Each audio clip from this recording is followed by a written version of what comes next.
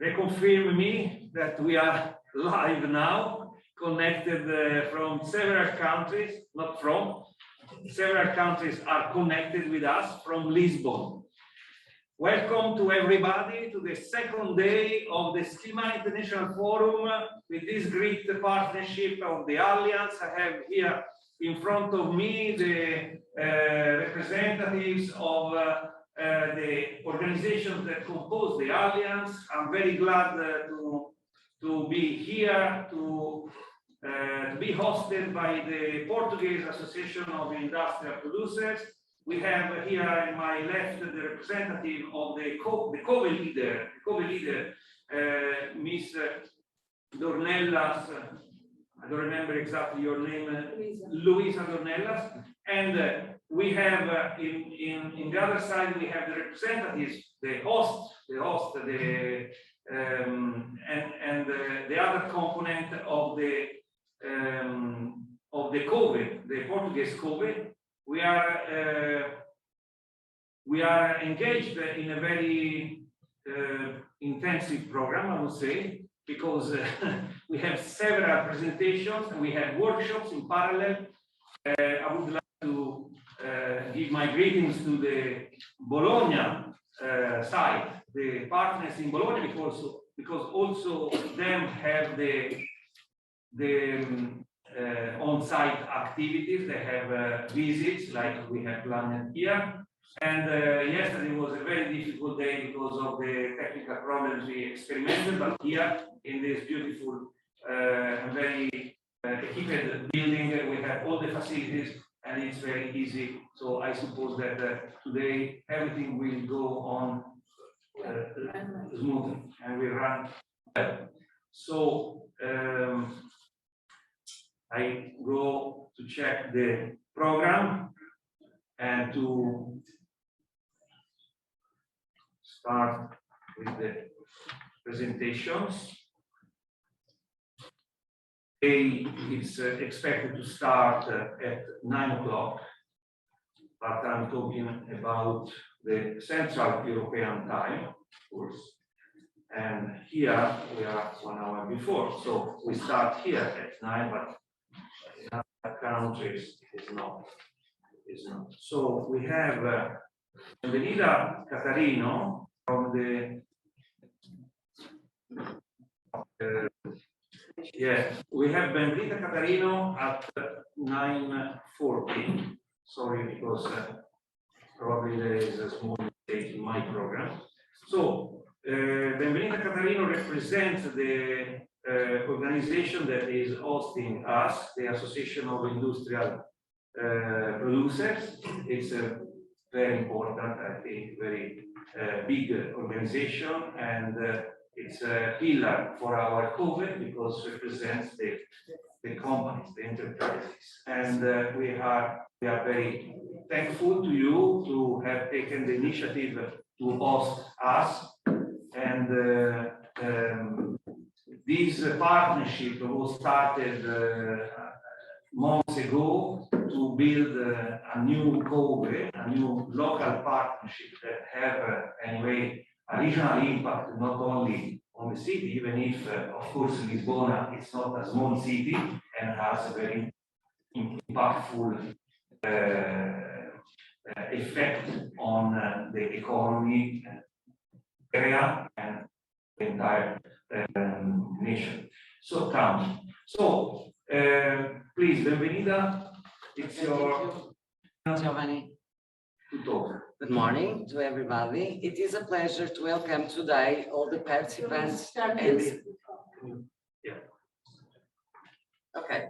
It is a pleasure to welcome today all the participants and speakers to the Skillman International Forum broadcast from Portuguese Industrial Association in Lisbon. The European Training Foundation, in alliance with main promoters, International Vocational Education and Training Association, Assembly of European Regions, European Network of Innovation for Inclusion, and European Association for Practitioner Research on Improving Learning, bring us today the challenge for redefining the future learning in advanced manufacturing sector. The define is to gather knowledge, innovation, and connections so that we might walk towards a digital and green transition and achieve sustainability, economic fairness.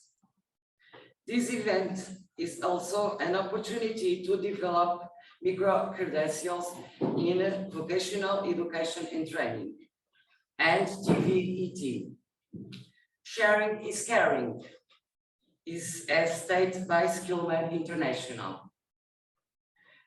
As a future member, I would like to give you a very brief note about AIP and its training division, COPRAI. The Portuguese Industrial Association was founded in 1837 and is the most representative business association in Portugal with 500 associate members. We are a multi-sector and national association, and we promote the competitiveness among the Portuguese companies in the following fields: training, entrepreneurship, funding, internationalization, innovation, economy, and business cooperation. We have a direct network of 12 regional business associations. COPRAI Training and Business Development Division was created by AIP in 1963. What a legacy I have. COPRAI was certified for 21 areas of education and training, like computer science, energy, health, environmental protection and technologies, quality, electronics, and we have 3 typologies of training: intercompany training, cross-sector training supported by specialized partners in different training fields, in-company training to the needs of each organization. We do the training needs assessment, competency profile identification, definition of training contents, and impact assessment. We also have the training projects financed by European and national funds. These projects integrate training and consultancy to support investments in software, hardware, products and processes of the small and medium enterprises. Last year, in the pandemic year, AIP involved 3,439 companies and 13,000 participants in its projects. So let's listen, let's learn, and share among each other to build the Global Center of Excellence on TVET. Thank you very much for your attention. I wish you have 3 great days here in AIP and in Lisbon. Thank you very much.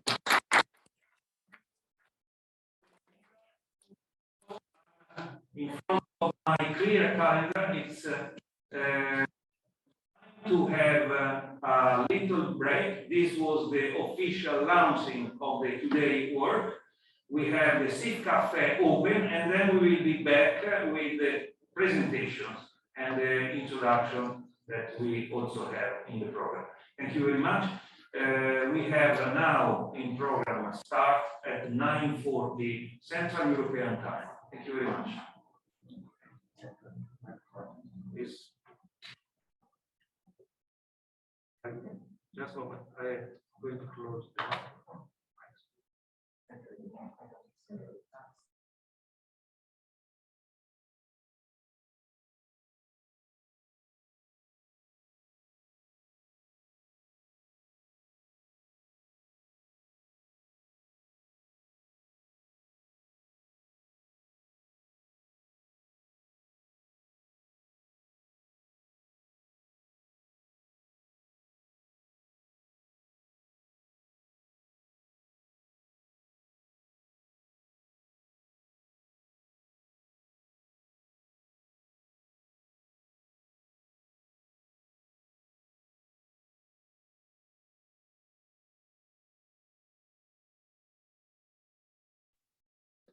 We are back.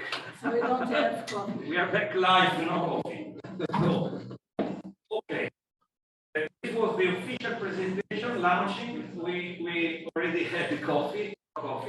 So double coffee. Thank you very much again, Benvenida. I think that your engagement is not only important, is effective, because we see how much energies you have put in this organization, and this is not only a pleasure, it's like to take evidence of the relevance that this initiative has also for you. And congratulations for having composed this very effective partnership in Lisbon. They Now, are the best yeah, partners for us. Of course, they are the best partners for us. yeah, I believe we have also, you know, big names that compose the Skillman Alliance was built with the partnership with Java and Rover. Thank you. Java, I need 5, and now Fiat that is Stellantis, still active partner. So I think that you are in the right place, because this is a network that is composed by relevant industries and industrial producers, and even small medium enterprises also. And also TVET providers that together try to envisage the future of industry. Yesterday we have discussed Industry 5.0 characteristics. There is no clear idea on what it is or what we must envisage for 5.0 industry, but I think that this is the right place to discuss. And you are the right counterpart in this regard, that the TVET provider have to involve to understand where to go together to create the skills for the future. So in this regard, we have another component very important of the code, that is the essence. They represent the essence of this integration among companies and TVET providers, because in this case, they are owned by relevant industries, but they provide TVET services and solutions. So, João Costa is the representative of ATEC. That is another of the pillars that compose the local code in the Portuguese code. So we have a presentation. I will make the screen sharing from my computer if I succeed, and then you can proceed. Just a moment. It works. Ah, no, sorry, I have to. Just a moment. I have to share the screen. Very complex. Okay, this one. Share my screen. I need to share this. Then I have to press this, and that's all. Yeah, it's okay. You are listening to me, yes? Yeah. Okay, so first of all, good morning for our visitors. Welcome to Lisbon. Again, thank you very much to Benvinda for all this preparation as a team member for our what we expect to be the future code in Lisbon. So I will be making a short introduction about what is ATEC. The title of my, let's okay, sorry. Oh. I don't know if it's getting like this. Yeah, no. This is our technical. But nevertheless, so the title of my this slot is a little bit long. Wait, I know now. So Yeah. I will be speaking a little bit. now works. Yeah, that works. Good. Perfect. Now works. Now You works. can go on. So let me just find the right button. Okay, good. So I will speak about how we, the region of Lisbon, are cooperating and developing a system which is with focus on the social model and the importance of qualification in our society today and as a source of development and economical development. So nowadays we cannot have economical development if we don't have qualified people working, and especially in industry, which is the goal of this conference. So very small words regarding ATEC. So ATEC is a non-profitable organization that was founded 17 years ago by German companies here present in Portugal, Volkswagen, Siemens, Bosch, and also with the German and Portuguese Chamber of Commerce and Industry. And we are cooperating with the Portuguese Institute for Employment and Training in Portugal. So we are providing web training, level 4 and level 5 training courses in the areas of automation, electronics, energy, car mechatronics, industrial mechatronics, and information technology. Apart from this offer that we have for young people, and sometimes not so young, but for people that are looking for qualification. And we also have an offer for companies and support the development of those companies. Okay, the actual challenges that we are living, I think not only in Portugal, not only in the Lisbon region, but I would say in Europe and in some cases all over the world, we are living times of a very strong technological evolution.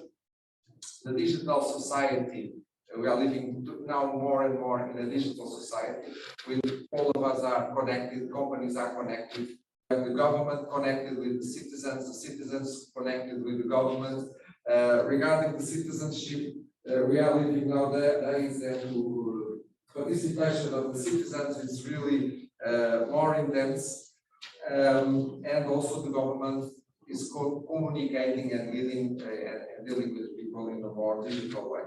We have Industry 4.0, or in some cases 5.0. I think the 5.0 it's adding precisely the human components to this 4.0 philosophy, and so it makes even more sense for some of the things that I will be saying afterwards. One other big challenge that we are facing is the plans for in Europe reindustrialization. I think this pandemic was really highlighting the vulnerability that we are in Europe have regarding a globalized supply chain. So we are missing semiconductors, we are missing magnesium for making aluminum, we are missing a lot of things, but also due to the high costs that energy and especially oil have in these days, but not only that, we are having now a new factor, which are the logistic costs. So in the past, and a very recent past,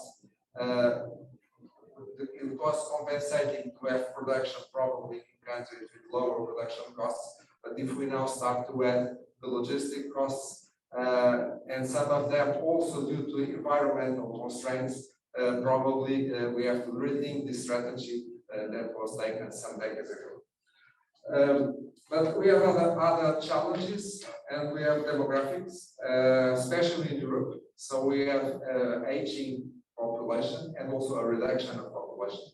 So we are, and I can tell you here in Portugal nowadays, we are struggling with lack of people to support our economical growth.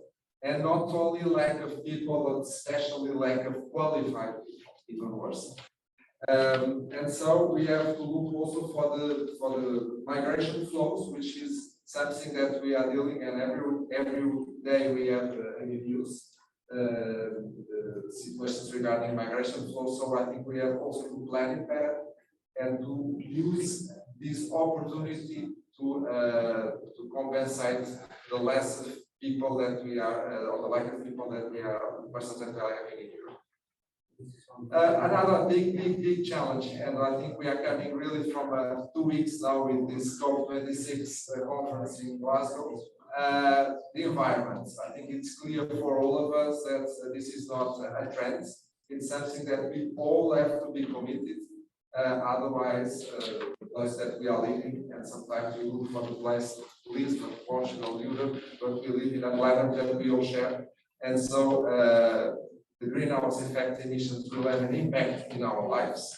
We are speaking about things like e-mobility, for instance, the costs that the companies will have if they don't meet or they are not coping with the goals that are established by the European Committee and by these agreements like COP26 that yesterday was signed.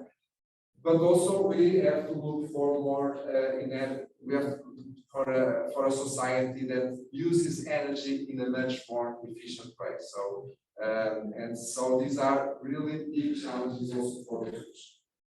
So for all this, there will be an impact in all our economical systems. So citizens we will need citizens with their literacy, digital literacy, or the skills that they need for the future are a key factor. If you don't have it, you are in a risk of being excluded from society and even from the labor market. So this is nothing. It's like having digital skills. It's like know how to read and to speak and to make some simple mathematical calculations. You need to have digital skills.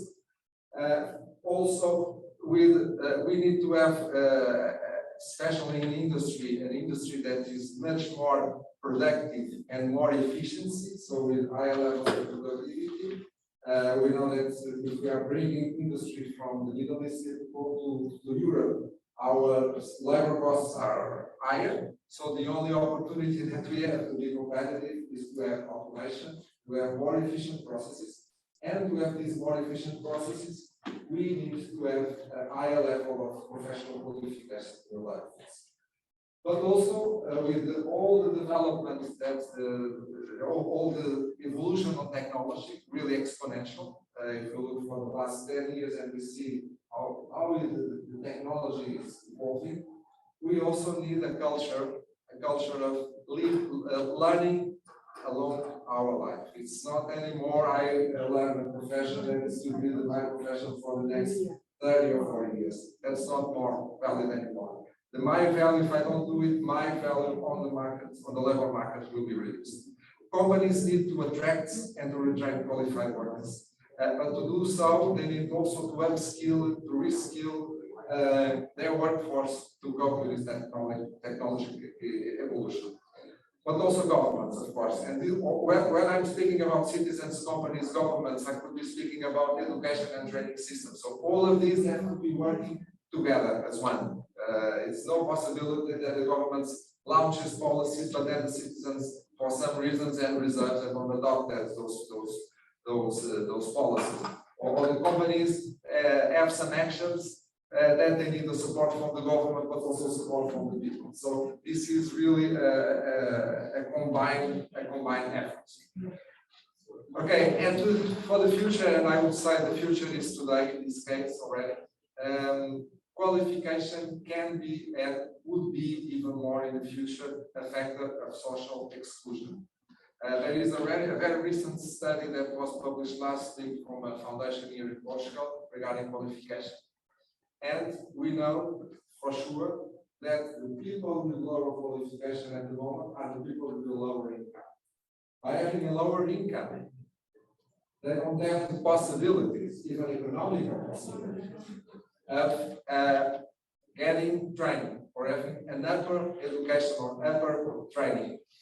And so they are really in a trap and they cannot get out from their qualification. They cannot improve their income. So it's like a vicious circle where the people are trapped. And so we need to cut those, to cut this circle. And of course, if we don't do it, we will be keeping a production system that is based on intensive labor, which we know already from productive point of view will not be sustainable. And also by the automation, we will need automation and all systems and digital systems in terms of artificial intelligence and so on and so on. We will need more and more qualified people. So the future, and I had just 10 minutes for the presentation, so I'm really trying to cope with time also. So we have really to look for qualification as a source of economical growth. And so transforming this vicious circle in a virtuous circle, which means that we need to have higher qualification of people, workers and all the population in general with higher qualifications, so that we can have higher productivity. And to be very clear, and we are speaking here that we are in the future and we are expecting that to be a regional cover. The quality, and we need to contribute also to make the region where we are placed more attractive for investments.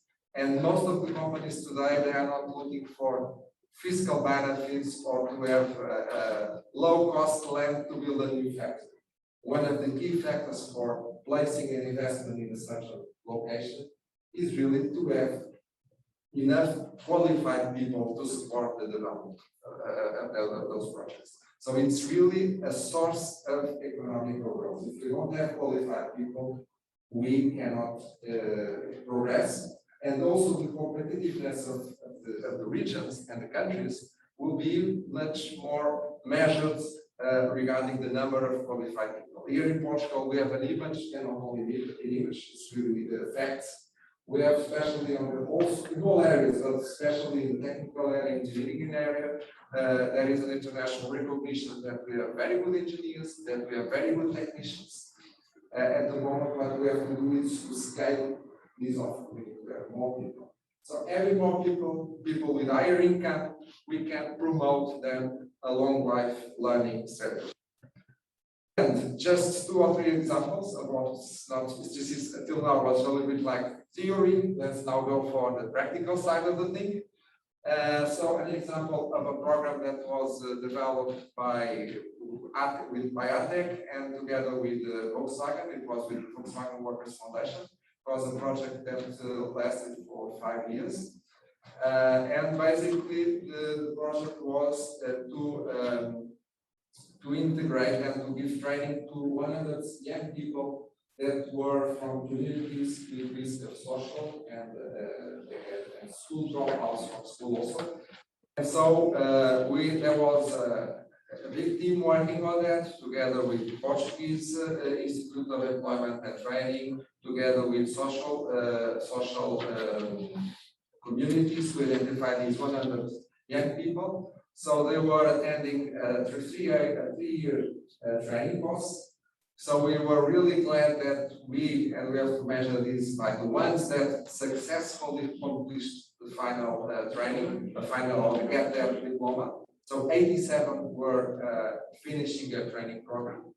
I would say from these 87, a lot of them, this was like a game changer for the families and for the community. They were coming from communities where it was rare someone from these communities finishing the 12 years of school that are mandatory here in Portugal. And some of them also proceed their studies for the university. But it was really a project that was a game changer for those communities. The other one is really focused also on recruitment. So we need to recruit more people. And if you look for our demographics, so we have more or less 50, a little bit more women than men. But if you look for technical careers, we don't have almost just a few women on these careers. I can tell you from our example in ATEC, we have 500 students. We can tell you that we have 3-4% are girls. So everything is men. So we are promoting and making some recruitment programs specific to attract women for technical careers. So especially today, where the physical aspect of a work in the industry is not anymore a problem, let's say this way, we have to attract women. We are losing for the industry 50% of our population. So, and there is a cultural behavior, but also, and we need to overcome that. To finalize, an example from Lisbon municipality regarding the digital literacy of the population and also inclusion. So as I mentioned before, if we are not, if we don't have a digital literacy, we are really in risk. And we saw it especially during the COVID. All this thing was really highlighted. So I needed to buy something, and if I don't know how to use a computer, I cannot buy goods that I need, or having access to some public services. And in Portugal, we have an e-government policy really very strong. I think we can do a lot of things that in other countries not possible. We can do it by the internet. And so this program was established in 2017. Until now, there was already 1,000, almost 1,500 participants in 153 training actions. And they, on this training program, they developed 10 digital competencies along this training program. Okay, just to finish with a saying or sentences from Alvin Toffler from the end of the last century. And he was saying that the illiterate from the 21st century will not be those that cannot read and write, but those who cannot learn and relearn. And I think this was said more now, probably 25 years ago. And I think being a futurist and a writer and so on, I think he was absolutely right, and it makes really sense to speak about this. Okay, so again, thank you very much for the opportunity, for the invitation, and again, enjoy this time as David already mentioned. Be welcomed, and we hopefully very soon be a part of this family, of the family officially, let's say.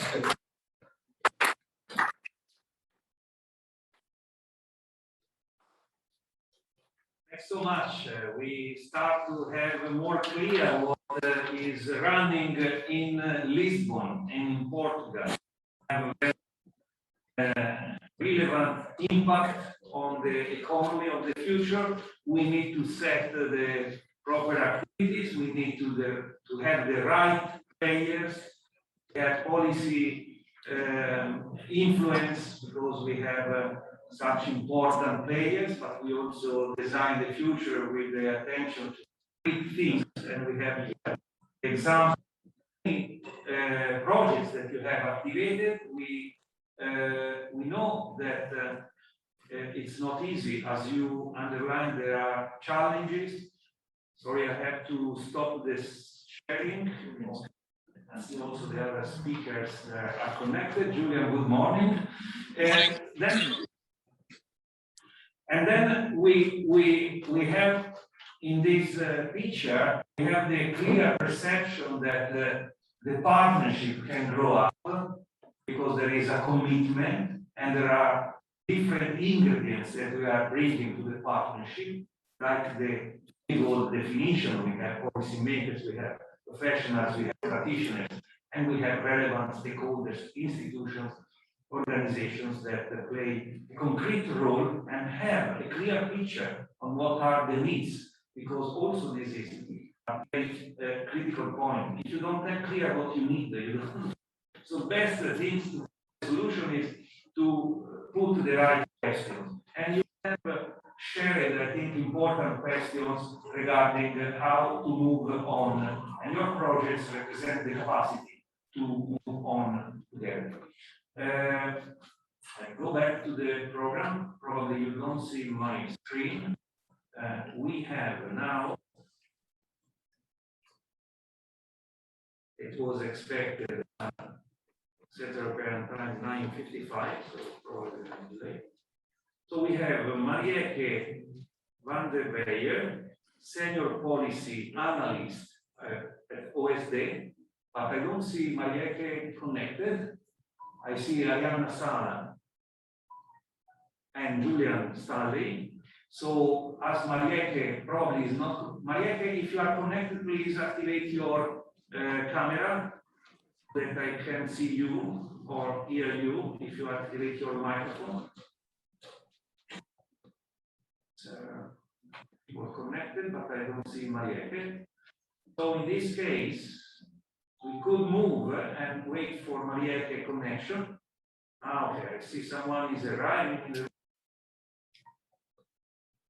In this case, we can move to Arianna Sala, Research Fellow at GRC, European Commission, and talk about the new LifeCom framework on personal, social, and learning to learn competence, etc. So, Arianna is sharing the screen. So the floor is yours, Arianna. Thank you very much to be here to present. Yes, we hear Hello, you. everybody. Can you hear me? Absolutely clear. Thank you very much. The floor is yours. Okay, thank you. Thank you very much for having me, for the invitation. I'm very happy to have the opportunity of sharing a bit of our work on key competencies, and especially on the personal, social, and learning to learn key competence. So let me.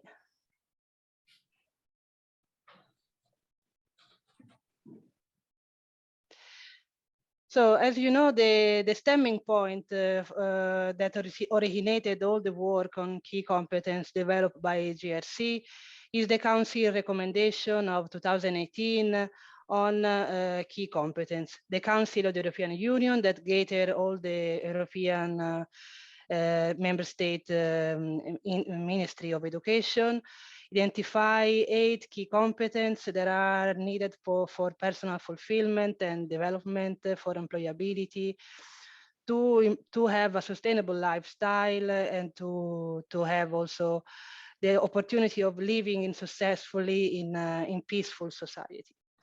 Each of those 8 key competences are equally relevant and important, and the key competencies overlap and intertwine. So some aspect of one competence can reinforce or support another aspect.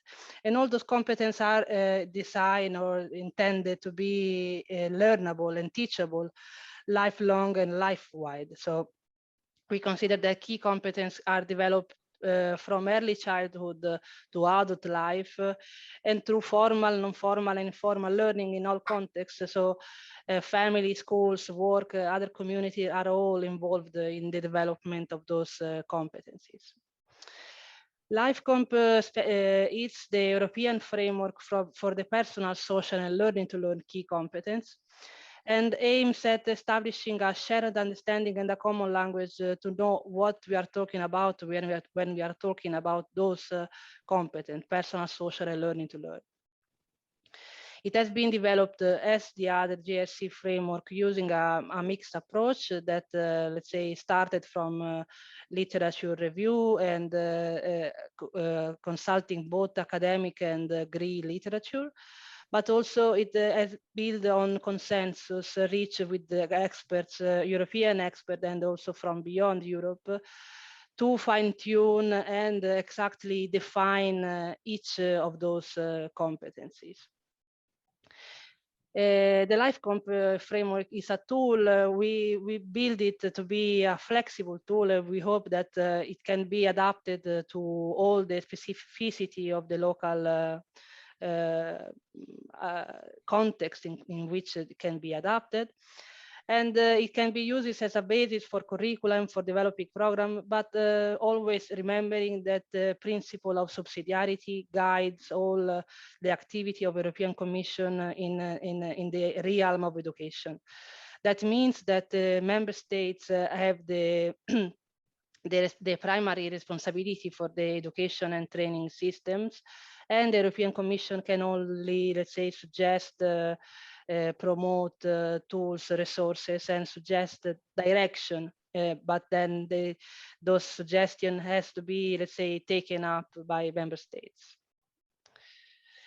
So how we organize this LifeComp framework? It is organized around 3 areas: the personal, social, and learning to learn.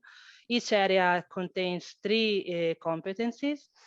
In the personal area, we span from self-regulation,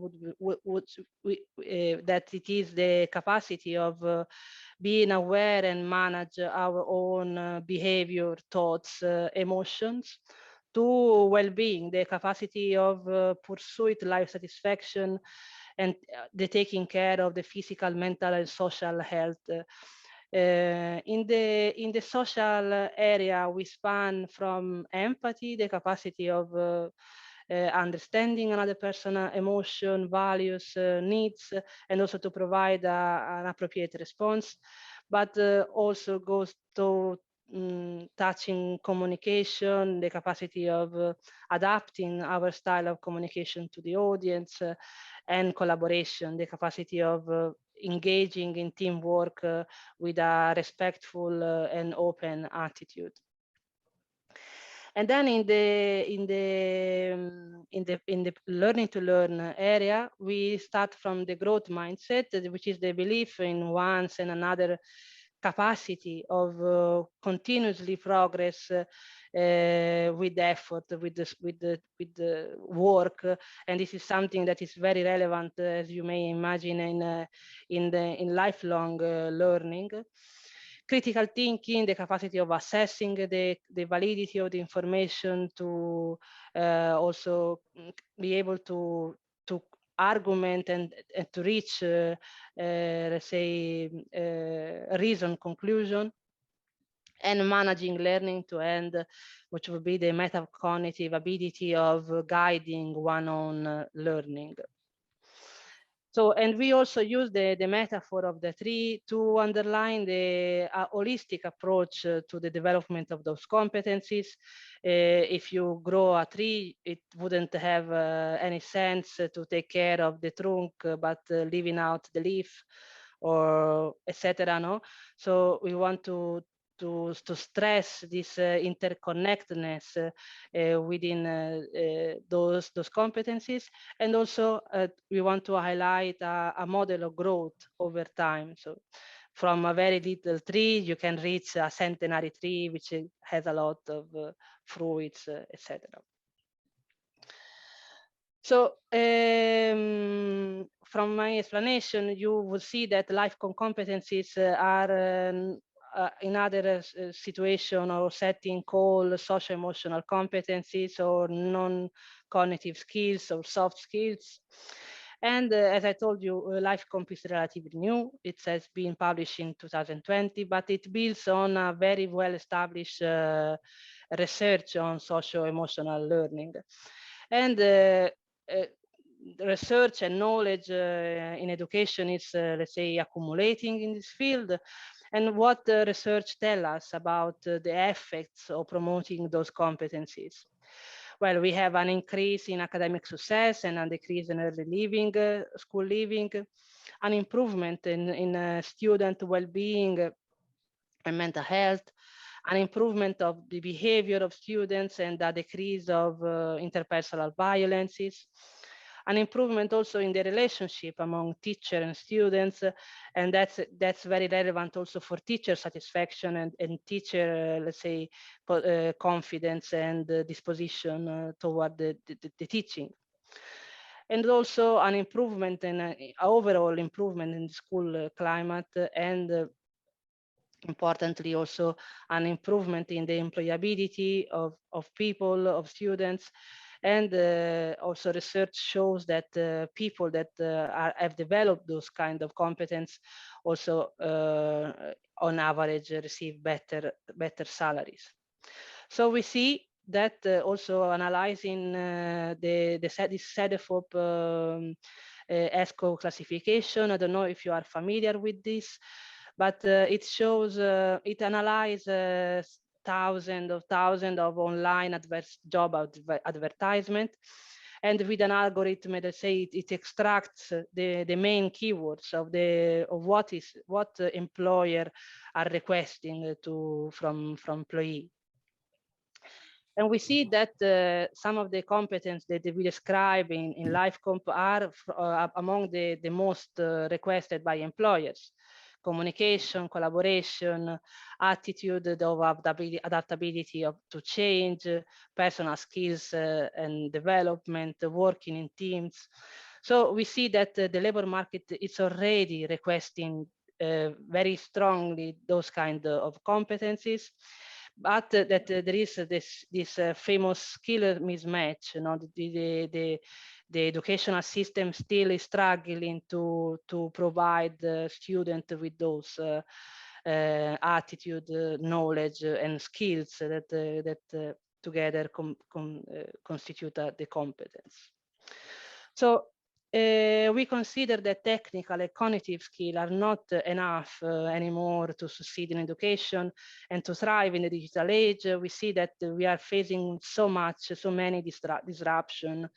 The COVID-19 pandemics has shown the necessity of people to be flexible and to adapt from one day to another to a completely different setting. 1 minute, sorry. So this is the effect of pandemia. You have to work from home and not from office, of course. Yeah. Sorry, the problem of teleworking.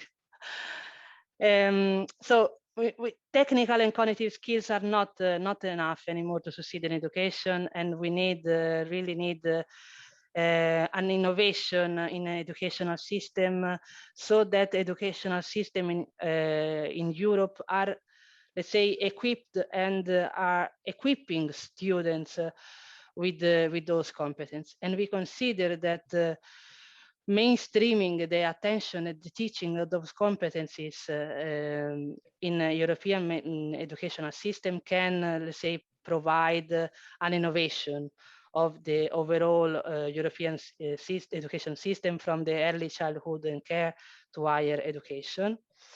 And also we are very persuaded that the promotion of those competences through education can increase individual resilience to face the challenges of Anthropocene.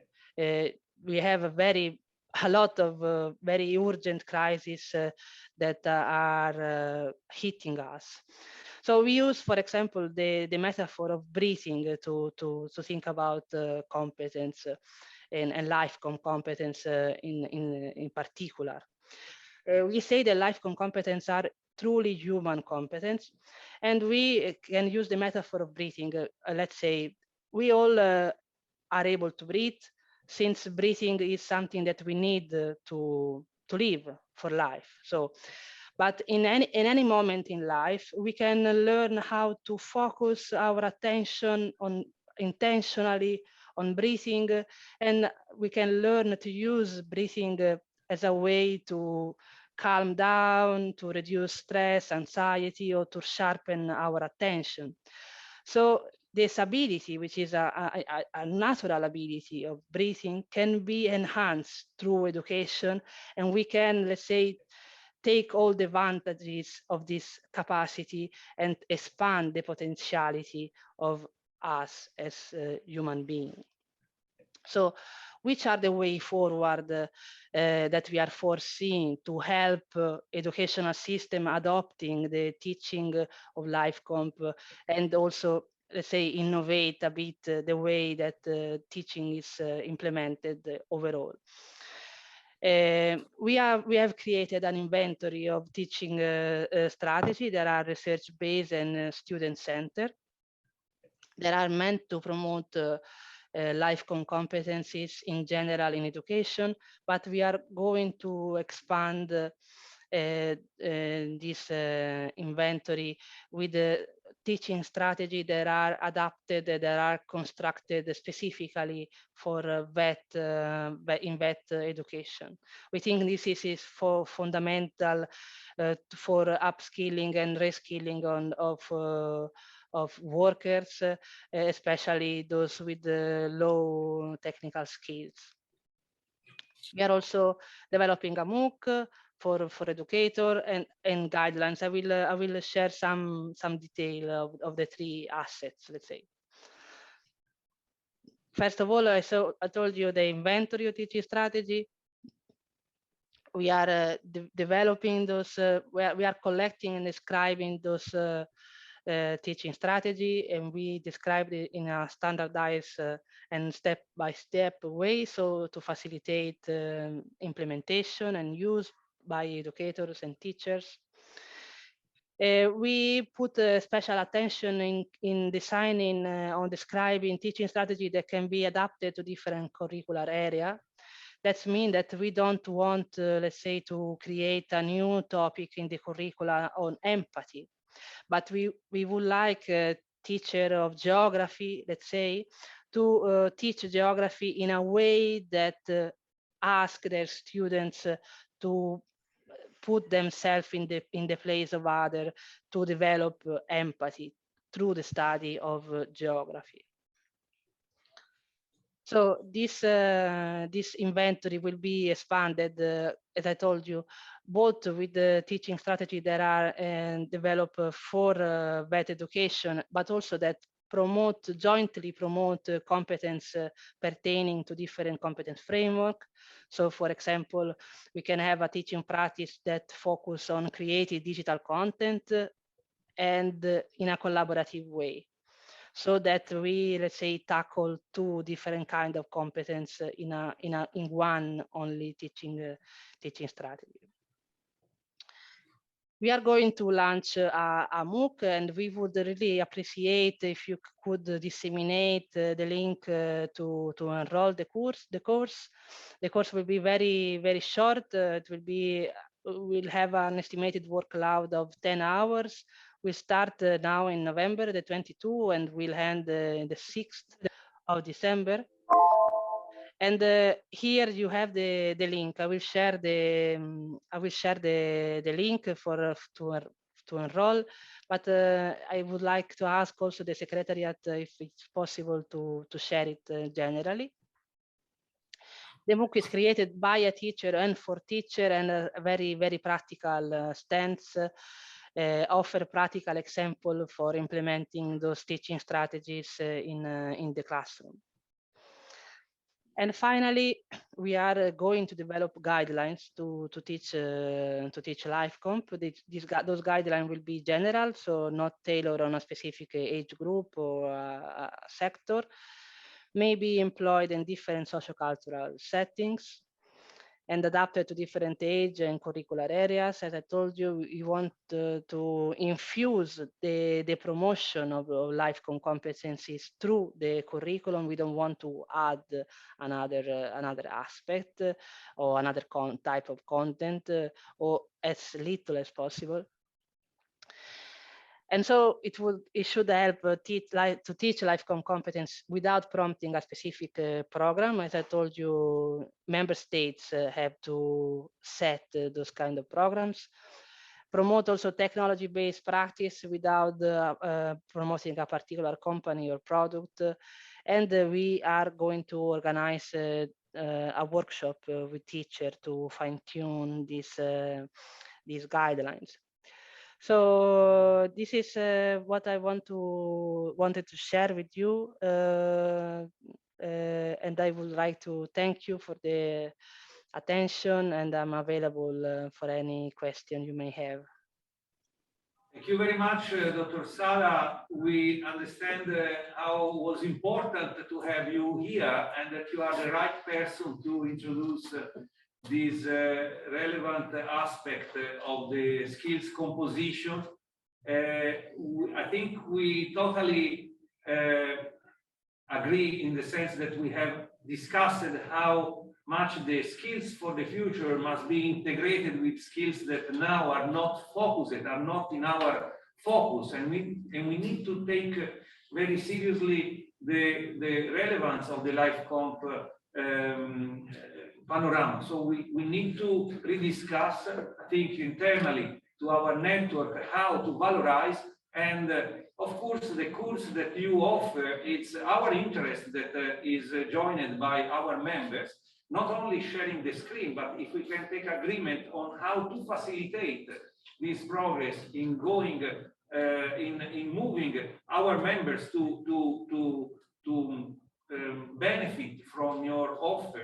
It is very important. I think that the organization that are part of the Alliance are all committed to make services to our members, and it will be our duty to contact you back after the forum to try to make some agreement on how to valorize this important, very important for our members resource, the MOOC and the contact with you, because we understand that to go through the LifeConf framework is necessary to interact and to have your support that is valuable, like the speech that you have done, that for us is a very important starting point to move on in the LifeConf framework. Thank you very much, Dr. Many Zara. thanks. Yes, we think that it's really relevant and important to make this jump, let's say, because we are facing really challenging times, and to give a solution to these different kind of problems, we have to also change our way of teaching our students, our youth. We need the critical thinkers. We need the creative solution area of problems. We cannot afford keep let's say having this kind of standardized way of teaching our youngster. Absolutely.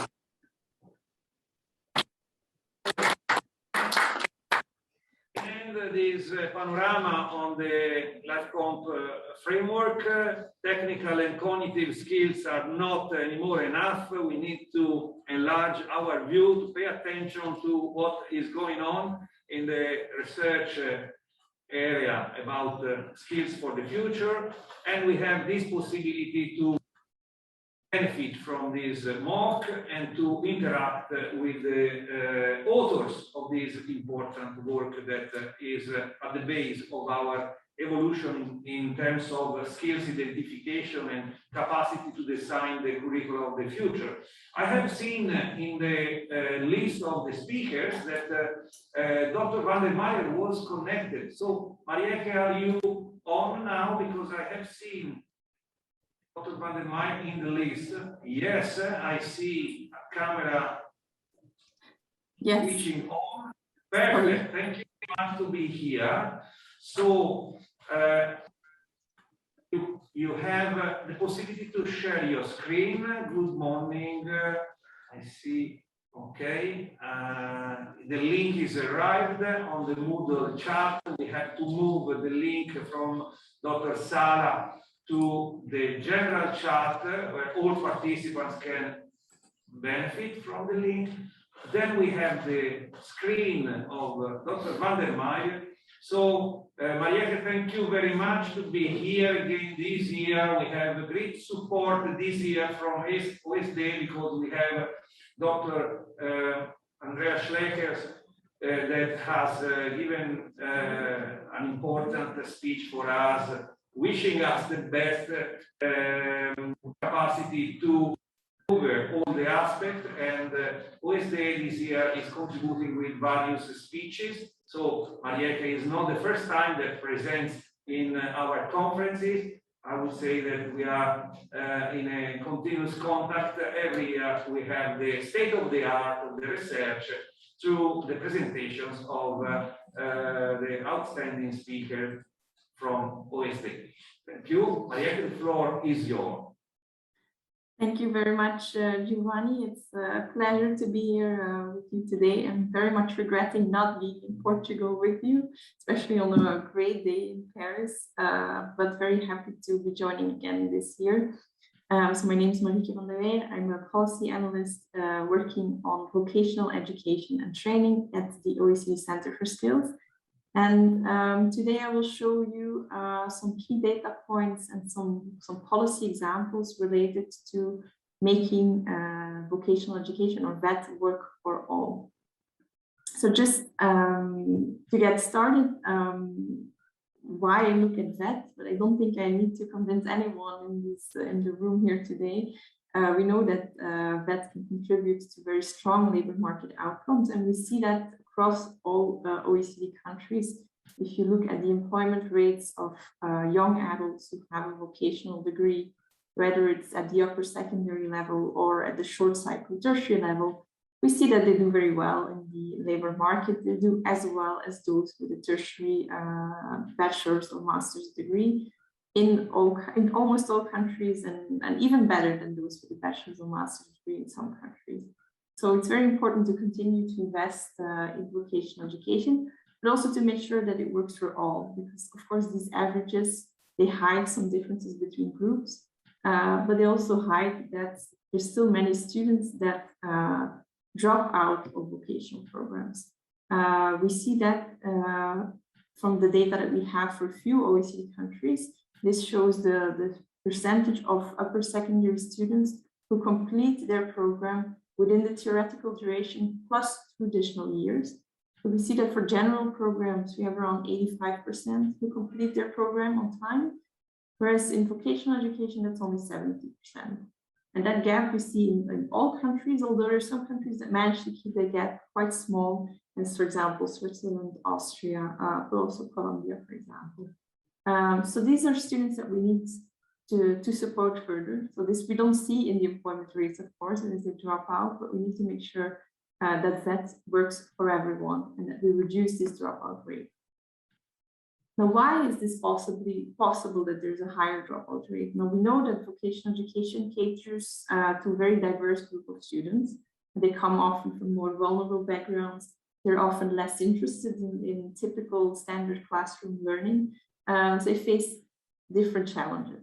If you look at some data that we collected recently on the educational background of the parents of students, what we see in this chart is that in most countries, students in vocational programs, their parents have lower educational attainment than those who are in general programs. Just taking a random example here, France, you see that those students in vocational tracks, only 13% of them have parents with tertiary education, compared to 49% of those in the general track. Not all countries have such a big gap, but we do see such a gap in all countries.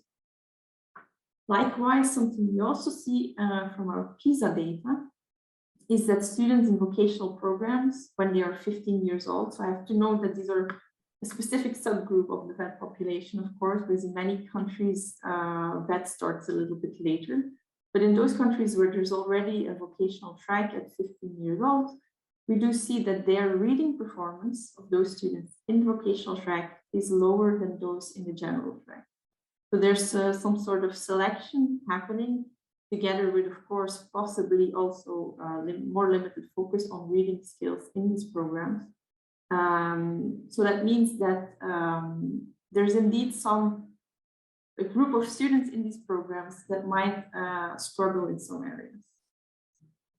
Now, what do we need to do, or what can we do to make sure that that works for all students, also for those who may be struggling? So just put a couple of examples here. So some countries develop new or specific targeted apprenticeship programs for students who have some challenges. In the case, for example, in Switzerland, where there's a shorter apprenticeship program specifically for youth who face difficulties at school or who struggle to find longer apprenticeship opportunities.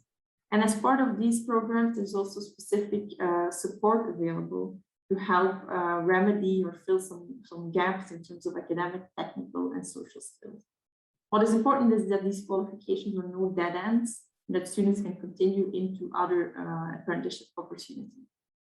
The second example is to more include guidance and support within typical VET programs. This is the case, for example, in France, where they've really been scaling up this type of support in vocational education since the reforms that they've done a few years ago. And this type of support includes career guidance, but also assessment of skills gap and coaching for success and autonomy. The second group of students that I wanted to mention, well, not specifically group, the challenge is gender gaps in vocational education. So in terms of enrollment, there's no big issues. If you look on average across OECD countries, 45% of students in upper secondary VET programs are female. So that's a relatively good balance. But if you look at the field of studies that these students enroll in, we see very big differences. So for example, young adults with a vet degree, male adults with a vet degree, 60% of them studied engineering, manufacturing, and construction, whereas this is only the case for 10% of female students. Female students are much more likely to go into social sciences, business and law, but also health and welfare and services. What is the case is that those fields chosen more often by female students, they have fewer opportunities for work-based learning, so fewer apprenticeship opportunities, for example. And we all know from the data that work-based learning really contributes to smoothening the school-to-work transition. So again, what can we do? So what a few countries are doing? We found a very interesting example in Ireland, where employers who recruit a female apprentice in the craft sector, they receive a bursary. In fact, they are reforming this now and they're extending it so that all the apprentices or all employers who hire an apprentice of the different gender, they receive this type of bursary. So for example, also employers who would hire a male apprentice in hairdressing, they would get similarly this bursary. Another way to overcome some of the gender stereotypes is to provide career guidance. In Canada, we've seen an interesting program which is called Skill Futures, which promotes the skilled trade sector and the technology sector, and has specifically some workshops for female students to make this sector more attractive to them. The third aspect that I wanted to raise as well is adults in vocational education. We know, and it's been discussed already before as well, that there's an increasing need for upskilling and reskilling in the labor market because of all the changes that are happening. And in some countries, adults already participate quite extensively in vocational education. We see that here in this chart, that in some countries, the share of students in upper secondary vocational programs for older than 25 is quite high. In Finland, New Zealand, Australia, Ireland, they represent more than half of the students. And the average age of those VET students is much higher than the average age of general students. But in many countries, in the majority, adults are still quite rare in vocational programs. If you look at the higher level of vocational programs, so short cycle tertiary programs, you also see large diversity in terms of the adult learners, but on average, already a quarter of students in those short cycle tertiary programs are older than 30 years old. Some countries, this is more than half of the students. So that's a quite interesting trend and something we need to keep a close eye on. Now, we all know that adults have different needs, have different barriers than young students. So we need to make sure that that VET works for older students as well. Now, there are many different ways that this can be achieved. And one is to make your programs very flexible. Finland has a very flexible system, which students can enroll in specific modules. They can combine modules from different programs. They can combine school-based learning and work-based learning. There's recognition of prior learning. And at the start of each program, everyone gets a personal plan, a personal competence development plan that is really based on their initial skills and that focuses on what skills need to be developed. A second example here is a specific one of the Meister qualification or Master Craftsperson qualification that we see in Austria, Germany, and Switzerland. And this is specifically designed for adults who want to move to the next stage in their career within their specific field. So it's not for reskilling, it's really for upskilling. So there's specific programs that help them develop higher level skills within their field, but also potentially entrepreneurial skills and skills to support apprentices that come to their company. Another aspect to highlight, and this is more about an opportunity maybe than a challenge, is the use of digital technology in vocational education. We know that it creates many opportunities, and we've seen it during the COVID crisis as well. We've done some work on this to see to what extent digital technologies were used in VET during the COVID crisis. And we see that among the countries that we surveyed, almost all or actually all used some type of distance learning and vocational education, although there were some challenges related to, of course, the practical nature of the screening. But we all see that there are opportunities with this type of learning, not only in the pandemic, but also more broadly, if you think about adult learners who might find it more easy to access online training, but also those learners in remote areas. For them, this type of distance learning solutions could really help them access VET programs. Of course, we should also not forget the challenges. There's still many people who have limited access to the internet or to devices. And at the same time, there's also many teachers who are still struggling in vocational education to use online tools. We've done some work on this, on the skills of teachers recently, using data from the Selfie tool from the European Commission. We see that there's still a significant share of teachers in vocational education who do not feel confident using digital technologies for teaching, but also for providing feedback and for supporting their students. And what's interesting to see as well is that this level of confidence declines with age. So older VET teachers, they're much less confident using digital technologies. So if we really want to make this work, make more use of these potentially interesting technologies, we need to invest also in the skills of our teachers. So just two examples again on how we can make better use and support the use of technology in VET. The first one is from Denmark, where there's specific knowledge centers that support the adoption of technology in VET, but also really support the schools. So they provide technology on loan, they provide training for teachers, and they provide technical support. And an example from Hungary during the COVID crisis, to make sure that all students had access to the necessary equipment, they provided devices to the most vulnerable vocational education students. Last point I wanted to raise on inequalities in VET is around the participation of SMEs in VET. As I mentioned before, work-based learning is a very important element of VET in most OECD countries. But we also know that SMEs often struggle to provide work-based learning.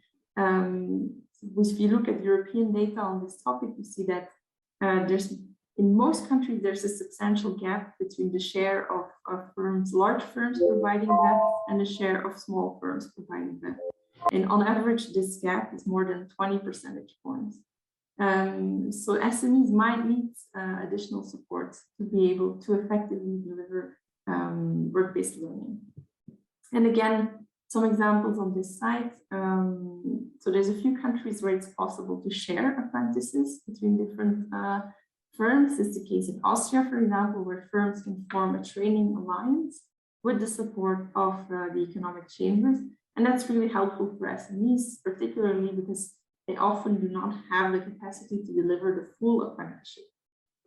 Another example comes from Australia, where external bodies support the apprenticeship provision. So they are the ones hiring the apprentice and then hosting them to employers. And they take care of some of the administrative duties, they take care of some of the supervision, which means it's less burdensome for SMEs to provide this type of apprenticeship opportunities. So these are just a few of the challenges that I want to highlight in terms of inclusiveness of VET and making sure that VET works for all, but also to highlight some of the innovative examples that we see across OECD countries. I just wanted to close by saying that we are working more on this topic. We will have a report coming out next week on higher level vocational programs, which includes a discussion of the target audience of these programs. And we have a program of work on the future of vocational education, where again, inclusiveness is really one of the key elements of this. I would say stay tuned and please do not hesitate to reach out if you'd like to collaborate with us, if you think we can just support your country or your organization in making your system more inclusive. Thank you very much. Thank you very much.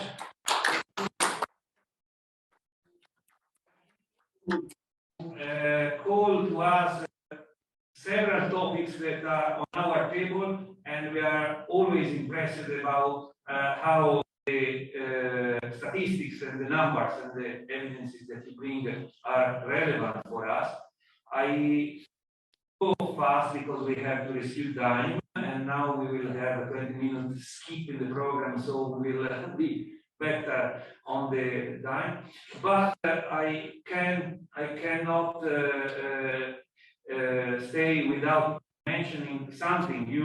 You talked about gender stereotypes. I would like to say, because we know we receive several comments that Skillman is the worldwide network for skills on advanced manufacturing. So there is no any gender discrimination in our name. I always repeat this, but it was called by mentioned. Then you said that the students are older. Now we have seen, and this justifies the position we have that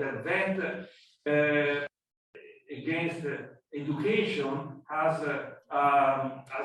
is taking a different role, because we need to boost the lifelong learning capacity. The capacity that we have to implement offers for lifelong learning opportunities. And in this regard, we think that TVET has a different role, and there is a switch from general education to TVET because of that social skills that you have to develop. If you don't go to school, to TVET, you need to find there the solutions for your need of skills improvement. And then you mentioned Finland. I remember in your example, and I got in mind that we have a very important partner that is also leading a thematic room, is Omnia from Finland. They are another component of our wide network of very good partner to understand how to implement the skills for the future, the design of the learning pathways, and also the application in concrete with the courses. So then you mentioned also the Meister, I don't know the pronunciation if it is exactly, but I'm getting in mind that we have here in the room one certificate Meister in automotive mechatronic, that is our colleague, our member from the network, Torsten Kietz from Berlin. Then distance learning solutions, and this is also one of the main ingredients on our plate, because we talk about even this need of, to change on virtual mobility for apprenticeship. And then you went through the main topic of today, sharing is caring. So you talked about the sharing of the apprenticeship opportunities, and I think that this is a very good way to close the cycle of all things that we are discussing, that find also explanations in the statistics that you analyze and in the reports that you write. And the research that you do is very much important for all of us. Thank you very much, Mayeke. And now we can move on. I'm sorry that we have no time for questions because we started in delay, but we are getting better with the timetable now. So we can close with this conclusion of the session. The sharing is caring session. And we are moving now with our, it's right, it's our tool. Julian is online, but I'm introducing you because you are not in the screen. So now we are moving to the session 11, and this is a discussion. There are presentations and discussion among the two among the two of the parts that compose the alliance, that is ETF and our side. Okay, my colleague Urs will present our solution for the assessment. And the introduction is to Julian Stanley, that is a valuable researcher, senior researcher, capital development and innovation and learning, and is from ETF, European Foundation, and he will introduce this discussion. Then we will have our colleagues connected online, and we will have Doriana Monteleone from European Training Foundation, and Claude Bayoun, the director of UK NRIC. So this is the composition of the 11th session. So Julian, thank you very much again to be here, because you became one of the main pillars. I have seen also yesterday you engaged in the discussion. So this is very good in my perception, because I appreciate very much your contribution, and I'm very glad that you can present your researches and your thought here to large public. Thank you, Julian. The floor is yours. Thank you very much, Giovanni. I hope everyone can hear me clearly, and I hope also that you can see my screen. I've shared it at my end, but I don't know if the Giovanni, is it visible to everyone? Yes, we see your screen and we hear you loud and clear. Perfect. Go on. That's marvelous. Well, can I congratulate your technical team, because I'm impressed by the ambition of the technical facilities for communication that you're offering, and it's great that you're leading and the rest of us are following in these new forms of communication. I want to introduce this session about self-assessment of vocational education. There's a lot of work going on in this area now, because, as we know, there's a lot of work going on vocational excellence. A lot of policymakers are setting policies to develop vocational excellence at national level, but also at international level. And one of the main tools which is used to develop and to support and to share vocational excellence are self-assessment tools. I think we all know what self-assessment tools are. It's an exercise that an institution, that a school or vocational center goes through to assess and maybe to compare its vocational excellence. Now, ETF runs a network called NA, the ETF Network for Excellence, and we run a self-assessment exercise, but we are by no means the only organization and network to do that. Skillman, I know, is also got a self-assessment tool, but many other associations, national and international, are running them as well. So the point of this session is for us to reflect together on these systems for self-assessment, to explore what they do and perhaps what they don't do, and to think a little bit about how they might be improved and what we've already learned from them. It might be handy if you've got a mobile phone to hand, because I'm going to do a little bit of polling through Mentimeter, but we'll try that out when we get to it. Let's see if it works. So first of all, if I can just flip on to my next slide, just to remind ourselves about the EU vet policy on this issue. I mean, according to the European Union's vet policy, COVEs, Centres of Vocational Excellence, are key agents to improve quality, relevance, outputs, attractiveness of vocational education. In other words, they're not the only lever, but they're a key lever. And centres of vocational excellence are seen as being particularly powerful because they combine a number of characteristics which are seen to be themselves powerful for improving vet. So on the one hand, we have the autonomy, the heightened autonomy of these institutions, their enterprise, their commitment to organizational improvement.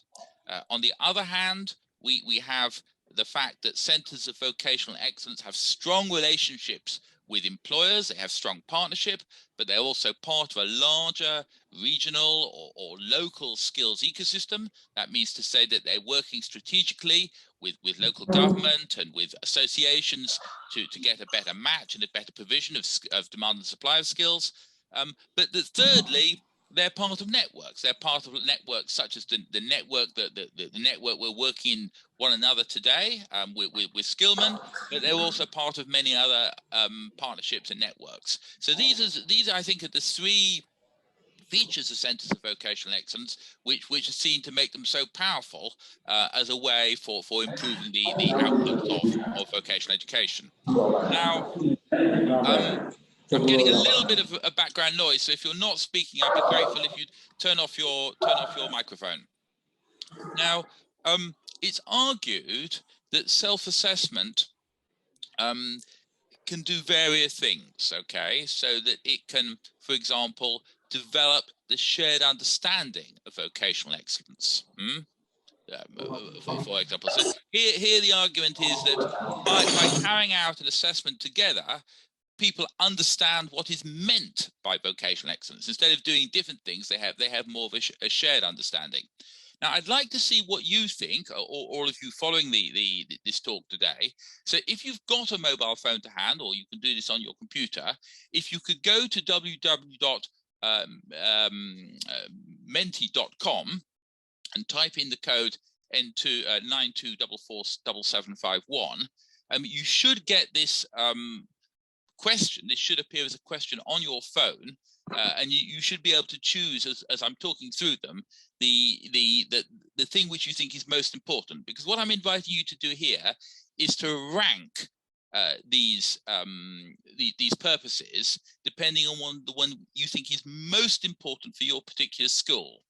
So I'm not kind of asking you here what you think is most important for the government or for the European Union, but the one which you think is most important for your particular school, where which you think at your school level is going to be, or your vocational training center level, which is most important for you. So is it to develop shared understanding?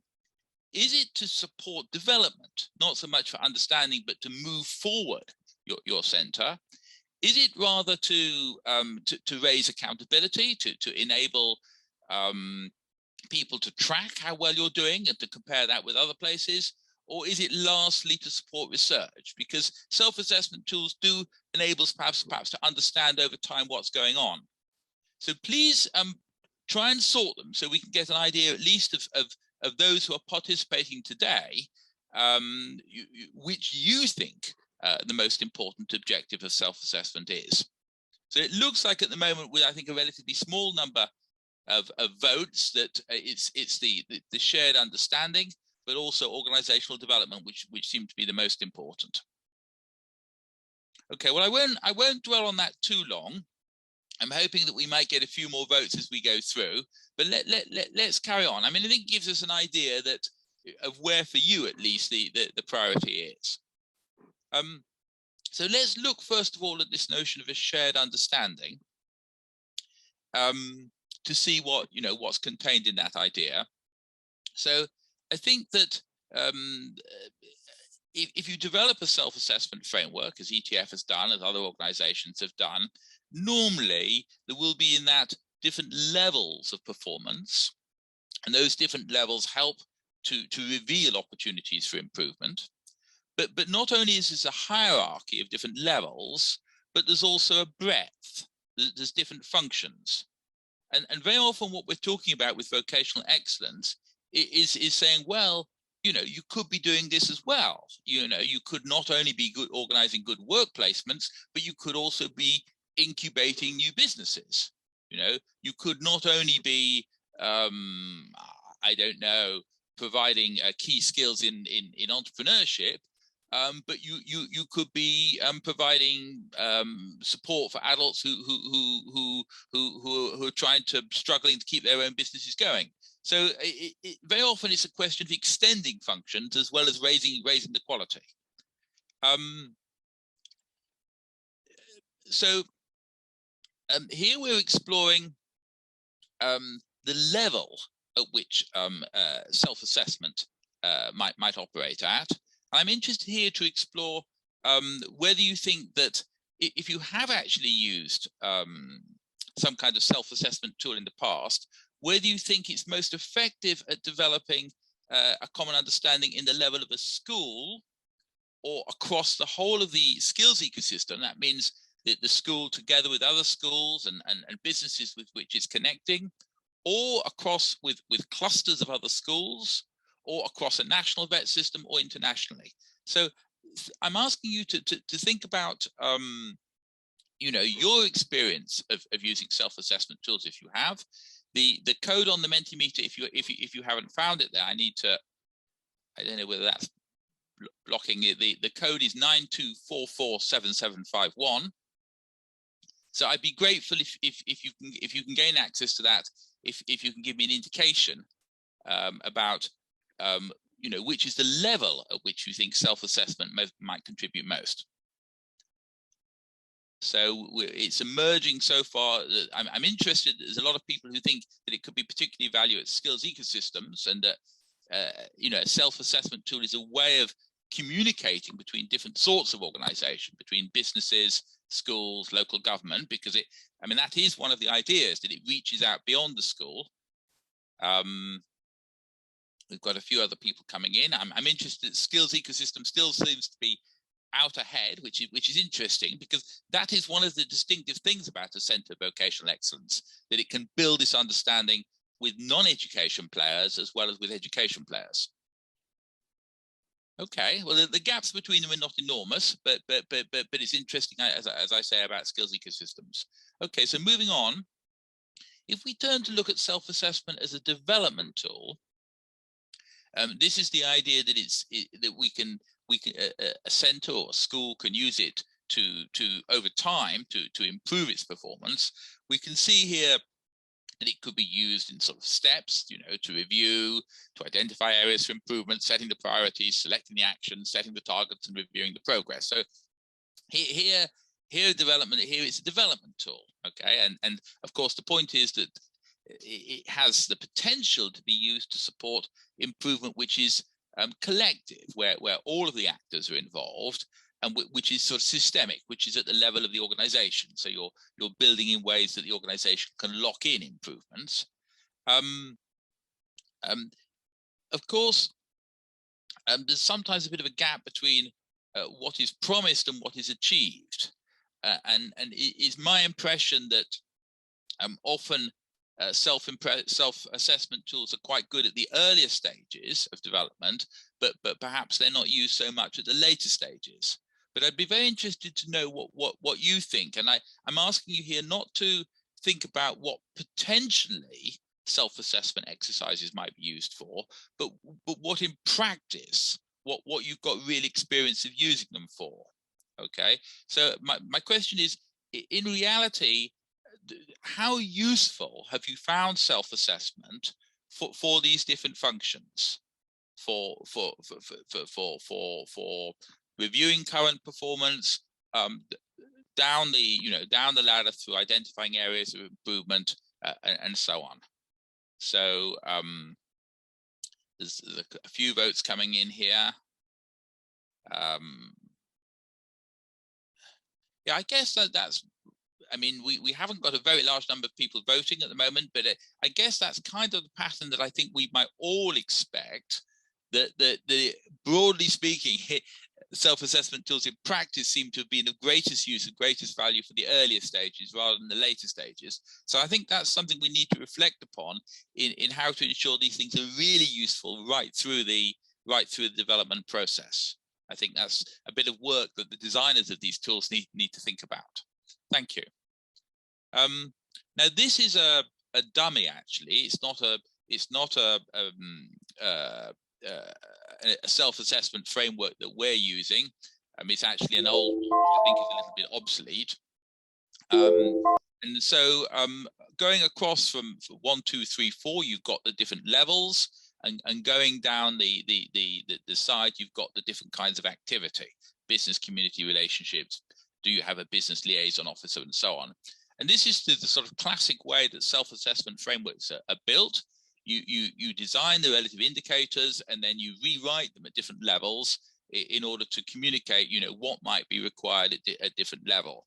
Now you have a choice when you do these things as to whether to keep them quite open or whether to make them very prescriptive and very objective. If they're very objective, it's easy for people, or relatively easy people, to use them, to tick off whether they're doing them or not. But of course, it's rather limiting. It makes it difficult to understand the other things that the center might be doing. You're asking for something very, very specific.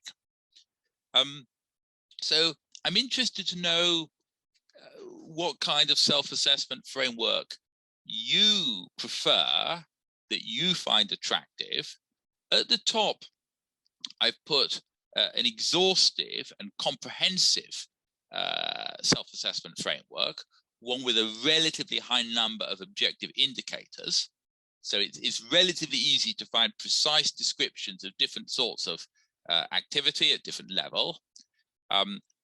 Below that, should it have a high level of maturity levels? Because the higher the level of maturity levels, the more precise is the description of the level of development you've got to. Okay. Or as we go down the table, we go down the ladder, you could have a system whereby there was assessment a la carte. What I mean by that is that centers only assess against those criteria which they think are relevant to them. Therefore, they're not scored against everything, but only against that which they're working on. Then one up from the bottom, we have here assessment against examples. And this is where you don't give precise descriptions of what you're asking centers to do. Rather, you give examples which they might say, well, we're doing something like that, but not the same. Or lastly, we've got a customized tool, something which you use yourself to put your own goals in, rather than it's something which is pre-established and predefined objectively for everyone. So on the left, I've got strongly disagree, and on the right, I've got strongly agree. So I'd be interested to see which of these features would you like to see, which you think are desirable in a self-assessment framework.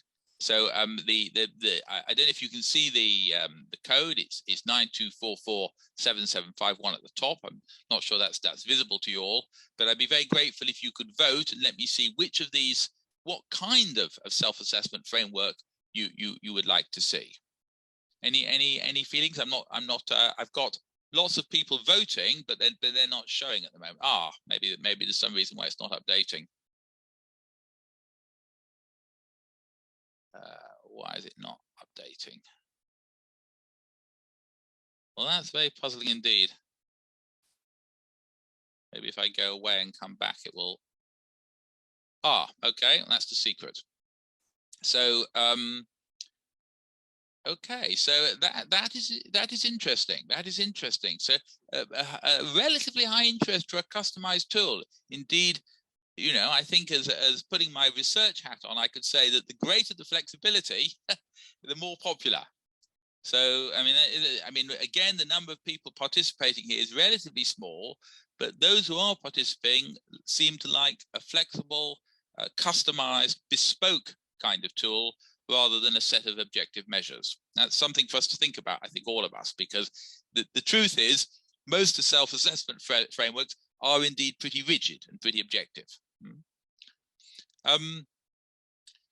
Self-assessment tools can also be designed to support monitoring and accountability.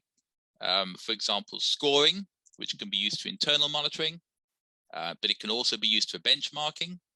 You can have systems whereby scoring leads to labeling and to recognition. So there's an official badge, an official recognition for certain kinds of scores. And of course, it can be used at more systemic level, whereby you're aggregating together scores in a region or a certain sector or a certain type of center in order to get a kind of national monitoring system. Here I'm interested to know what kinds of feedback you're interested in, what you like. So on the left, we've got a little value. On the right, we've got a very high value. It's still the same code, 92447751, So I'm interested to know here, are you interested in an overall excellence score, a breakdown score for each dimension of excellence, benchmarking where you're scoring your particular school against all other schools, or maybe benchmarking only at the level of a dimension, or benchmarking against a selected group of schools, which perhaps is quite interesting, whereby rather than comparing yourself with all schools, you say, well, I'd just like to compare myself with schools in my country, or schools in my region, or schools who are teaching the same vocational sectors as I'm teaching, where there's some capacity for choosing against which kind of institution you benchmark yourself. So here it doesn't seem like there's an enormous difference between what kinds of benchmarking you want, but perhaps not an enormously high enthusiasm for benchmarking altogether. I mean, people are sort of positioning themselves down the center, and it's not, as perhaps you might expect, that people are saying that they very highly value benchmarking. It may be that people value more qualitative rather than sort of quantitative scoring against people. Okay, well, that's interesting. Thank you, those people who are scoring, because that's useful feedback for us. I mean, I'd like, you know, possibly there might be some way we could get feedback from a larger number of people and share that with you, so that we can all of us have an understanding of what people want. Lastly, and then I'll finish here, I'd like to mention that self-assessment can also be used as a tool for research. And I think, you know, a lot of us are interested in trying to understand, you know, what's going on in vocational education. You know, what is the distribution of services? What is the level of performance? How's that changing over time? And these are things, they're less for development, but more for understanding. How is the sector changing? What are people's plans? What are the relationships which exist? Are the relationships between certain kinds of institution and their performance? So, you know, so we're going back and understanding causality here. So these are the four different, uses which I think self-assessment can be made. Just to repeat: for understanding, for development, for monitoring, or for research. Thank you very much for your contributions, and I look forward very much to hearing what the other panelists have got to say on this issue. So my final slide is just to mention who I am and my colleague Doriana, who's going to be speaking to you shortly. So I'm handing the platform back to the chair, I guess Giovanni, you will then pass the floor to someone else.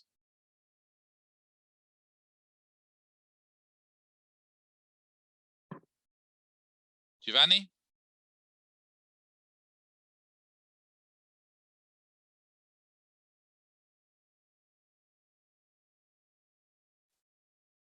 I'm not hearing anyone.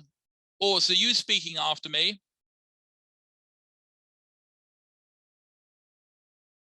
Okay, sorry, the audio was closed. There was also an applause. Do you hear me now, Julian? I hear you now. Yeah, I didn't hear the applause. Yeah, there was an applause. Yeah, I was going to say, if there's no applause, I'll do it all again. I mean, I can repeat it to get the applause. Because this presentation was very much appreciated.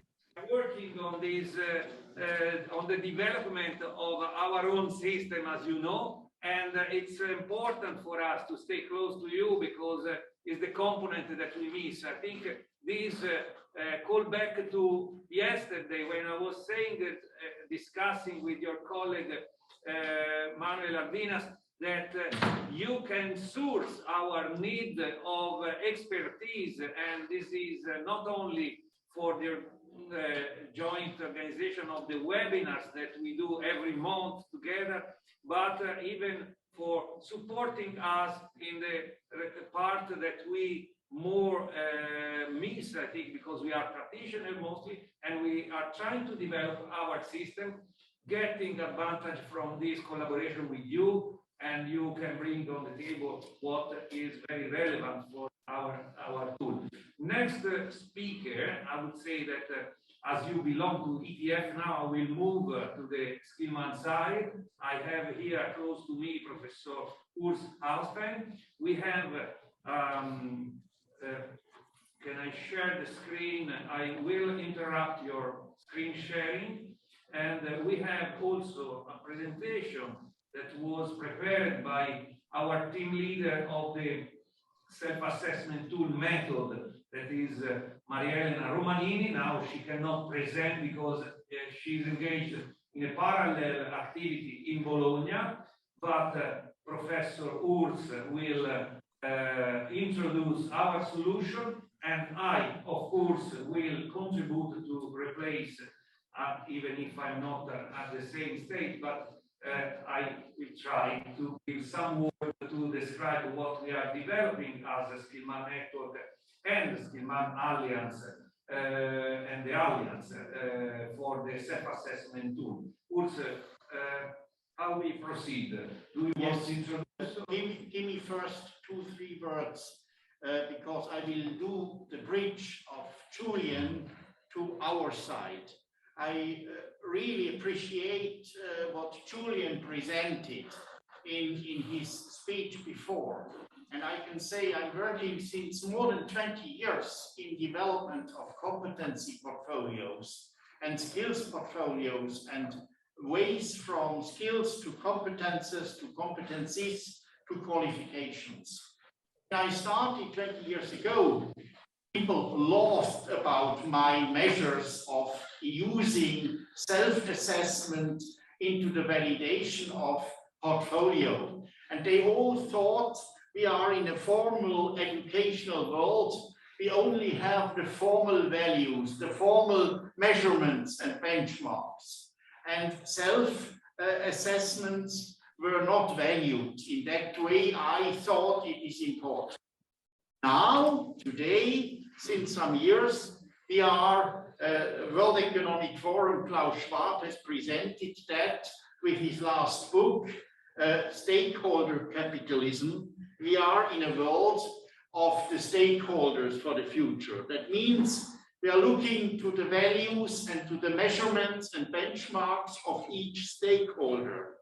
And Skillman is really creating a big alliance, a big network of ecosystems with all stakeholders, and that they have developed now a system in this direction where not only formal but as well informal and non-formal competencies can be measured, and not only that the performances of COVs, of centers of vocational excellence, could be measured. And just we need you, Julian, just as you have said and presented, you have presented I'm speaking tomorrow about the micro, meso, and macro levels, and you have just presented the meso and macro levels and has shown that there are possible connections of these benchmarks to other fields. So I will give over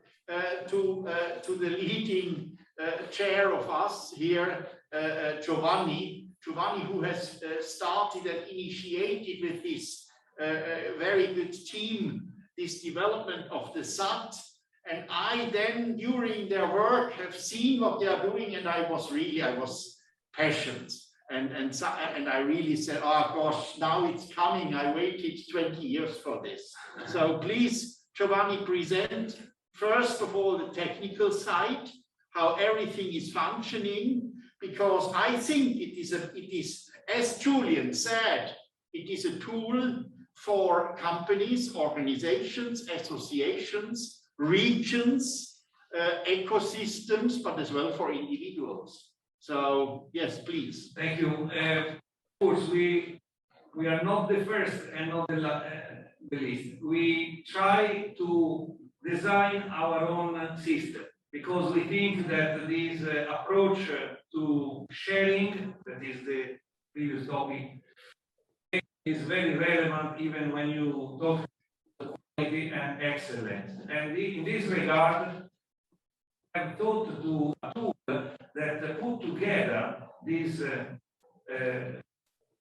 the members, the COVES members, try to identify an excellence level that is not expressed only by the individual COVE. And I would remember you that when we talk about COVE, as we discussed yesterday with Manuel, that we are talking about local consortiums or national or consortium, sectoral consortiums.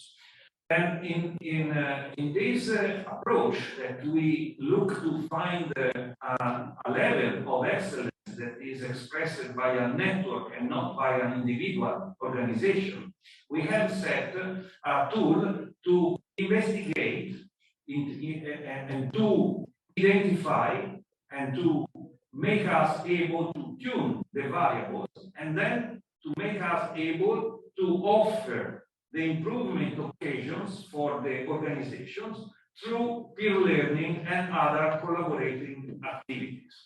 The strategy we also have side to this is also connected with what I also commented yesterday, related to the new environment on Moodle platform that we have developed for, that we are inaugurating with the Skillman International Forum in these 4 days. So we have set a Moodle learning environment that is adapted to the current needs of communication and interaction. I mean, in this implementation of the Rocket Chat open source, for example, solution, the implementation of the billboard, the implementation, so for live streaming like a TV. You were mentioning before this morning about the television that you have in Switzerland. So we are thinking to a series of different tools that can be integrated, and that can allow our members or our COVES to improve a level of excellence that is the expression of their network, not as an individual organization, but a group of organizations, and to stay in this continuous system of improvement of the 3 steps: identification, setting targets, and tuning of the quality through this collaboration, is learning opportunities, and so on. The graphic that we see here is the result of a survey that we have launched 2 years ago. And that is an example, of course. The red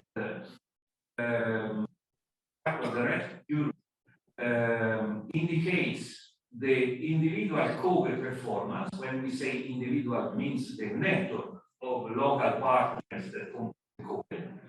And the green, instead, is the targets that we have established. This is a systematic approach, because we have read the picture, we have established what is the starting level, and then we have tried to make the programs for the future. And the blue one instead represents the average. And so we have the possibility to in real time the individual performance with, in terms of benchmarking, that you were mentioning, with the other consortiums, and also at the regional, territorial level, so we can make different comparisons in live. I mean, in live, when I intend that the COVE has his own profile in the system, in this staff system, and this profile can update the data time to time to compare in real time what happened in the other countries. And this is used then with a very complex combination of algorithms and mathematical operations that the platform that we have implemented allow us. These allow to identify the right solutions for the needs expressed. So if you are not a good performer in a specific topic, you can have the answers to your needs because the system can detect what are the opportunities that the network can offer to you in that specific topic. And so we have these 3 steps, and we have the system behind this. What you can see here is that the system is developed using another open source platform.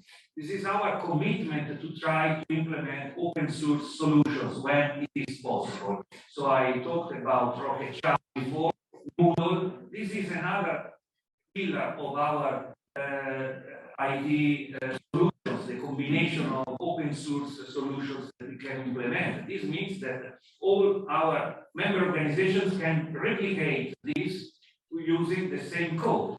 So, and it is distributed for free.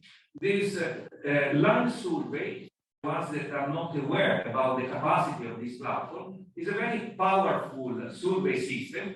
I think I can affirm, I can say, but someone could correct me, but I think that if you go on the official EU survey platform, I think that is developed on the same engine, using the same sourcing code of line survey. Anyway, so just to say that it's a very affordable and powerful platform that allows to make elaboration of data with complex algorithms that can provide immediate feedback on what you are putting in the system and making even suggestions, written reports, and so on. There is not any artificial intelligence inside, of course, but you can create such procedures and algorithms that can react to the data that they use.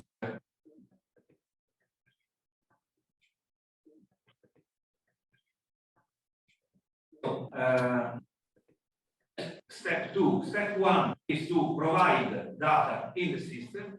Step 2 is to get the feedback and the direction on how to proceed in the collaboration within with the learning opportunities and the other collaboration and offers of improvement of quality, excellence level.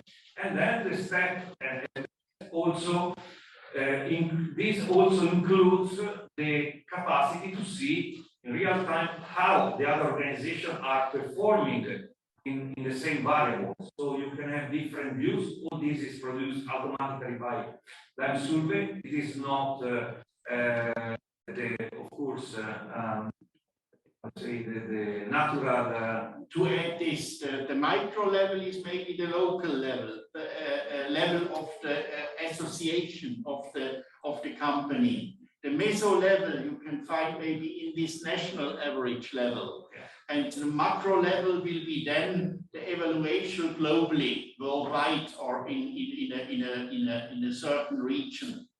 And I think that is the future of micro-credential evaluation. I will show that tomorrow as well, because that is important for the future, that we have these benchmarks. We can't only give qualifications if we are not looking to the benchmarking fields where these qualifications are connected to, that we really are giving the right thing to the right people. Thanks. Yeah, we have to, I have taken too much time, sorry.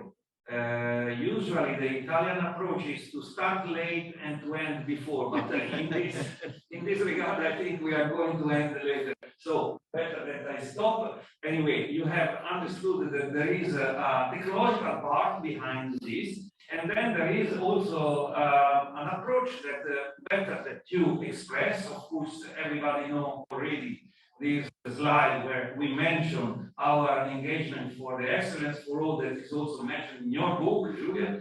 So this is your turn, please go on. Yes.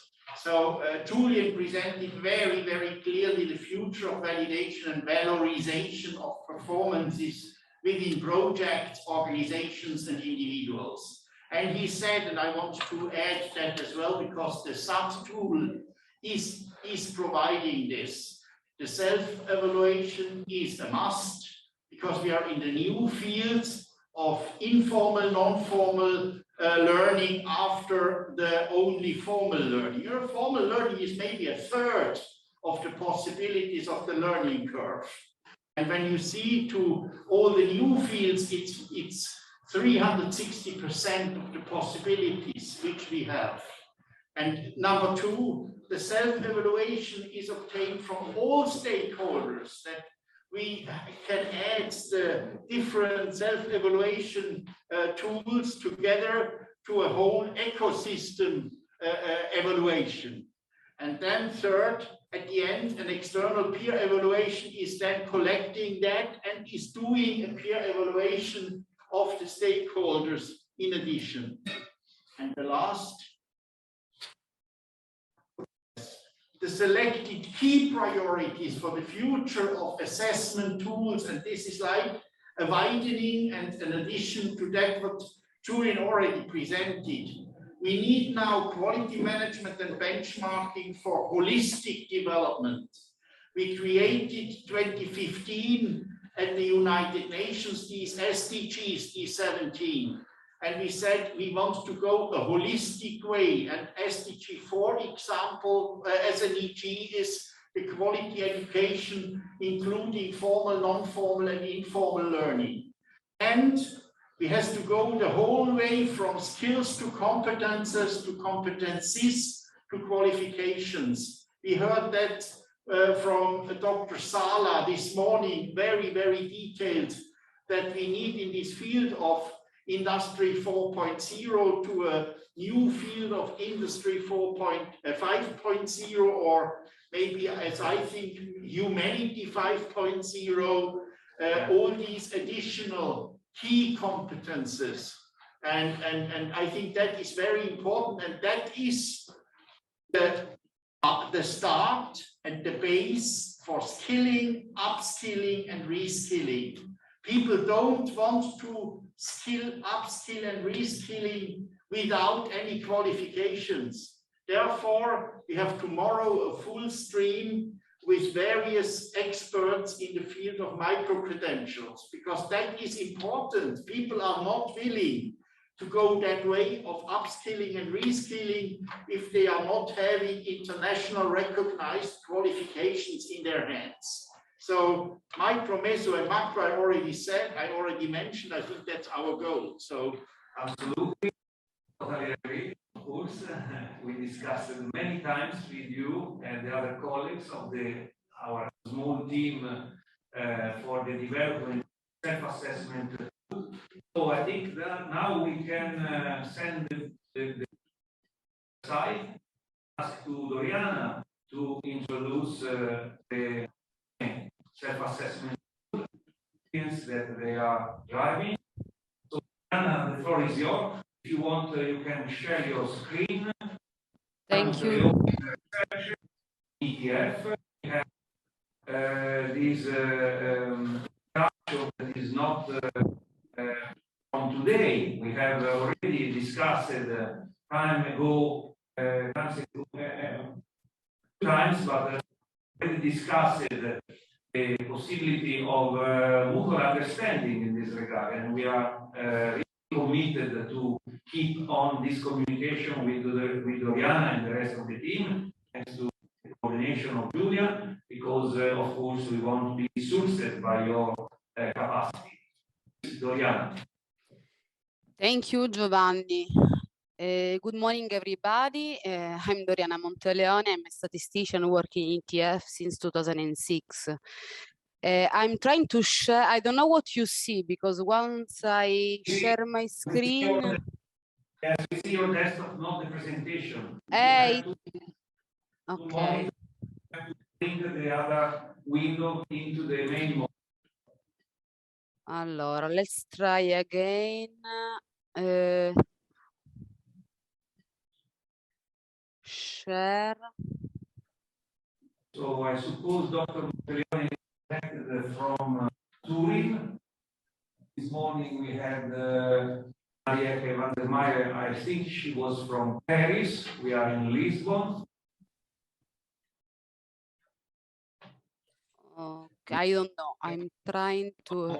Do you see the presentation? Yeah, I would suggest in the top right, you have a little button that you can close, no, below, little bit below, più in basso a destra, un pochino più in alto, c'è un triangolino, così chiudi la barra, lì a destra, un pochino più sotto, bassa, la linea sotto. La linea sotto. Non vedo linee sotto. Per chiudere la barra degli strumenti, alla seconda linea dall'alto, più giù, basso ancora lì. Ok, bravo. Ok. Va bene, la vedete anyway. So you can see it. Sorry for this.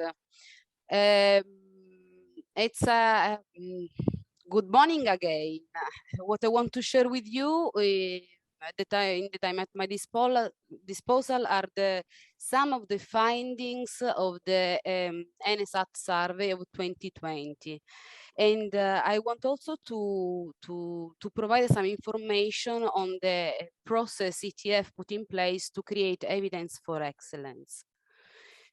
The ETF Network of Excellence has been established in early 2020 and offering a platform to support the diffusion of excellence at local, national, and international level, with the objective to foster peer learning in addressing excellence development. It has also the aim to enhance policymaker understanding of challenges and opportunities of vocational excellence. Our network has grown rapidly. Up to date, we have 239 centers from 39 countries.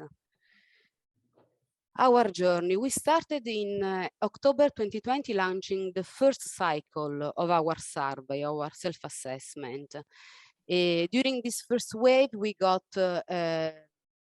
72 questionnaires fulfilled from our NA members, and an initial report is already available on our website. In March of this year, we launched the second wave of the self-assessment to conclude the first cycle. We got an additional group of 59 COVES responding to the survey, and we are currently cleaning the database to prepare the base for the full cycle analysis. In 2022, we foresee to launch the second cycle, which will give us the opportunity to analyze the progress in those developmental areas identified by COVES during the first cycle. Okay, so NSAT provides a framework to develop a better understanding of the dimensions and level of excellence. And what we want to do is to help COVES to formulate a customized vision for excellence.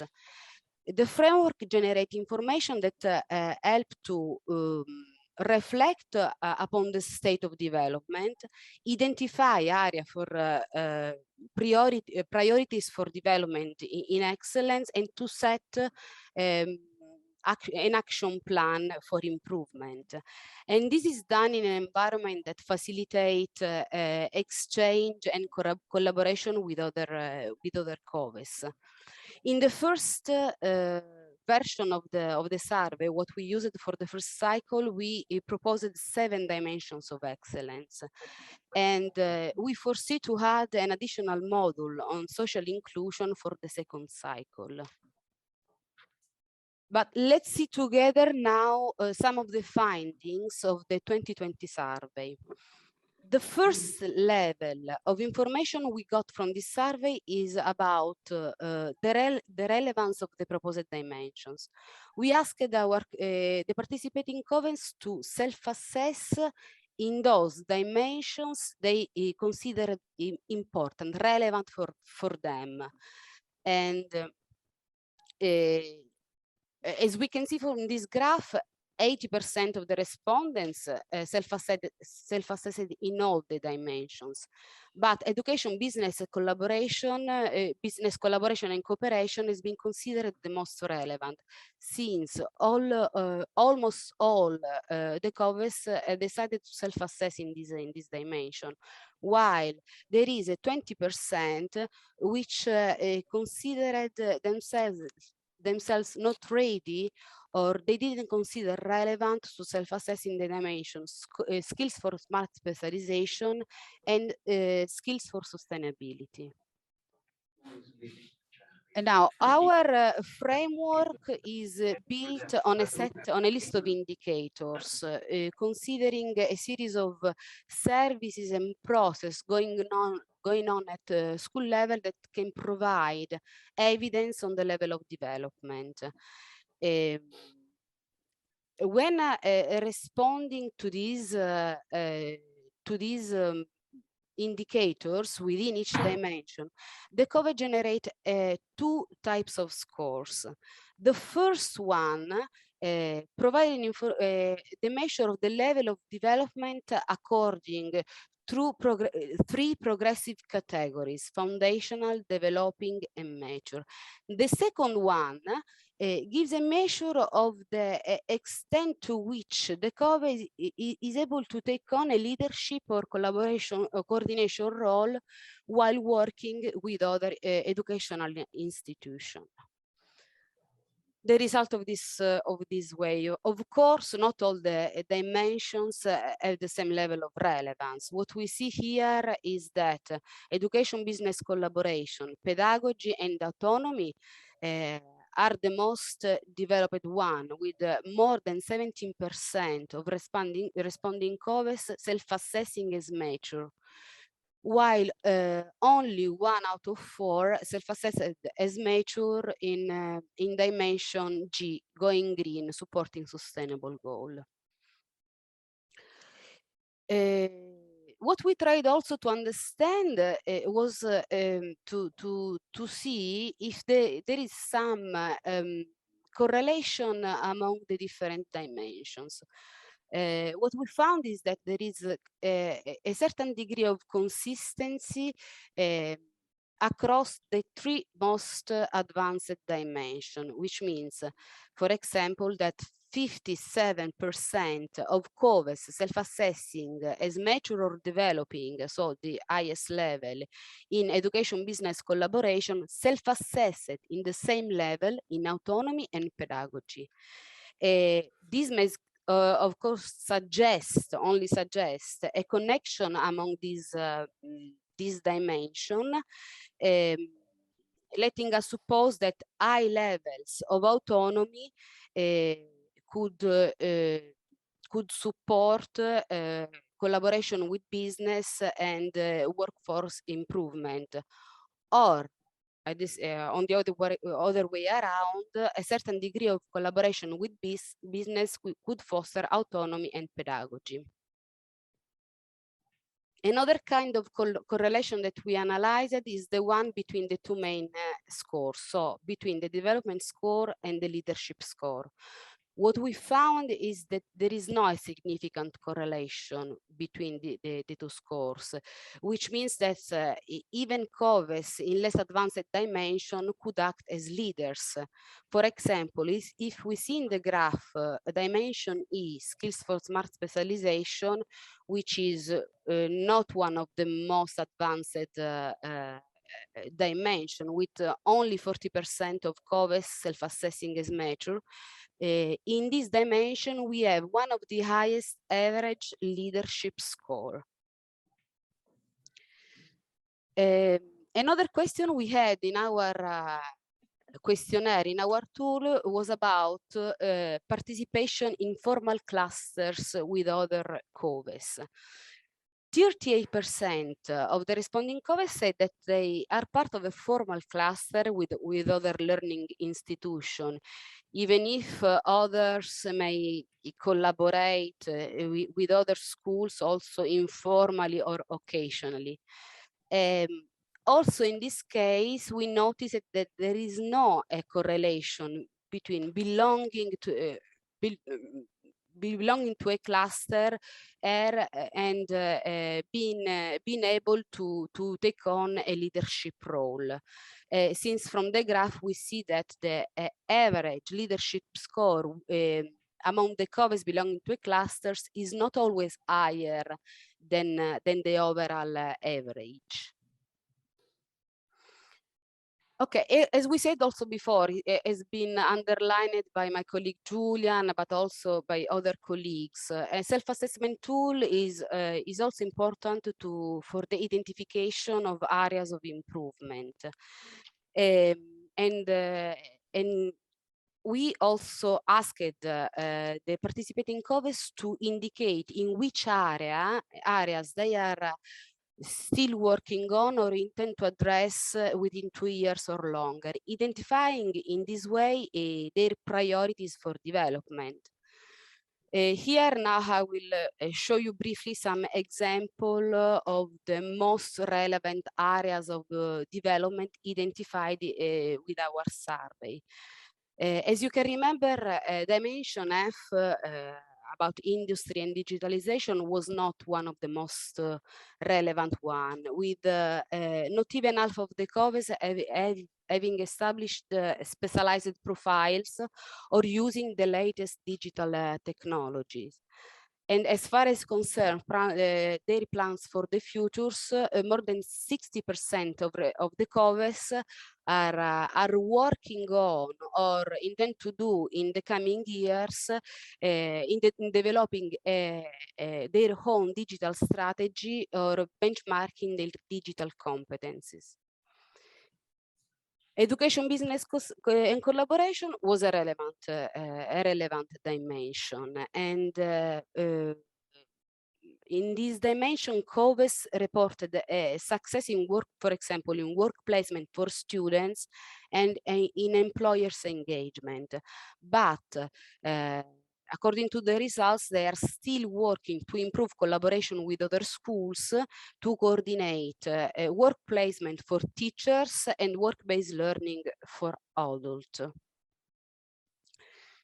For what concerns autonomy, more than 15% of COVES are working to develop and adapt curricula to meet local needs, and they want also to improve the capacity to participate in national and international projects acting as leaders. And the last one, and now this is my colleague's favorite dimension, Julian, this is for this is for you. Pedagogy and professional development is one of the most advanced developed area, with the majority of schools reporting to fully meet most of the indicators. For this area, 75%, more than 75% of the responding COVES said to have in place system for professional development, such as monitoring, need analysis, coordination of professional development. But also in this case, we have an area of improvement, which is the need to improve the professional or industrial work experience of the teaching staff. I think that I am exactly on time, Giovanni, and I want just to thank you for your attention and to invite you to visit our website and our community platform to find further information on our NE project. Thank you very much. Back to you, Giovanni.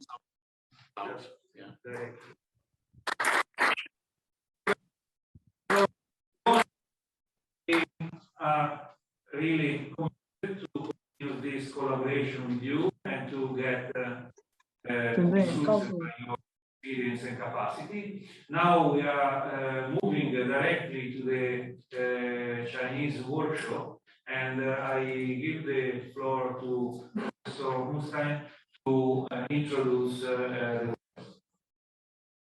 First of all, I have to say the personal excuse of Dr. Claude Bayoun, chairman of the NERIC network, because of the big delay which we have in our program.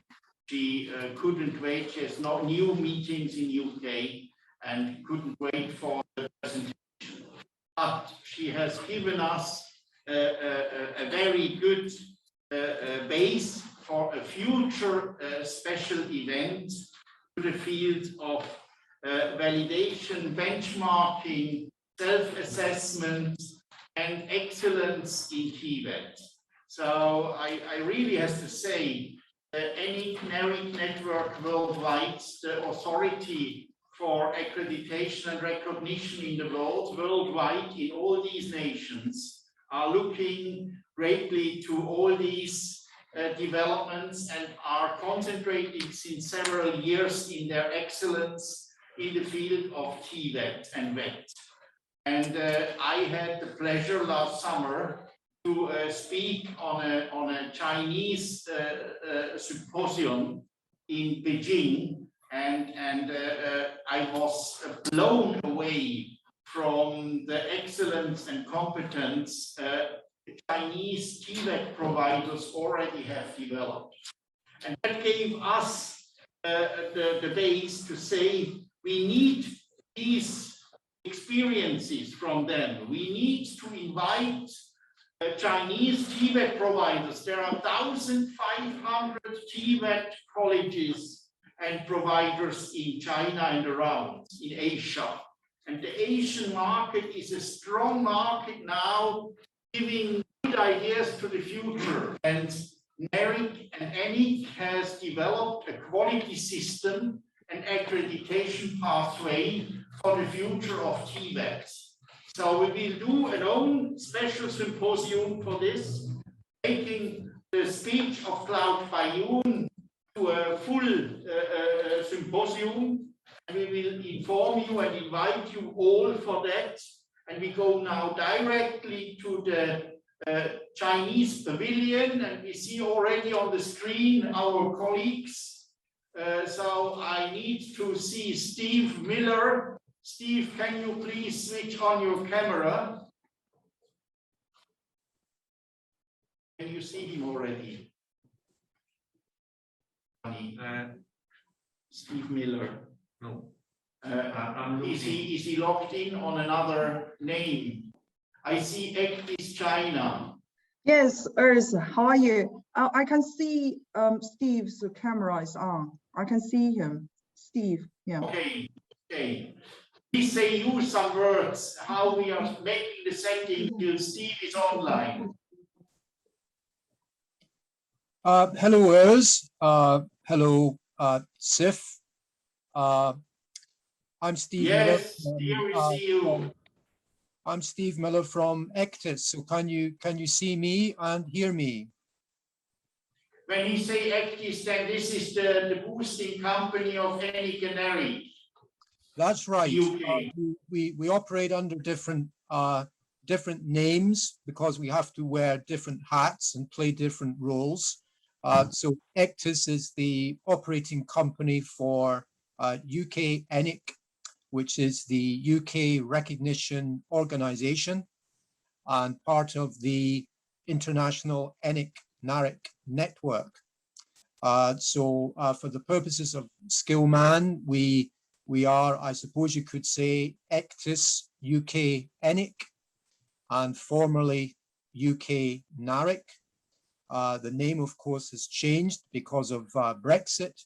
So as part of the European Union, we were UK NARIC. Now, as not part of the European Union, we are UK ENIC, but still the National Recognition Agency for Qualifications and Skills, and still part of the ENIC-NARIC network. And as Urs says, we have been very active recently in China. There is a huge TVET sector in China. We are particularly working with what they call the higher vocational colleges in China, and there are over 1,400 of them, over 1,400. And they offer a range of qualifications, but in particular, we have been looking recently at their diploma.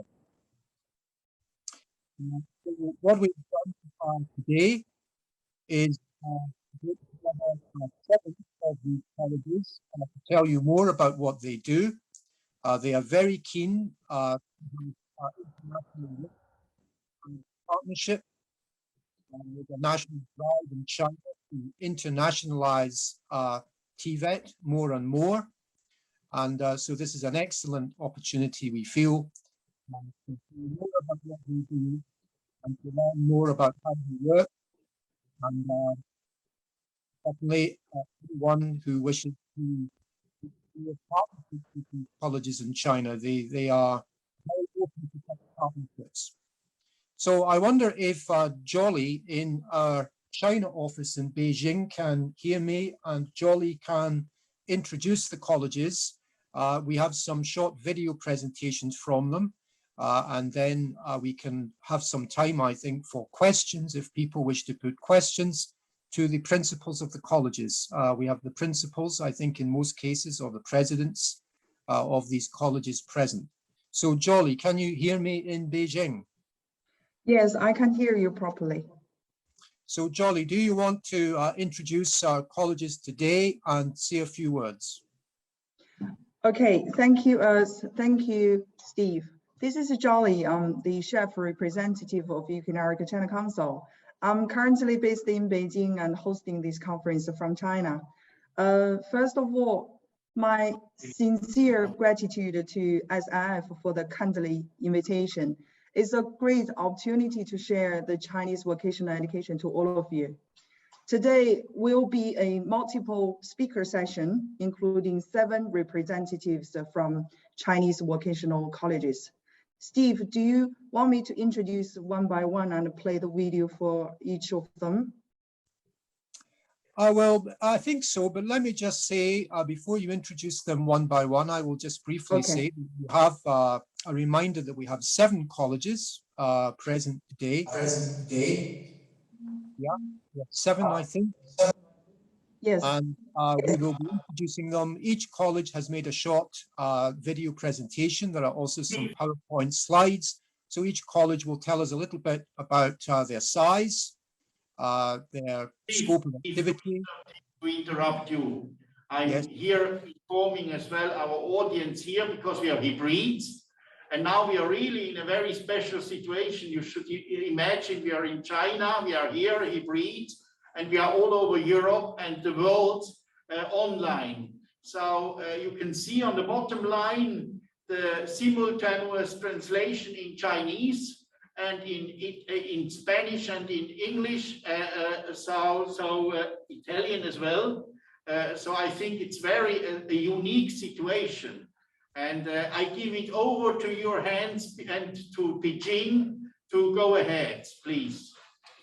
Thank you, Urs. And as Urs says, we have some multi-channel translation. So I hope you can select the proper channel in Zoom. And I hope you will be able to hear us and understand us as we go through. Each video and PowerPoint from each college will be about 5 minutes. And then that should leave us some time for any questions or discussion that people would like at the end. All of the representatives of the colleges are with us live, so they can take part in the discussion. John, do you want to introduce? Okay, I'll take from there. Now, as Steve just mentioned, in China, there are over 1,400 higher vocational colleges across all provinces. The total number of students is nearly 50 million. So it's really an enormous sector in China. In China, there's a key plan which is worth considering and thinking about. The plan is for development of higher vocational institutions called Double High Plan, established in 2019, referring to high-level higher vocational institutions and high-level program groups. There are 197 colleges are selected, and these vocational colleges are really important in China. Today's delegates are all from double high institutions, coming with their double high program and program groups. The first delegate we invited is Yang Yi. She is the principal of Beijing College of Finance and Commerce. BCFC is the key institute in Beijing and famous for finance and economics focused programs. Now, let's welcome Madam Yang Yi, please. 各位嘉宾、女士们、先生们，大家好，我是来自中国北京财贸职业学院的校长杨怡，感谢 UK-NARIC 总裁白云博士的邀请，参加 Skillman 全球工匠联盟国际论坛，并就论坛主题介绍北京财贸职业学院的做法。北京财贸职业学院创建于1958年，是北京市政府举办的普通高校，是中国特色高水平职业院校和高水平专业群建设单位。学校精准对接北京市高端商务、商业、文化旅游发展，开设财经商贸领域3年全日制大专业27个，其中会计、金融管理专业通过 UK-NARIC 认证。全校全日制在校生6100余人，毕业生大约80%会直接就业，20%进入国内外大学本科专业学习。学校现有专任教师354人，其中大部分教师拥有博士、硕士学位，拥有行业企业经验或职业资格证书，后者是学校开展就业教育和生涯教育对师资条件的重要要求。学校注重产教融合、校企合作，与多家知名企业建立了以企业冠名的产业学院和企业课堂，校企联合开发基于工作的课程内容，建立双元制人才培养模式，实现实训实习与岗位标准零距离对接。学校持续15年建设创新创业教育体系。2017年，北京财贸与英国国家创业教育中心合作成立了中英创新创业职业教育联盟，重点开展创业课程开发、教师培训和师生技能竞赛。北京财贸职业学院是 WFCP 理事单位，荣获 WFCP 2020年世界职业教育卓越奖。学校开办中外合办专业16年，与美国、英国、加拿大等6国12所大学开展国际化高端技术技能人才贯通培养项目。现在，让我们回到今天 Skillman 国际论坛的主题：定义未来的学习，数字革命微证书，分享及关怀。一是关于数字革命。2020年，中国全年国内生产总值101.5986万亿元，数字经济核心产能增加值占 GDP 比重达到了7.8%。根据公布数据，2020年中国 GDP 增长了2.95万亿，数字经济增长了7.92万亿。数字经济领域发生重大技术变革，区块链、物联网、云计算、大数据、互联网技术等在核心产业领域落地应用。在财经领域，移动支付和手机银行快速发展，区块链跨境汇款和电子发票、大数据征信和风险控制广泛应用。再来看北京的产业特点，2020年，北京的服务业占 GDP 比重达到了83.8%，高于全国近30个百分点。数字的发展与应用要求财经领域从业人员在掌握传统专业知识的基础上，还应具有数据分析能力、辅助决策能力、跨领域工作能力、业务流程设计及梳理能力，成为专业加技术的复合型人才。数字技术驱动职业核心能力的变化，要求院校重构智慧财经人才培养模式、课程体系、教师能力资格。为此，北京财贸职业学院构建了产业与专业群对接、技术与课程体系对接、业务与实践教学体系对接、岗位与就业体系对接、企业专家与双师队伍对接、国际业务与国际化人才培养对接的6对接人才培养模式。二是关于微证书。2021年，中国全国职业教育大会提出推动岗、课、赛、证综合育人。在这里，岗是指行业企业职业岗位，课是指课程体系，赛是学生职业技能大赛，证是职业技能等级证书。岗、课、赛、证融合，就是指课程体系的设置要反映企业岗位能力素质要求，通过学生职业技能比赛和职业技能等级证书培训考试，使学生能够对接职业标准和岗位职业能力要求。这里我举2个北京财贸开展的微证书工作的例子。结合近年来大中小学研学旅游市场的增长对人才的需求，学校旅游管理专业开设了研学旅行策划与管理的课程，组织感兴趣的学生开展几10个小时的短期培训和考试，通过的学生就获得研学旅行策划与管理技能等级证书。再如，新冠肺炎疫情改变了人们消费方式，人们减少了实体店的消费，更多的在网上购物，电商公司对网店运营推广人才需求大增。我校商学院适时开展了网店运营推广微证书课程，通过考核的同学将获得网店运营推广的微证书，并胜任这一岗位的工作。学校现在已经将这种微证书课程作为选修课程融入专业人才培养方案，以适应社会对从业人员最新专业能力的需求。3是关于分享与关爱，我想我上面的介绍已经证明了这一点。谢谢大家。Okay, thank you for your presentation, Madam Yang. Thank you very much. Now, the second delegate is Hu Ha, the principal of Yellow River Conservancy Technical Institute. This college is one of the top 10 higher vocational colleges in China, and the most representative program is Water Conservancy. Now, let's welcome Principal Hu, please. 尊敬的各位嘉宾、女士们、先生们，大家好，我是中国黄河水利职业技术学院的校长胡浩。非常感谢 UK-NARIC 总裁白云博士邀请我们参与本次论坛，感谢全球工匠联盟为中国职业院校提供展示的平台。下面我就学校打造水利类高水平专业群，服务世界水利高质量发展等情况做一简要的交流分享。黄河水利职业技术学院抵触中国历史文化名城开封，始建于1929年，是中国特色高水平高职学校 A 档建设单位。学校深耕水利90余载，坚持黄河为浑、水利为根、工程为基、与人为本的办学特色，为水利事业培养了20多万名高素质技术技能人才，被誉为黄河基杆摇篮。校友遍布世界50多个国家。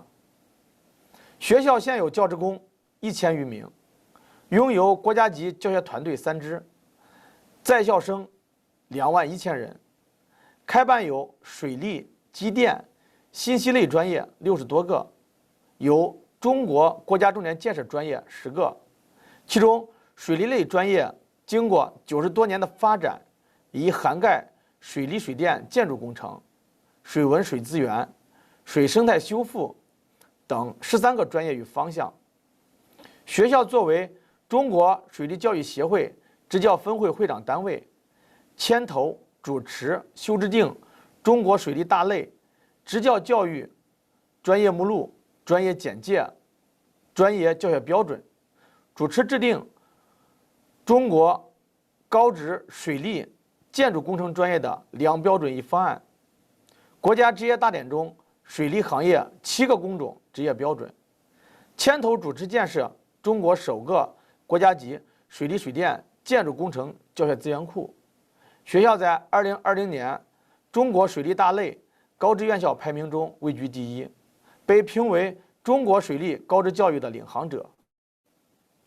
学校牵头成立中国水利职教集团、黄河流域职教联盟，参与筹建河南省黄河实验室，建设有国家智能社会治理实践基地、国家支教示范性虚拟仿真实训基地，拥有省级工程技术研究中心4个，市级重点实验室和工程技术中心26个，形成了市、省、国3级技术技能创新平台矩阵。引领着中国水利职业技术技能创新人才的培养。学校发挥水利专业优势，深化国际交流与合作，与28个国家的55所高校和教育机构建立了友好合作关系，发起成立中国南非支教合作联盟等国际平台，开办中外合作办学项目10个，承担埃塞俄比亚、孟加拉国等多个国家的水利和测绘技术服务，累计培养35个国家的来华留学生600余名。2018年和2019年，学校先后在赞比亚、南非建立了海外大语学院，开启了中国水利高职院校建设海外分校的先河。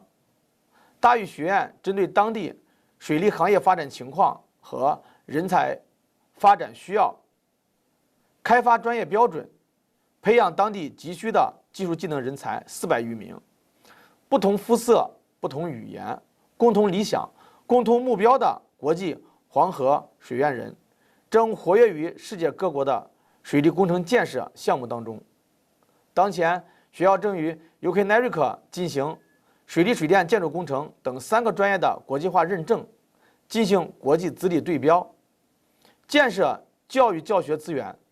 这也与本次论坛的主题不谋而合，让我们携起手来，分享职业教育的优秀成果，为世界水利行业培养更多高素质的技术技能人才。我的发言完毕，谢谢大家。Thank you very much for Principal Hu's sharing.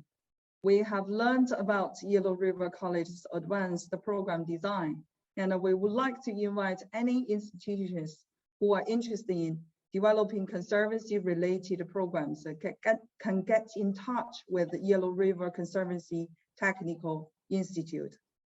And now the third delegate is Mr. Liu Shen, the principal of Harbin Vocational and Technical College. This college is the leading vocational college in Northeast China. Mechatronics technology is the most famous program. Now, let's welcome Principal Liu, please.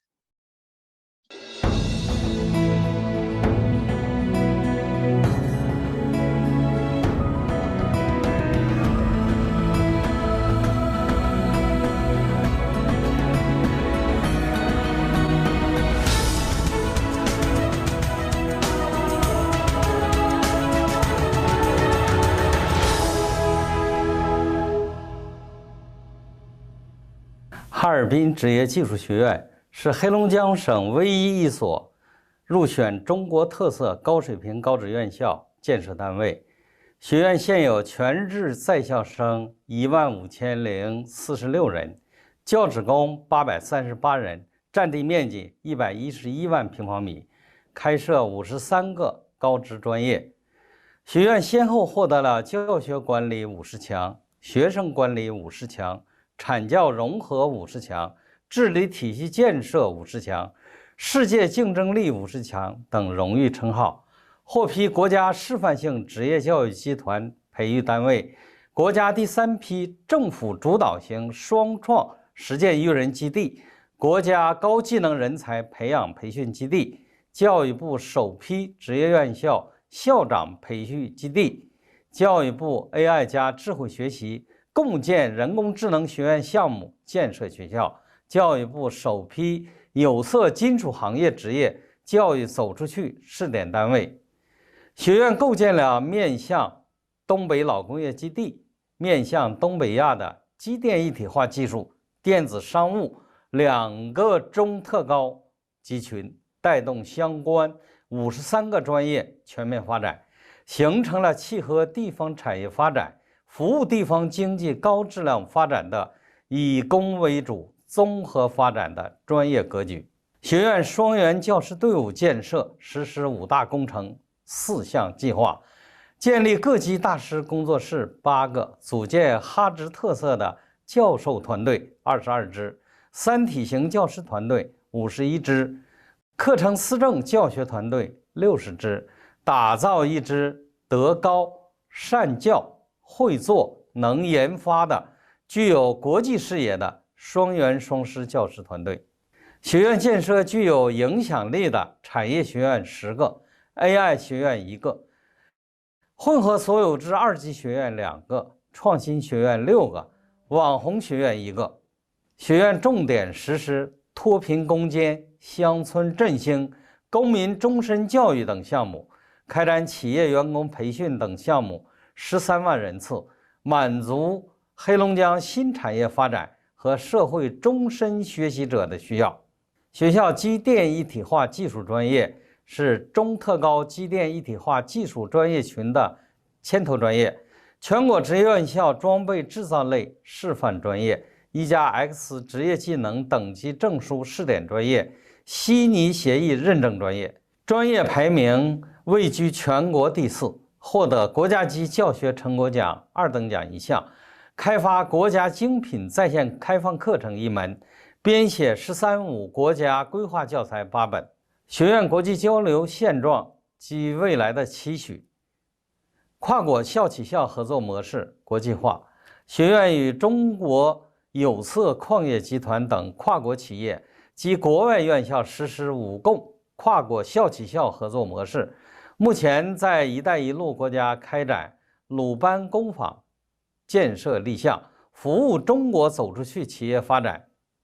学院开展面向国际高职留学生的学历教育，接收2批26名赞比亚留学生入校实施3年学制学历教育，与韩国建阳大学等11所境外高校实施学分互认联合培养的专本衔接、本硕衔接的培养模式，累计51名学生获得海外学历提升。与国际教育机构深度合作，共建国际化专业19个。学院研发的机电设备维修与管理专业教学标准，成为赞比亚国家职业教育教学标准。开发的工业汉语系列特色教材应用于跨境企业员工培训，实现跨境教学资源共用共享。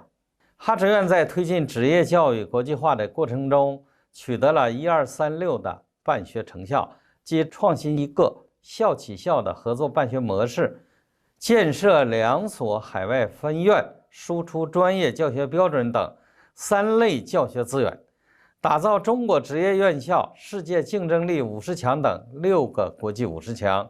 学院将继续探索跨国校企协同、共同开发、资源共享的有效途径，提升宽领域、多维度、高标准的国际合作与交流方法，构建专业标准、教学资源输出的有效载体，不断提升职业教育国际化发展的影响力，在世界范围内贡献哈职力量。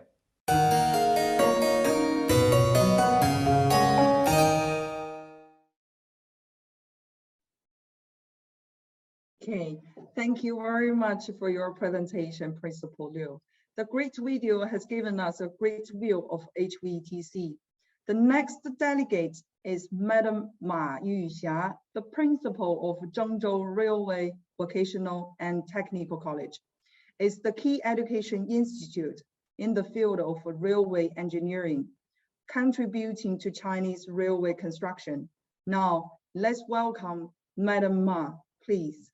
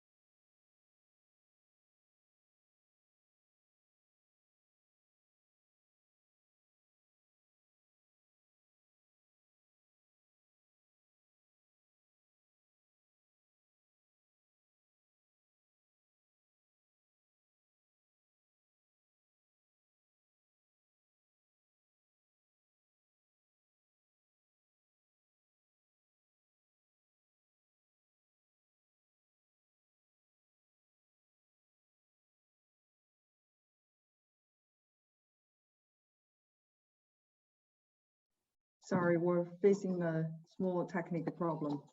We'll be back in 1 second. Just hold on a second, okay? Sorry.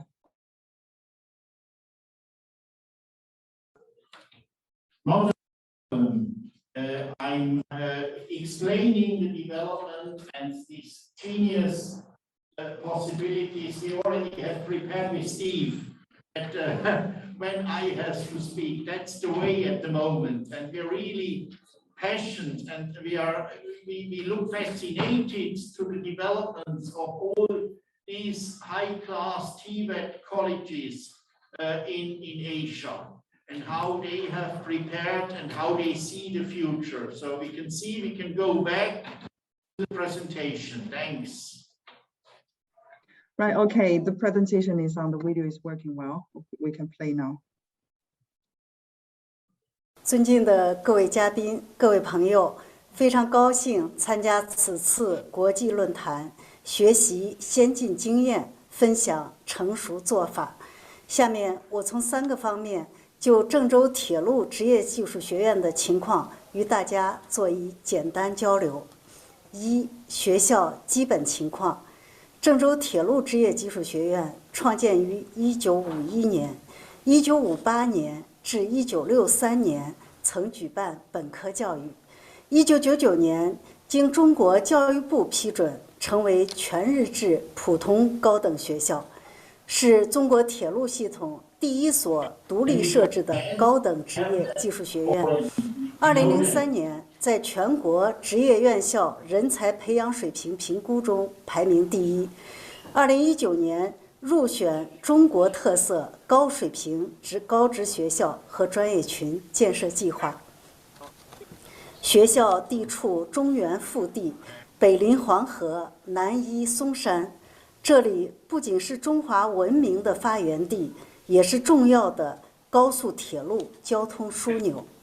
学校占地267英亩，设有16个学院、54个专业，全日制在校生22000余名，教职工1050多人，其中75%以上的教师具有博士、硕士学位，31%以上的老师具有副高级以上职称，每年有50多位外籍教师在校支教。学校教学硬件设施先进，建有世界一流的智慧教室、高速铁路培训基地和虚拟仿真实验室，为高水平技术技能人才培养提供了坚实保障。近年来，我校学生先后荣获40余项国家级竞赛金奖、特等奖、1等奖，50多项国际比赛奖项，综合竞赛成绩名列全国前茅。2、特色专业资历。轨道交通专业群是我校的特色专业，拥有70年办学历史，在国内同类院校中居于领先地位。专业群建设紧跟高铁发展潮流，人才培养凸显产教融合特点。在此基础上，积极探索1+X 证书制度，开展订单式人才培养，毕业生就业率连年保持在100%，一大批杰出校友工作在中国铁路的关键岗位上，其中包括中国铁路总公司首席技师李向前、原郑州铁路局局长徐一发等。2020年，我校轨道交通专业群率先加入英国国家学历学位评估认证中心高等职业教育领域国际专业标准认证评估计划，对标英国资历框架和欧洲资历框架，开展国际化认证。2021年5月，埃塞俄比亚交通部向该国首批34名电力机车驾驶员颁发了驾驶资格证，相关标准就来自于我校开发的培训方案和考核标准。3、国际交流与合作。学校致力于促进国际交流与合作，与5大洲10余个国家的30余所知名院校建立了紧密合作关系。2007年以来，学校先后于俄罗斯圣彼得堡国立交通大学、俄罗斯交通大学、澳大利亚、加拿大、英国知名大学共同举办中外合作办学项目15个，在校生5000余人。学校积极参与跨境教育服务，分享高铁技术和人才培养经验。2019年以来，先后为俄罗斯、泰国、马来西亚、印度尼西亚等国培训专业师资351人，招收来华留学生141人。学校积极参与共建“一带一路”。2017年以来，先后承接了肯尼亚蒙内铁路、埃塞俄比亚亚基铁路、沙特麦加轻轨铁路、老挝中老铁路等海外人力资源培训项目，累计培训各类人员1200余人，为相关企业和当地民众带来了巨大收益。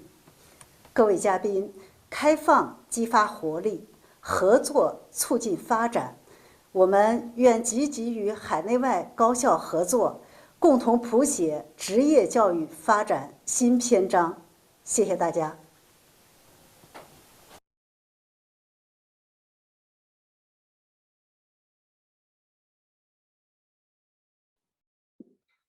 Thank you very much, Madam Ma. The fifth delegate is Mr. Zheng Shaozhong, the principal of Lanzhou Resources and Environment Vocational Technical University. You may notice that this is a university. In China, a number of vocational colleges have applied to become vocational university providing bachelor vocational programs. Lanzhou has successfully become a vocational university now. The non-ferrous metallurgy is the key program for development of this university. Now, let's welcome Principal Zheng and learn more from them, please. 各位远方的朋友们，大家好！非常荣幸和高兴能够参加全球工匠联盟国际论坛。兰州资源环境职业技术大学是一所以资源环境为主要特色的本科层次的高等职业院校。学校位于中国版图的几何中心甘肃省兰州市。甘肃是中国华夏文明的发祥地之一，地处黄河上游，是古丝绸之路的索要之地和黄金路段。学校占地面积428英亩，建筑面积43.37万平方米，目前有全日制在校学生2万余人。教职工1200多人，现有专业77个，主要面向全国气象、民航、煤炭、地质、安全、冶金、水利、化工、珠宝等行业培养高素质技术技能型人才。2个专业群入选中国双高计划高水平专业群。今天我交流的主题是绿色低碳引领专业建设，学徒制培养打造工匠摇篮。1、产教融合有深度，学徒制培养质量高。学校的有色金属智能冶金技术专业是中国双高计划建设专业，国家级骨干专业。该专业主要培养面向有色金属冶炼和加工企业的工程技术人员，能够从事有色金属冶炼的工艺方法、生产控制、装备维护、技术指导等工作。本专业遴选优质中外合作企业，协同实施现代学徒制人才培养，实现了招生即招工，入学即就业，校企联合共育人才。该专业培养的学生参加各类技能竞赛，累计100余人获奖。毕业生在世界500强、中国500强、行业100强等龙头企业签约率达到85%以上，连续5年就业率均稳定在100%。高质量就业为毕业生提供了广阔的发展空间和快速的上升通道。多名毕业生成长为企业技术骨干、创效能手。2、对接国家重大战略，研创育训融合推进，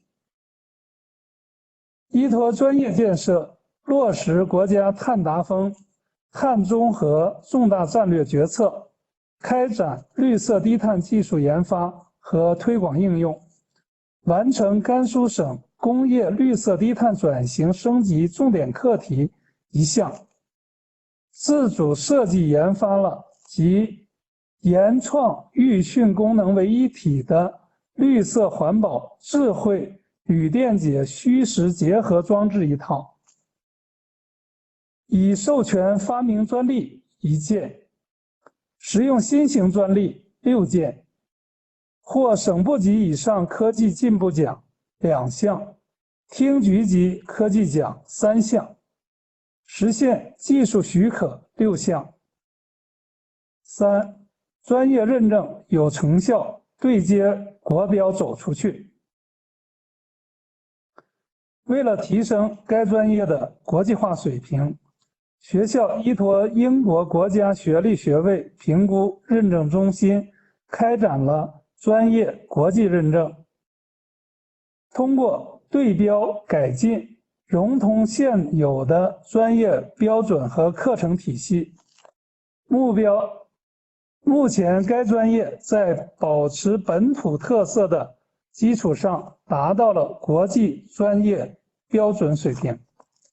依托本专业，先后编写了铝冶金工艺与安全工业汉语教材，为中航国际集团印尼项目提供了镍铁冶金技术员工培训方案及实训室建设方案，建设了铅活法冶金员工培训方案及5门课程中英俄3语培训资源，与塔吉克斯坦矿业冶金学院成立了中国塔吉克斯坦冶金培训中心，并对塔中矿业有限公司员工开展了工业汉语培训。下一步，学校将坚持绿色低碳的理念，汲取国外优秀的办学经验，不断完善和提高专业建设水平，与国外院校共同培养师资，打造国际化课程，联合培养国际化人才，伴随职业教育服务国际产能合作走出去。我的交流到此结束，谢谢大家的聆听，再见。Okay, thank you for Mr. Zheng's presentation. The next delegate is Mr. Jiang Yilin, College Deputy Party Secretary of Zibo Vocational Institute. Zibo is famous for its new energy vehicle technology. It has great connection with African industry and education institute in this area. Now, let's welcome Mr. Jiang, please. 女士们、先生们，晚上好！我是来自中国淄博职业学院江一林。今天非常高兴和大家一起分享淄博职业学院新能源汽车专业建设情况。淄博职业学院成立于2002年，是淄博市人民政府主办的全日制普通高等院校。目前校园规划面积是2000余亩，建筑面积64万平方米。全日制在校生25000余人，教职工1600人，是国家示范校、国家优质校、协为国家双高校建设单位。学校先后与美国、法国、俄罗斯、韩国、台湾等16个国家和地区的76所院校建立了友好合作关系，牵头成立了中非职业教育联盟，发起成立“一带一路”国家院校和企业交流协会中方理事会，担任 UKNever 中方理事会副理事长单位，开展学生出国留学就业、国际汉语师资培训、国际认证等学生师资和学习交流活动。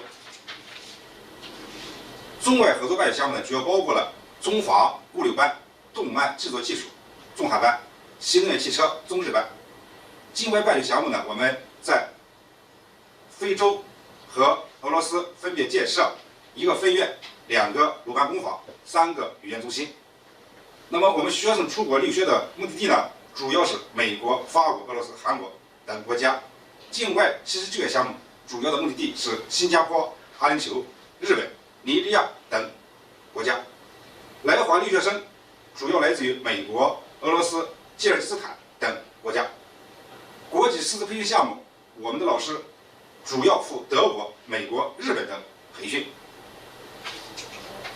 新能源汽车是我们重点打造的专业，它目前呢是中国特色高水平专业群核心专业，山东省汽车类高水平专业群评选第1名，是教育部现代学徒制专业，在金苹果全国专业排名第2名，是德国塞德尔基金会双研制的试点单位，是英国国家学历学位评估认证中心认证专业，全国9个新能源汽车技术综艺合作办学专业。专业的特色呢，我们有以下几个方面。第一，专业的办学水平高。新能源汽车专业是中国特色高水平专业群新能源汽车专业群核心专业，在全国排名第2名，教育部现代学徒制专业。我们拥有一批专家引领、名师主导、双师主体的高水平结构化教学团队，聘有行业顶级技术专家、全国技术能手3人、技能大师、首席技师6人，48名专职教师中，教授10人，副教授6人，高级工程师5人，硕士以上毕业生38人，国家级职业教育创新教学团队1个，山东省青创团队1个，全国交通运输职业教育教学名师1人，省级教学名师2人，省级技术能手2人。教学团队在2020年、2021年山东省职业院校教师教学能力大赛中获得1等奖。2020年4月，学员正式引入英国国家学历学位评估认证体系，从8大评估标准、4大对标层面，根据国际质量指标以及目标国家治理框架，对院校开展新能源汽车技术专业国际评估认证工作，目前已经完成线上复审，正入到专家撰写评估报告阶段。教师通过国际专业认证，转变了教育教学理念，厘清了专业设计、人才培养方案上的优点，发现了不足之处和可能的漏洞，明晰了成果导向的人才培养方案，课程标准的格式和要求更加规范，教学内容进一步与国际接轨，更加注重高压安全和环保，教师的教学能力得到了很大的提高。我们的国际合作办学愿景是秉承面向世界办学、打造教育品牌的办学理念，实现学院国内一流、国际水准的建设目标，坚持广建平台、促进交流、突出重点、力求实效的交流方针，加强国际合作的内涵建设，持续推进国际合作工作。主要措施是加强与英国方面的合作，推动专业国际化认证工作走深走实。疫情常态化情形下，如何开展教育国际合作与交流工作？对学校国际化水平进行研究，对2级学院国际化水平进行定性定量的描述。我就汇报到这里，敬请各位专家批评指正，谢谢。Okay, thank you very much for Mr. Jiang's presentation. Here comes the last delegate, Mr. Li Xiongwei, Principal of Changzhou Vocational Institute of Engineering, one of the key education institutes in East China. And the most representative program is applied chemical technology. Now let's welcome Mr. Li, please. 各位专家、老师们，大家晚上好。我是常州工程职业技术学院校长李雄威，很高兴作为中国职业院校代表，分享我们深化职业教育改革、培养卓越技术技能人才的经验和做法，供大家指正、研究和参考。我报告的题目是卓越化工技能人才培养的探索与实践，简要汇报3个方面内容。第一部分学校概况。常州工程职业技术学院创建于1958年，坐落于江南历史文化名城、中国智能制造之城常州。它在全国1400多所高等职业院校中位列59，是中国特色高水平专业群建设单位，国家优质高职院校，全国职业院校教学工作诊断与改进试点院校。教育部首批1+X证书制度试点院校，江苏省高水平高等职业院校建设单位。全校有全日制在校生13000余人，非全日制学生1万余人，教职工700余人。学校开设应用化工技术、智能焊接技术、光伏材料制备技术、智能建造、检验检测认证5大主干专业群，致力于培养品德高尚、技艺高超的复合型、创新型国际化技术技能人才。第二部分，应用化工技术专业群国际化建设与实践。学校应用化工技术专业群是首批中国特色高水平专业群建设项目，江苏省高水平专业群建设项目。群内的核心专业应用化工技术专业，现有专职教师25人，其中教授7人，博士13人，包括海外博士4人，有海外经历教师占比88%。有6个月及以上海外经历教师占比32%。本专业教学团队是首批国家级教学创新团队，江苏省首批教学创新团队和青蓝工程优秀教学团队，是全国石油和化工行业职业教育优秀教学团队。团队主持制定了国家级专业教学标准多项，包括应用化工技术专业目录、专业教学标准、化工技术类专业顶岗实习标准、全国职业院校技能大赛化工生产技术赛项规程等，参与制定化工总控工国家职业标准等，获国家级教学成果1等奖1项、2等奖1项，全国优秀教材1等奖1项，江苏省教学成果奖3项。在全国职业院校技能大赛化工生产技术赛项中获得15连冠。应用化工技术专业在全国高职院校分专业竞争力排行榜中名列前茅。应用化工技术专业最早举办中外合作办学，开展留学生培养。2004年与加拿大莫哈克学院合作开发了系统的国际化课程体系，并持续招生6届。2008年引入德国双元制教育理念，2015年起建立了引进德国 SES 退休工程师协会化工专家开展常态化师资培训交流的工作机制。2017年参与中缅执教项目，培养缅甸留学生，制定了留学生培养方案和课程体系，全面实施双语教学。与韩国岭南理工大学、韩国朝鲜大学等建立常态化师生访学交流，与巴斯夫、宝洁等跨国企业联合实施海外实习项目，并与国内外化工企业协作公寓短期留学生。专业通过实施3大工程，深入推进专业国际化建设，到2025年将本专业建设成为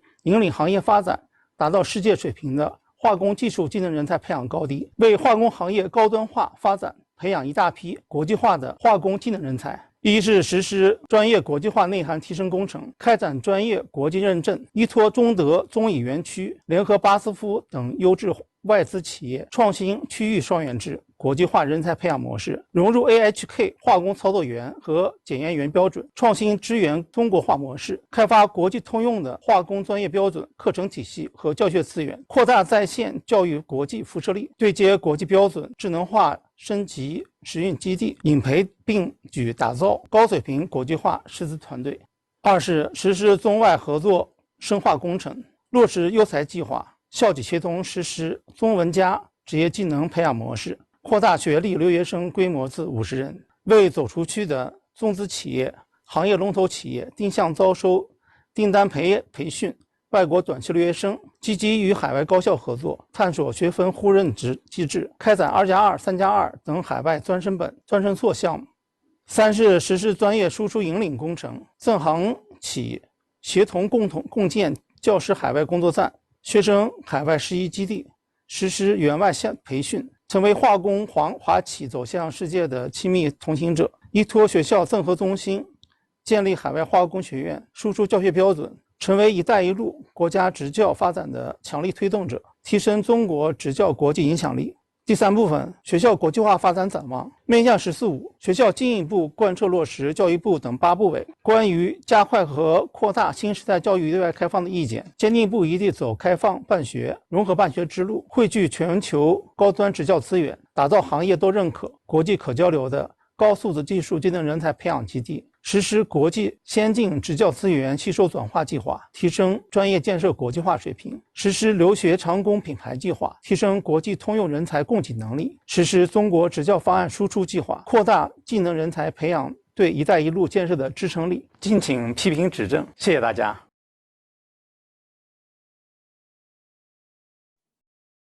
Okay, thank you very much for Principal Lee's great speech. Now our presentation part is all finished. Thank you very much for all colleges' support. As we learned, these 7 colleges all have their own specialty areas. If anyone from other countries would like to speak or communicate with them, or looking for communicate with other Chinese vocational colleges, please contact SIF or email us directly. Now, as we still have some time, I'll hand it over to Urs and Steve. We might take some questions as all the colleges are currently present and are willingly to take any questions from the audience. Okay, Urs and Steve, I'm hand it over to you. Thank you, Jolly. Can you hear me, Urs? Yes. Yes. I know that we're very short of time. The conference is late. So what I was going to propose was, as we have all the college leaders with us live, would be perhaps to give each of them a minute, and that gives them an opportunity to address the conference live over the remote link. So perhaps, Jolly, you could address each college leader in turn. Perhaps we could ask the college leaders to maybe say a few words about their ambitions, their next steps. I know that there are important developments in TVET happening in China at the moment. So perhaps they can just say a few words about what they see as the next steps for TVET in China and their hopes and ambitions for internationalization. Yes, absolutely. I agree with this strategy. Thank you very much, Stephen. Yes, thank you, me as well. Yes. So, Jolly, do you want to? Jolly, do you want to? Yes, okay. Right, I'll speak Chinese so make sure they understand. Okay. 各位领导，因为咱们现在所有的院校都在现场，那么我们的大会部分希望给到每个学校一点时间，然后对未来的国际化发展、职业教育的发展，可以讲几句我们对未来的一些期许，以及国际化发展上边我们现在的一些做法，可以自由的发挥。那么首先，我可以邀请一下，或者是哪个学校要自愿来讲一下。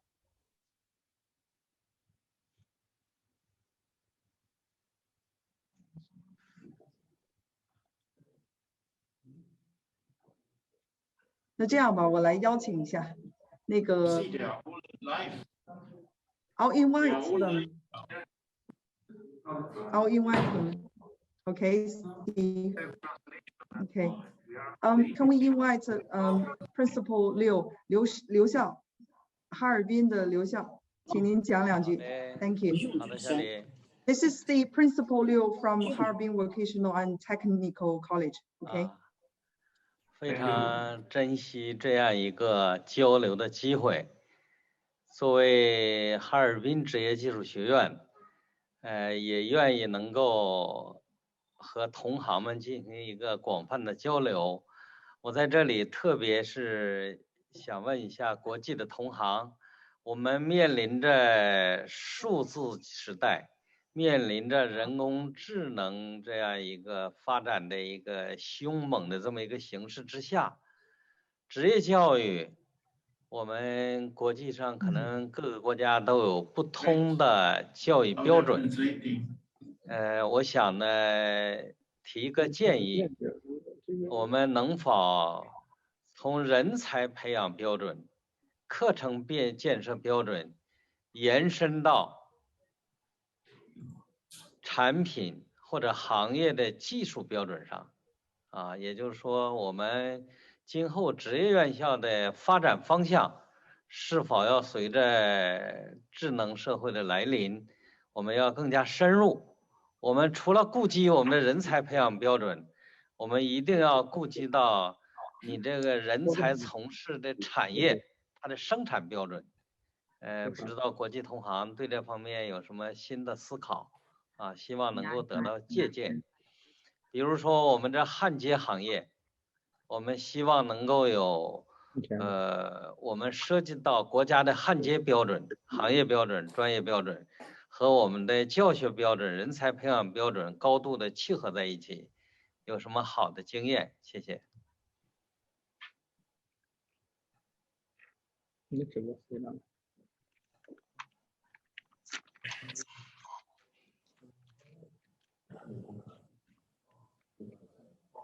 没事，都是闲着的。听得见吗，小李？教理。Yes. 好的。Okay, the translation is done. 好，我们主要是想了解一下咱们学校对未来国际化的下一步的一些做法和期许。那么下面我看一下，邀请一下郑州那个铁路，然后马校，您看看能不能讲2句。Let's welcome Zhengzhou Railway Vocational Technical College. Principal Ma, please. 好，非常高兴有这样一个机会和大家进行交流。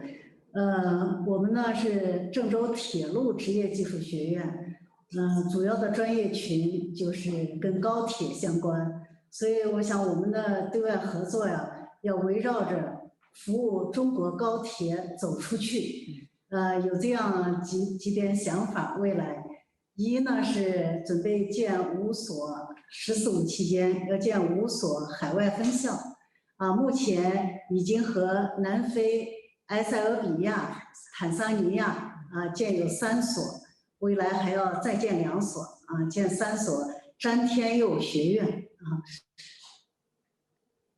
第二，我们是想要开发建设多语种的线上在线教学资源目前正在建设的有中俄这个教学资源，有中英还教学资源下一步还要多语种嘛，尽可能的开发一些在线的教学资源和这个境外的这些学校合作学校能够共享。那么第3点呢，就是我们下一步也是希望通过合作办学来提高教师的这个双语教学能力我们未来计划所有老师外语双语教学能力能够达到50%以上，那么对青年教师能够达到90%以上最后一点是想再尽可能多的去输出中国的我们的铁路专业的教学标准和专业标准和服务中国高铁走出去，然后打造吧这个合作办学的这样一个中外合作办学的一个高地。好，谢谢。你看这直点头，咱说的多实在呀感谢马笑。Steve, do you have any comments on this, or we move to the next one? Yeah, I think, Jolie, we're okay if each college can keep to a minute. And I think what we would like is just for each college to say a little about their next steps. We know there are many important developments in national TVET policy in China with some changes coming. So what are their responses to that and their ambitions as well for international links? So just a few brief words from each college on that would be great.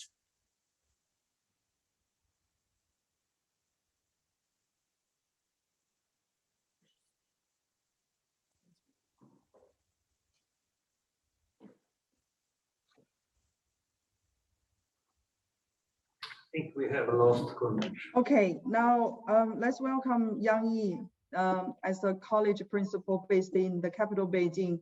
I think she has more comments to say about this. 杨笑，请您讲几句，谢谢。好的，各位嘉宾晚上好。我想呢，因为我们学校的专业主要是聚焦在财经商贸领域，那现在呢，随着数字经济的发展，说世界可持续化的发展，其实是对这个高端的技术技能人才提出新的要求。我们要适应新的商业模式，适应新的发展。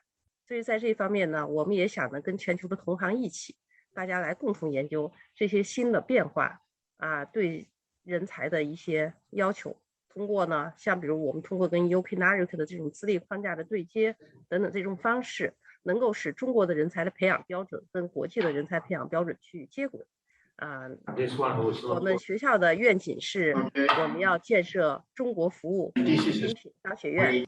刚才郑州的马校长提到了，是高铁是中国制造，那我们呢是中国服务精品商学院能够呢走向世界。同时呢，因为北京是一个国际大都市，也要求我们的学生具有国际的视野，所以我们未来也希望呢，跟我们国外的同行各个院校呢加强密切联系，共同来培养人才。谢谢。Okay, thank you, Principal Yang. Now let's welcome the Yellow River Conservancy Technical Institution's Principal Hu Hao. 胡校，请您讲两句，谢谢。非常感谢非常有机会参与这个活动呢，感觉特别高兴通过刚才的这个讲解然后呢，对全球国际化呢也有了一定的更加深入的了解。然后呢，黄河水利职业技术学院呢，特色或者说聚焦点呢，一直呢都是在水利行业从1929年建校到现在92年时间，一直呢聚焦水利服务整个水利企业的走出去。现在呢，我们在国际化这一方面呢，在建立了大禹学院，然后呢形成了1+N+M 的办学模式通过呢在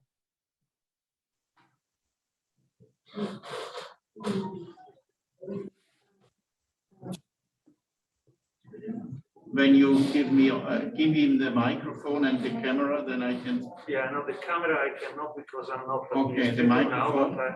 So camera works. We have some technical problems there.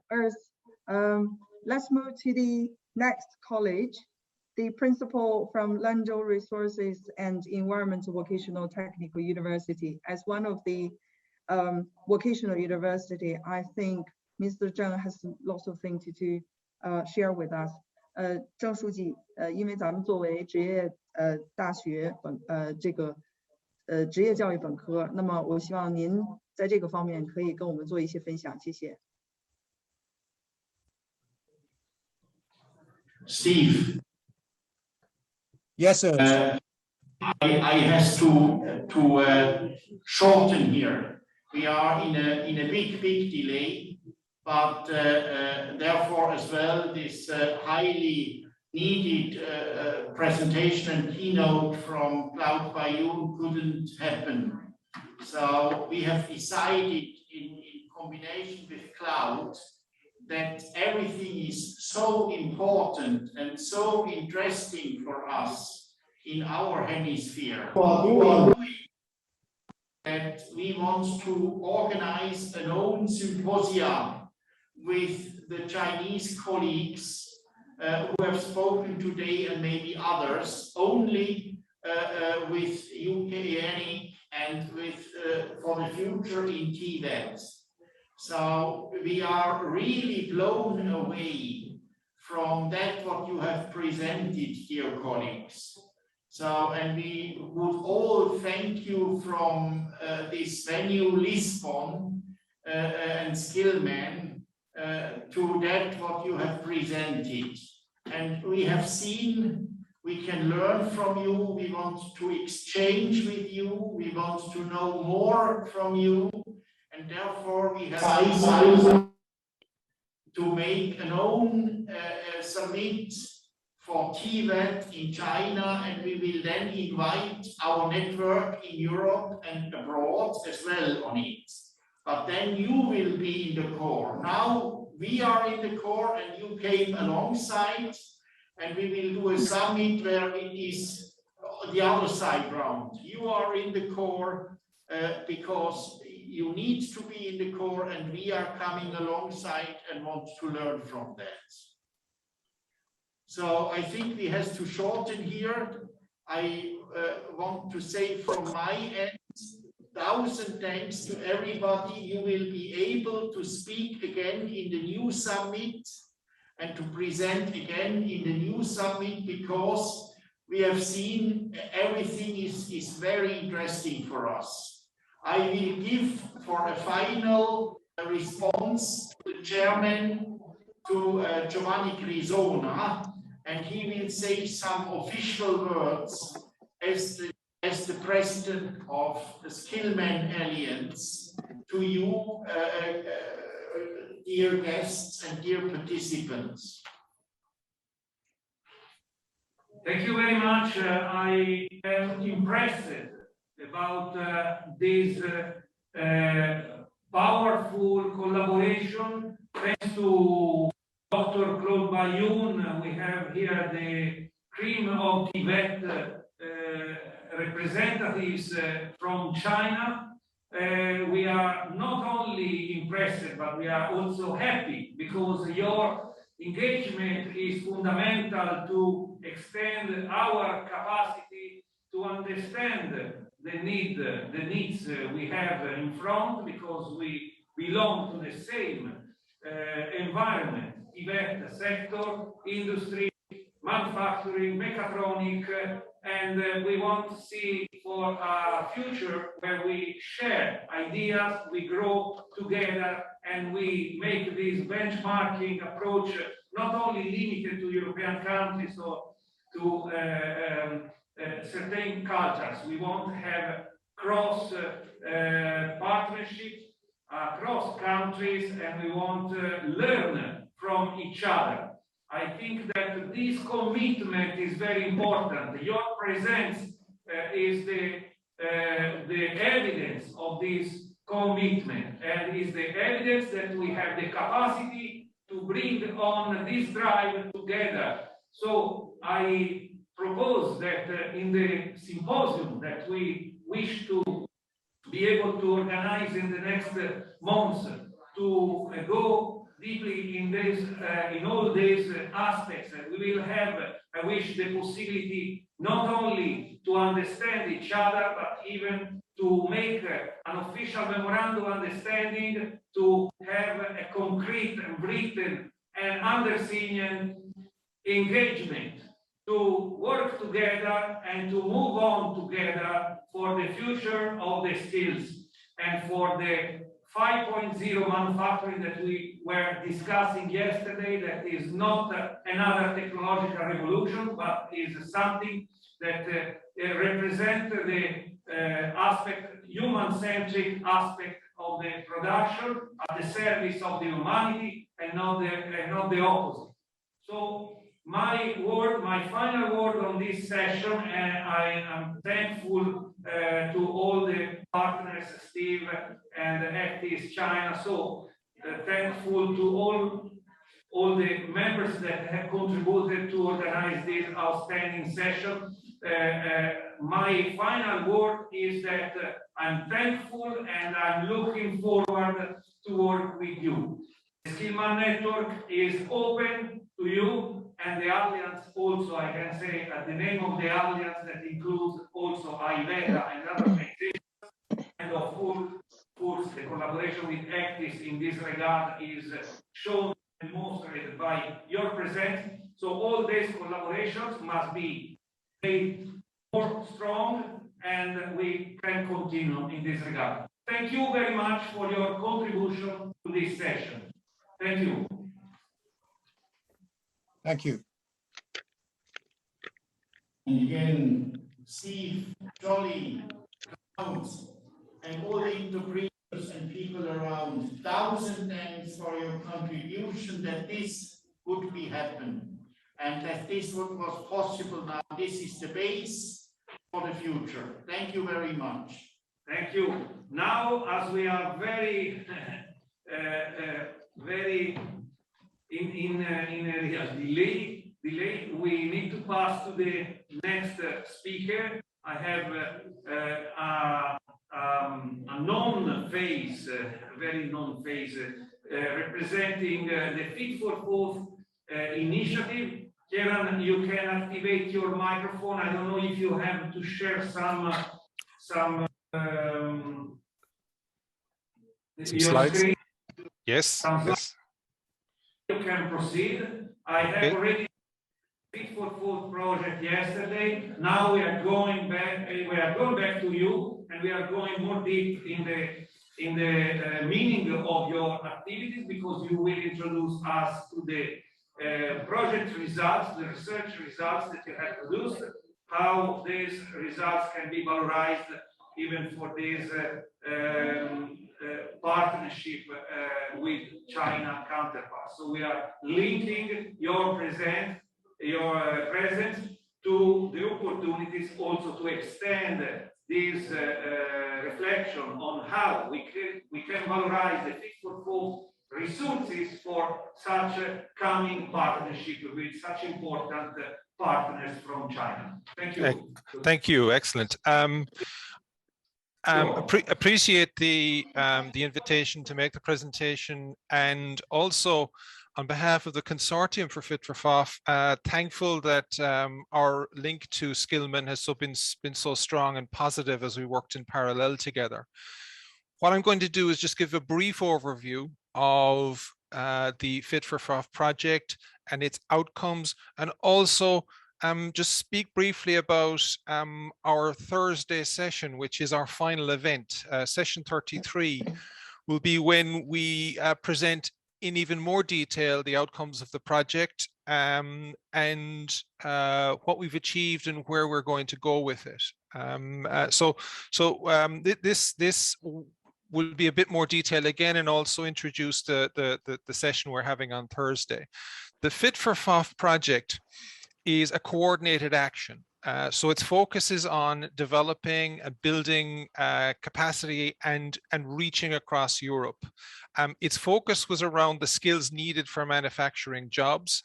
And our work was really to respond to gaps that were seen in digital technologies, difficulties with rigidity in training and educational solutions, and the fact that the digital challenge meant that these gaps and issues are growing all of the time.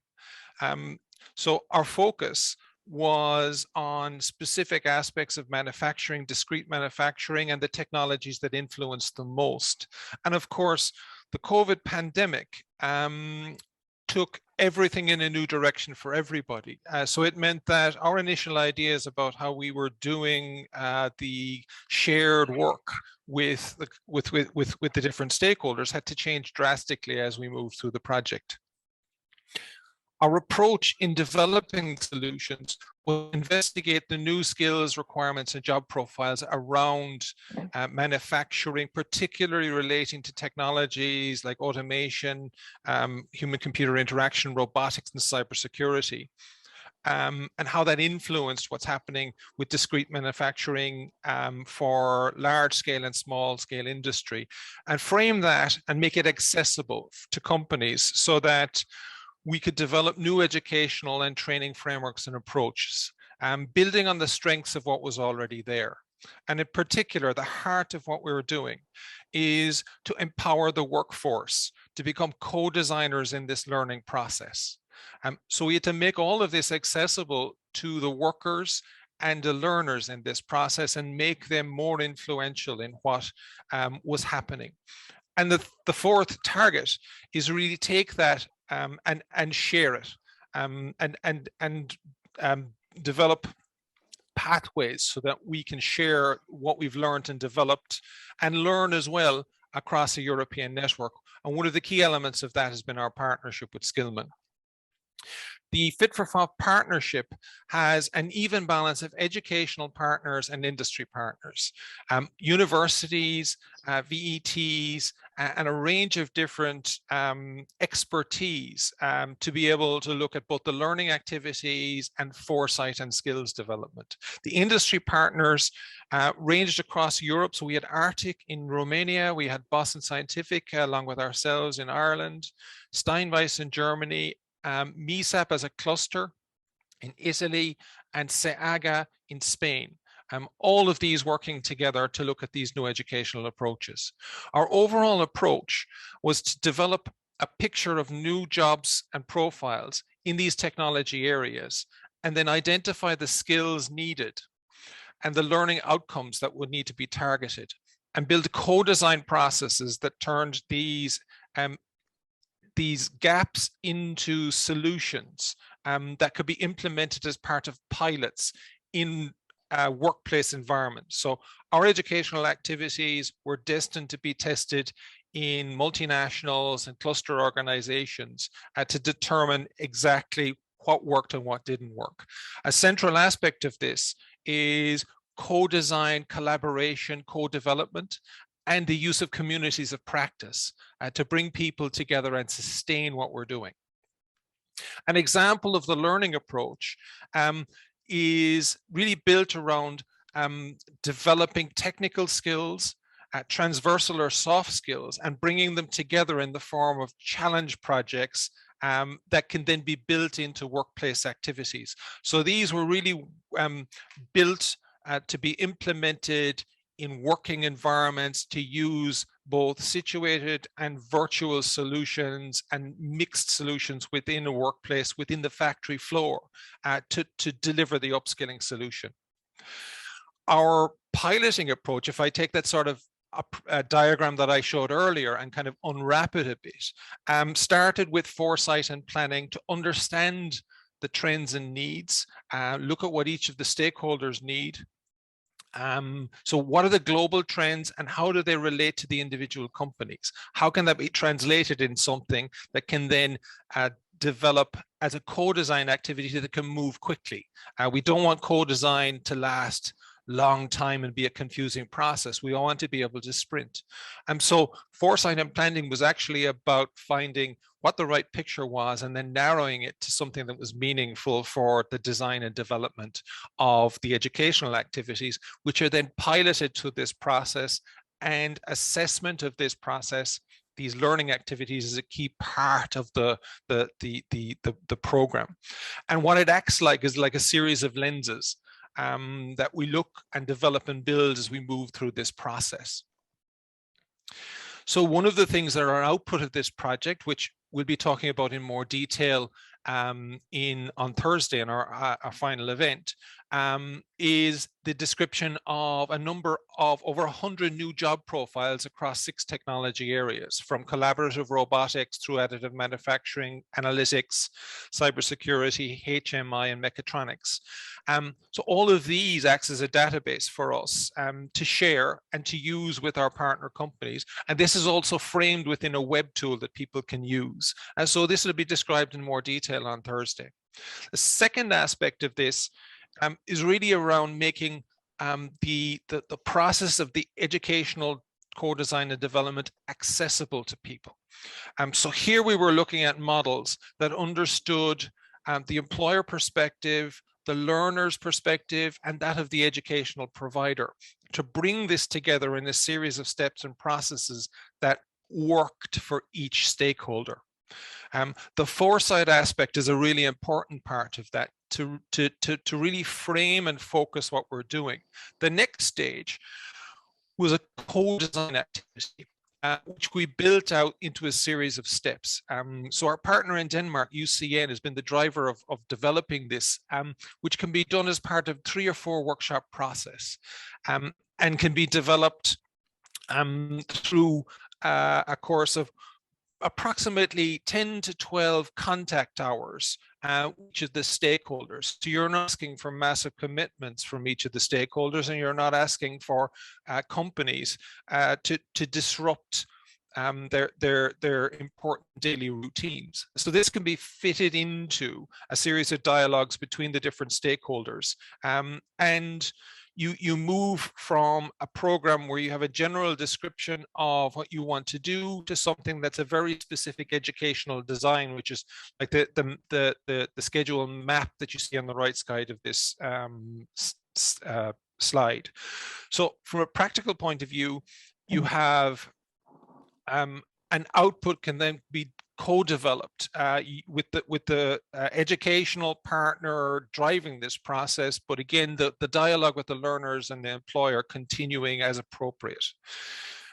On Thursday, we'll be having a training program, a Train the Trainers program, where we'll share this with participants in a session in Lisbon, which is something we're very excited about, because it showcases the ability to share and broaden this, so other people can use it and companies can take ownership of these co-design processes quite quickly. Capturing all of that and testing it was part of what we did in terms of the piloting. So we had 4 industry pilots, and then all of our educational partners replicated aspects of these things. So we had a very strong dynamic of cycling and iteration within the project. So as part of our 3rd phase in sort of delivering and replicating things, we learned a lot from each other about how to progress and develop these solutions. So the strengths of each partner in terms of existing learning skills were brought to bear to develop the solutions that we need. The 4 industry pilots focused on different aspects of discrete manufacturing, involved 2 multinationals and 2 clusters. So we were able to look at the multinational picture, but also the picture supporting the supply chain and SMEs, fostered by cluster organizations who could look at business models and approaches that would work more effectively. And this is a very important part of what we're looking to do. So in terms of exploring solutions for multinationals, a lot of this was developed and delivered by Business Event. And the trigger for this then yielded innovation activities and upskilling activities that had to be matched by the co-design and the sharing of a dialogue. So in these contexts, you brought HR, technology, and innovation people and process people together to support the development of the co-design process, and ultimately the learner came in sharing and seeing a picture that they understood, and that's then built out to the delivery of pilot activities, one in Romania and one in Boston, which have worked very well and will be described in a good deal more detail on Thursday afternoon. The solutions around exploring clusters and SMEs is in many ways a more complex picture. So here, our colleagues in Spain, in SEAGA and MISAP, have been looking at courses that sort of harness an understanding of the innovation that their partner companies are looking to deliver, and also capture a dialogue with educational experts and with the learners. So in these contexts, it's more difficult to access learners across lots of different companies. So we have to find new ways of doing this effectively. And this has been the job of these two cluster pilots. Again, we'll be talking about what we learned and what was successful in Thursday. So to wrap up, the key elements of all of this are understanding the complexity of emerging job profiles and what that means for technical and soft skills, and be able to translate that into something that is accessible for all of the stakeholders, particularly the learners, the workforce, that are the primary targets of lots of this, both in terms of giving them survival skills, so that they can cope with this transition process, but also pathways for them to progress and develop their career. You know, product developers becoming technicians on automation, and progressing positively within a company, so that this can be increasingly done by the company themselves, with the educational partners supporting the quality side of it and the accreditation side of it. Because, as was mentioned in earlier sessions, it's really important for the learner that they can see accredited output from this. And so bringing all of this together is a key part of this, but also making sure that the stages here, which we describe in 3 stages, also is coherent and can be delivered and developed not by experts who come into companies, but by companies themselves. They can learn and take this on and harness it and grow. So that's the snapshot of the Fit for FOF project. We really appreciate the partnership that we've built with the Skillman initiative, with the network, and we're delighted to be a part of the new alliance and to be bringing this work to the alliance, which clearly has both a European and global. So thank you very much for your time.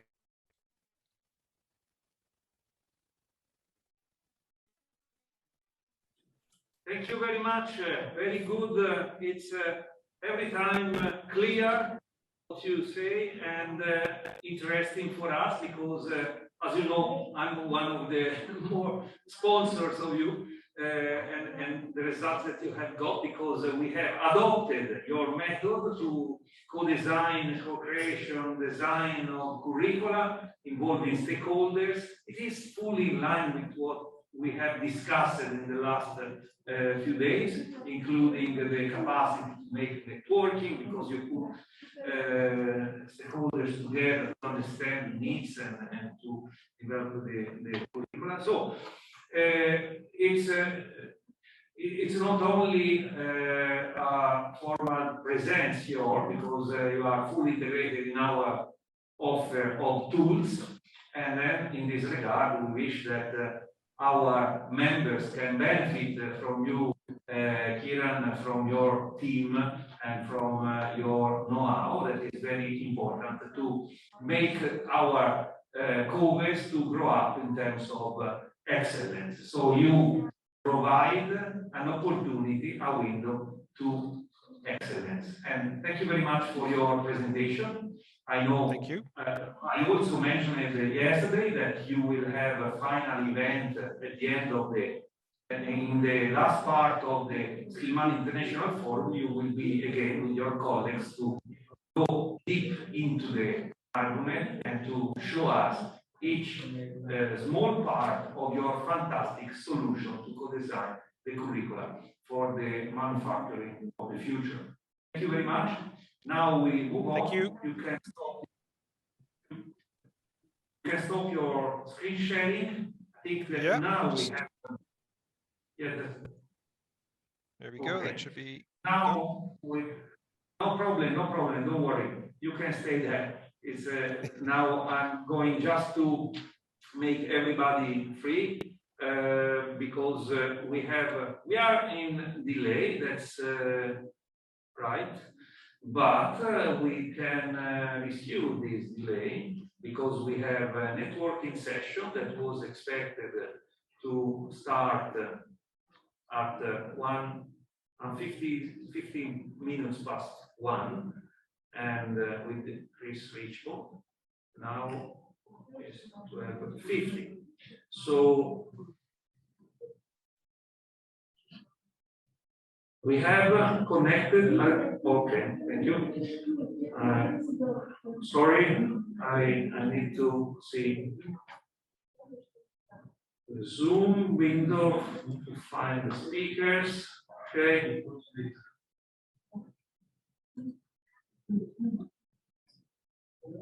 So Chris, are you connected? Because I don't see him.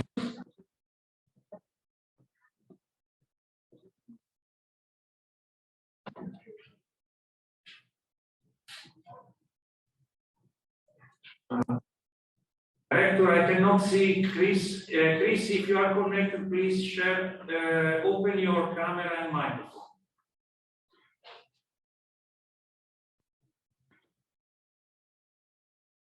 Okay.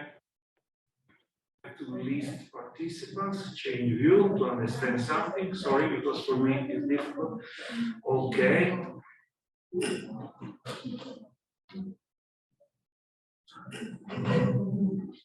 No.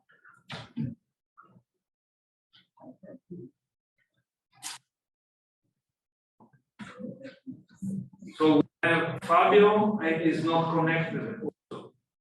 Fabio, are you there? Probably they are in the waiting room. I asked to the director to move them from the waiting room to the main room.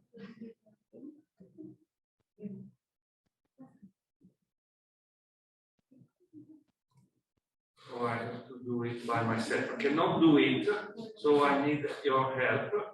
Let me see if someone of the speakers is in the main room, so we can switch them, no problem to do this arrangement. I see here.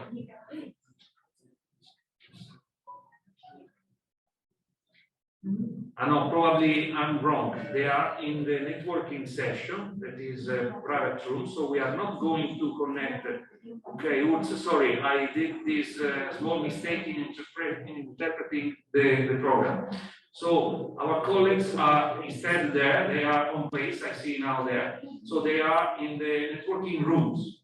So was expected by our side to connect and to visit the networking room. It's us that we have to move to bring all the audience. But as we have in plenary, Fabio, sorry, they have distracted you from your networking room. I'm sorry, no, this was a mistake by my side. You can go back because it was expected for us to visit you in plenary and to see what you were discussing.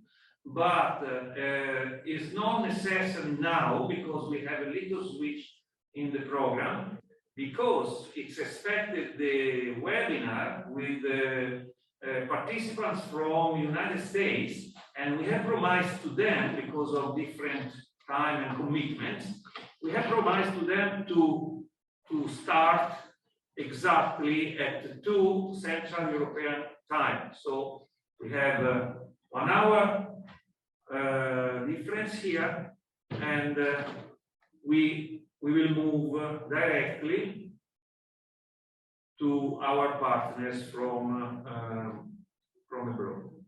So Fabio, don't worry, you can go back to your networking room. Sorry, it was my mistake to ask to the director to move you in plenary room. So please go back. We manage directly from the main room to go to the next session with the United States members counterpart. So thank you very much. Sorry for interrupting you accidentally. It was another of my numerous mistakes that I'm making. I'm getting a little bit not good performer in the organization. I see. So now I have sent the mail to Cloud and thanked. Good. Thank you very much. Please give my regards to Cloud by you, even by my side. So now in Rome is 2 o'clock, and at 2 o'clock it was expected to have the meeting from United States counterparts, the meeting with them. So I don't know, let me check who we have here available in the room. And even Julian, I think, is not connected, but he's coming physically here. I open, and yes, I see many people in the room. European people, I see. John. Giovanni, good day. Good day, Giovanni. This is John Gall. Good day. Yeah, John, I see you in the list, but oh, perfect. So you activated your camera. It was the, yeah, now I see you. Perfect. Thank you very much. We ready? I see also, all right. Now I can see all of you. Thank you very much to activate your cameras because, you know, I have several windows open here because I'm controlling 2 video projectors, 1 screen, microphones, 2 cameras, all from my Zoom application. I have several windows, the program and the mobile. I have people that are contacting me on Rocket Chat, and I have the chat of the speakers. So I'm getting crazy, honestly, but I can survive. And I'm very thankful to you to be here. And I would say that we are in time. We will not provoke any delay to you.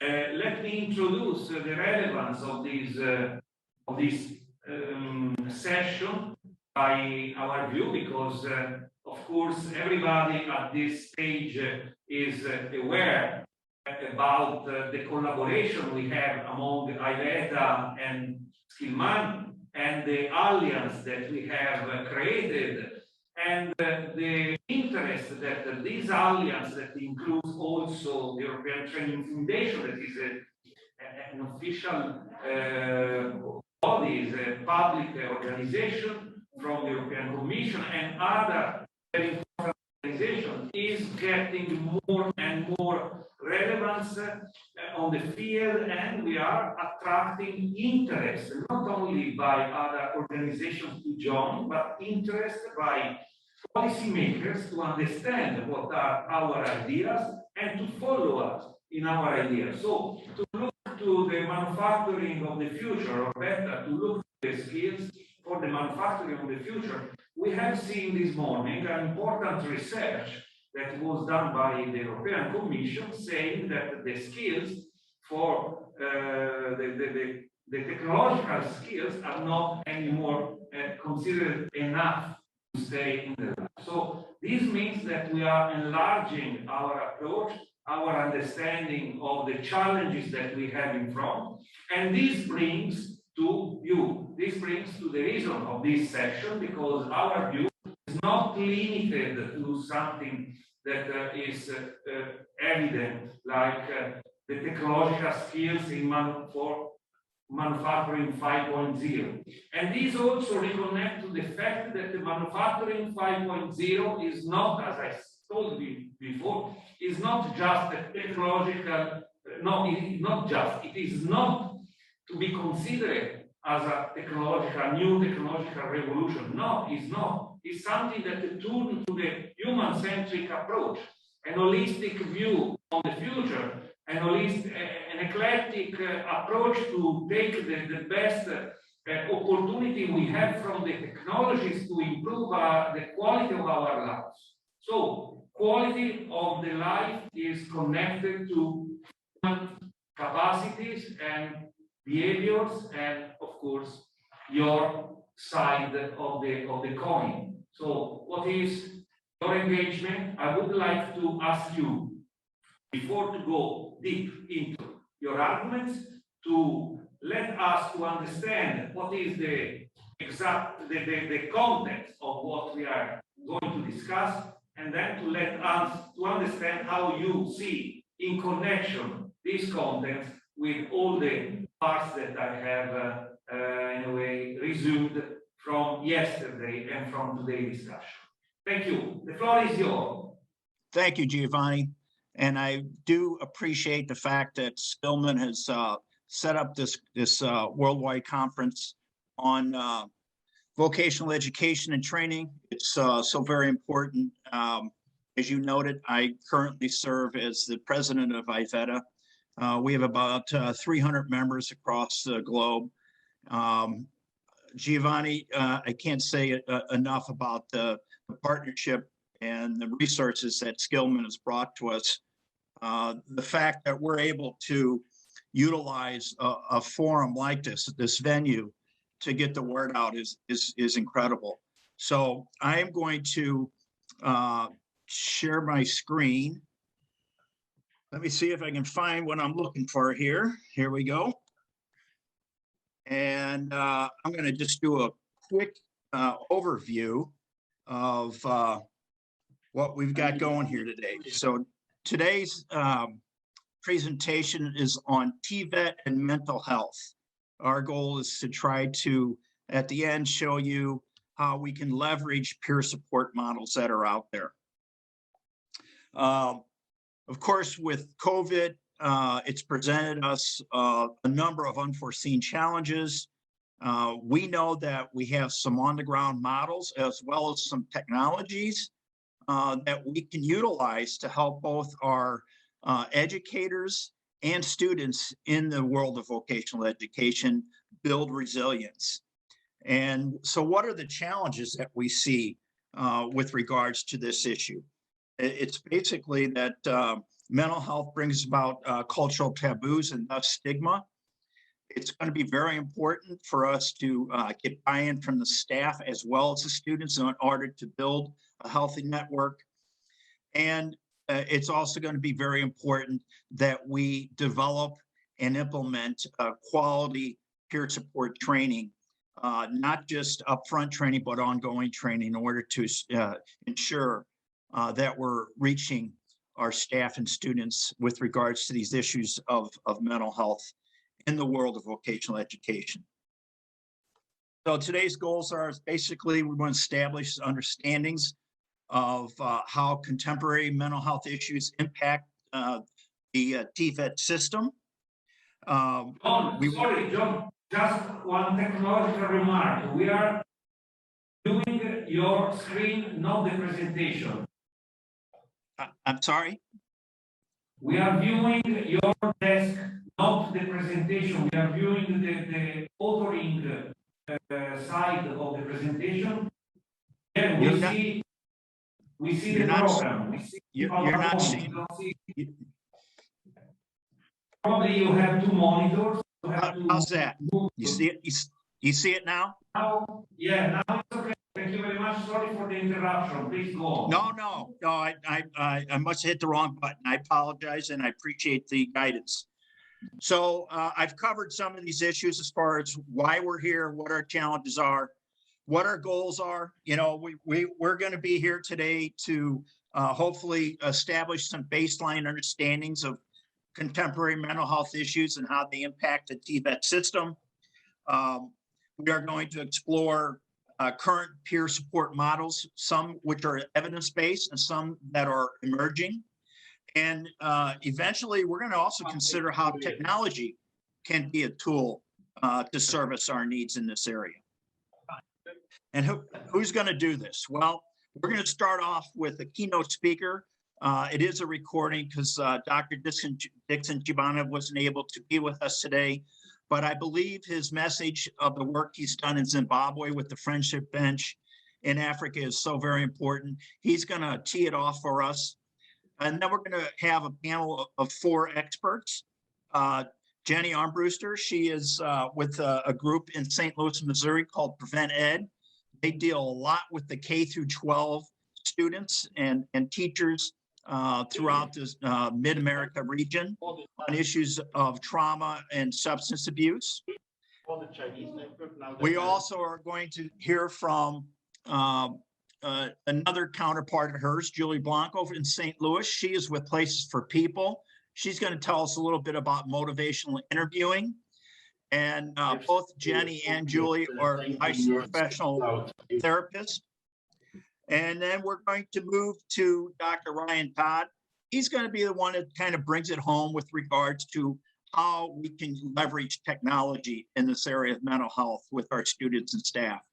And then finally, we're going to talk about an on-the-ground model with Kate Fossil. She's with the Massachusetts Laborers Health and Welfare Fund, and she's going to talk to us about the lean model that they utilize and has been very successful in the Northeast of the United States.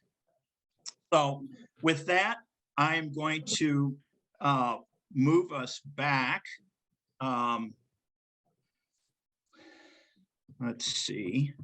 I'm going to stop the share here, start the share again, and hopefully I can get this video up and running for us. Can you guys see that blank video right now?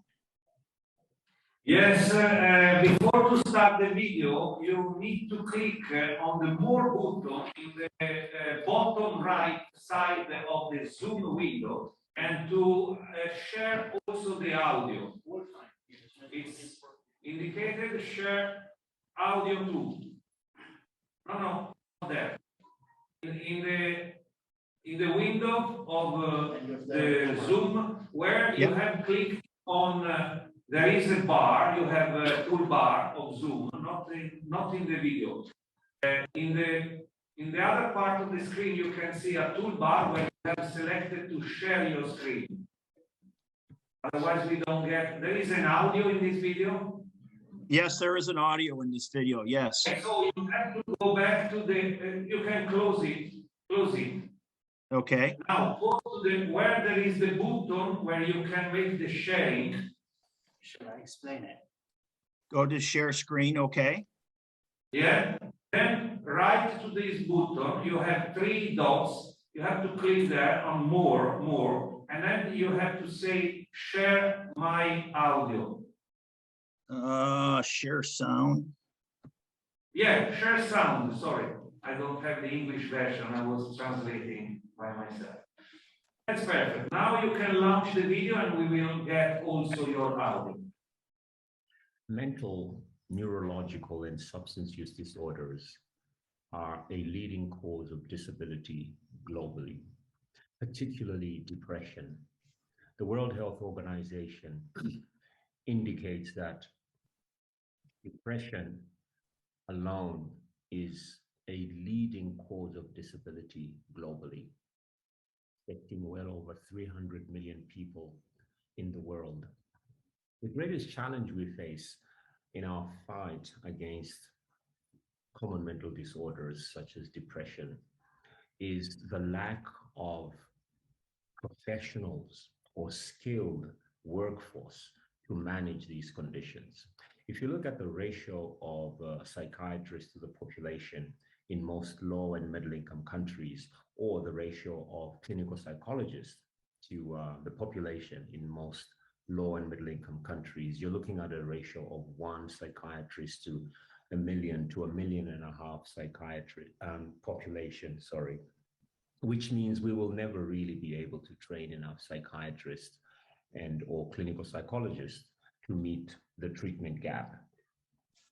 But there's overwhelming evidence from different parts of the world which actually shows that we can train non-professionals to identify and manage some of the common mental disorders such as mild to moderate depression, substance use disorders, which are rampant in a lot of communities across Africa.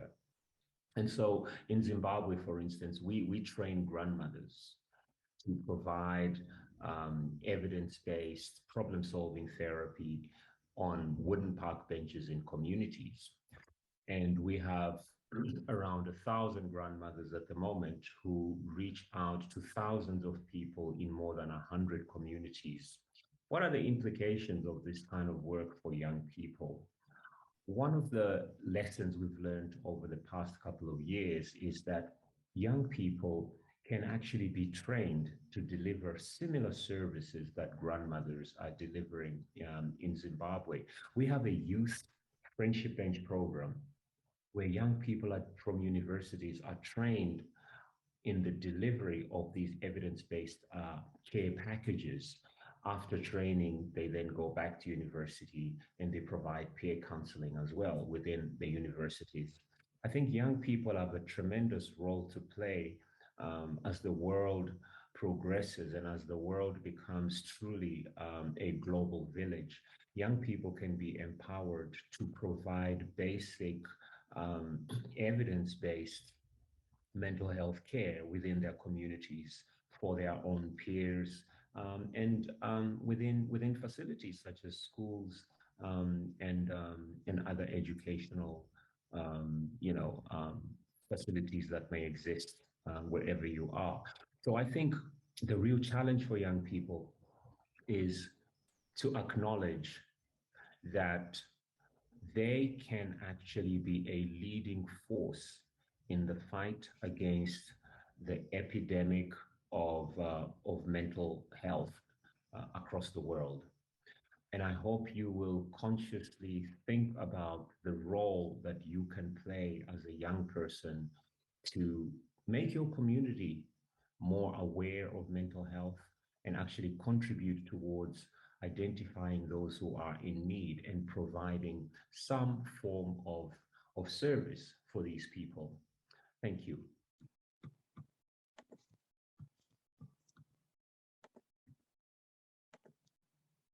So that was Dr. Dixon Kabanda. He's out of Zimbabwe. That was an evidence-based model. I was introduced to Dr. Dixon about 2 years ago at an international conference. Very impressed with his insights and his implementation of the friendship bench model. I understand it's spread to other areas of the world. I do believe New York now is practicing a version of that. Interestingly enough, late last week, I saw on our national TV news here in the States, somewhat of a model called Hope Squad. Some of you may be familiar with that, but it is a peer-to-peer model, student-to-student model. And I think as we move through this presentation, you'll see why there's a need for this in greater parts of society, but more specifically, what we're talking about here today with regards to technical and vocational education and training. And by the way, if you want to learn more about Dr. Dixon's work, just go to YouTube and just punch in his name and the Friendship Bench, and he's got a great TED Talk that comes up. So it's well worth the 10, 15 minutes to watch it. With that being said, I'm now going to introduce Jenny Armbruster. I've known Jenny for the past decade or so. She does great work here in the Midwest region, does a lot of work with opioid use disorder. And as I mentioned earlier, Prevent Ed does some great things already with regards to prevention training, with regards to the K through 12 school system. So Jenny's going to talk to us a little bit about trauma, and we'll move forward from there. Jenny, it's all yours. You can share. Can you share the screen there, Jenny? I think I'm sharing. I hope everyone can see. Good morning. Thank you, John. Thank you all for having me with you this morning or this afternoon, where we're in different time zones across the world here. So I'm honored to be here. So yes, I'm going to take some time to talk about trauma and substance use, and really more focused on the trauma side. When we think about issues related to mental health and substance use, and particularly among young people, but among all people, we know that these things do not exist in isolation. And we know that a very common kind of foundation and underlying issue and ongoing concern related to our mental well-being and substance use concerns is involved with trauma and individuals' experience of trauma, how we understand trauma. So I hope to give you a brief walkthrough of some of this connection and how we can maybe make some subtle changes just in our everyday work and our everyday interactions with young people to help understand, address, and have a more wraparound approach as we think about trauma. So when we think about trauma specifically in substance use, we know that these things are connected. There are many risk factors related to substance use and how an individual may suffer ongoing consequences related to a substance use disorders. And these include all kinds of factors related to genetics and environment and availability of substances and age of first use. And trauma is rising quickly and has sat at the top of this list, that when an individual experiences trauma in their life, they are more likely to experience the ongoing consequences of substance use, more likely to have more negative impact related to other mental health disorders. So just a few stats to kind of put this in perspective, that we know that 2/3 of people in substance use treatment have reported a history of child abuse or neglect in their life. Again, we have sexually assaulted and abused individuals, 90% of women with an alcohol use disorder. And again, looking at adults, 75% of women and men in substance use disorder treatment programs report a history of abuse and trauma. So not that we are going to prevent all trauma from occurring, but we have to acknowledge its existence, and we have to acknowledge its impact on an individual. So when we think about trauma, here is one definition, and I have the three key words as I see them highlighted in red here of events, experience, and effects. And I don't need to read the definition to you. I trust that you all are able to do that. But when we think about trauma and we think about those three key highlights, that's really what we want to focus on. And events can be something that can be what we might commonly view as a large traumatic event, an historical implication, something along the lines of sexual abuse, or it could be something that might not seem as such a major event. It could be an automobile crash, where one person, that event may be traumatic to them, and another person may think, oh, it caused a bad day, right? It was a fender bender. So depending now into that second word, the experience and that individual experience, we cannot just bucket all trauma together. It will very much depend on the individual and how they have experienced. It will depend on their history. If it's somebody who has experienced other traumatic events in their life, what may seem to some as a small event may seem much more traumatic to them based on their own history, their own experience. And so this is why we have different effects. And the effects of trauma can be long lasting.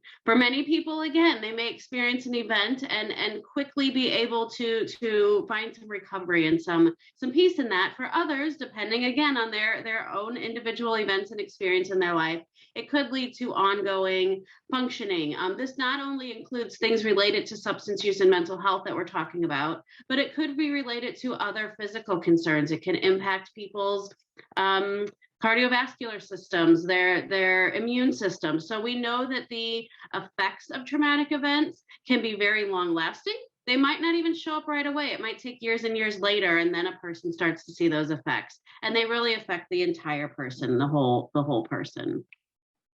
So there's a study called ACEs, Adverse Childhood Experiences, that really helped bring to light a lot of our information around trauma and the impact of trauma. So the ACEs study really looked at these 10 areas of people's experiences in their life.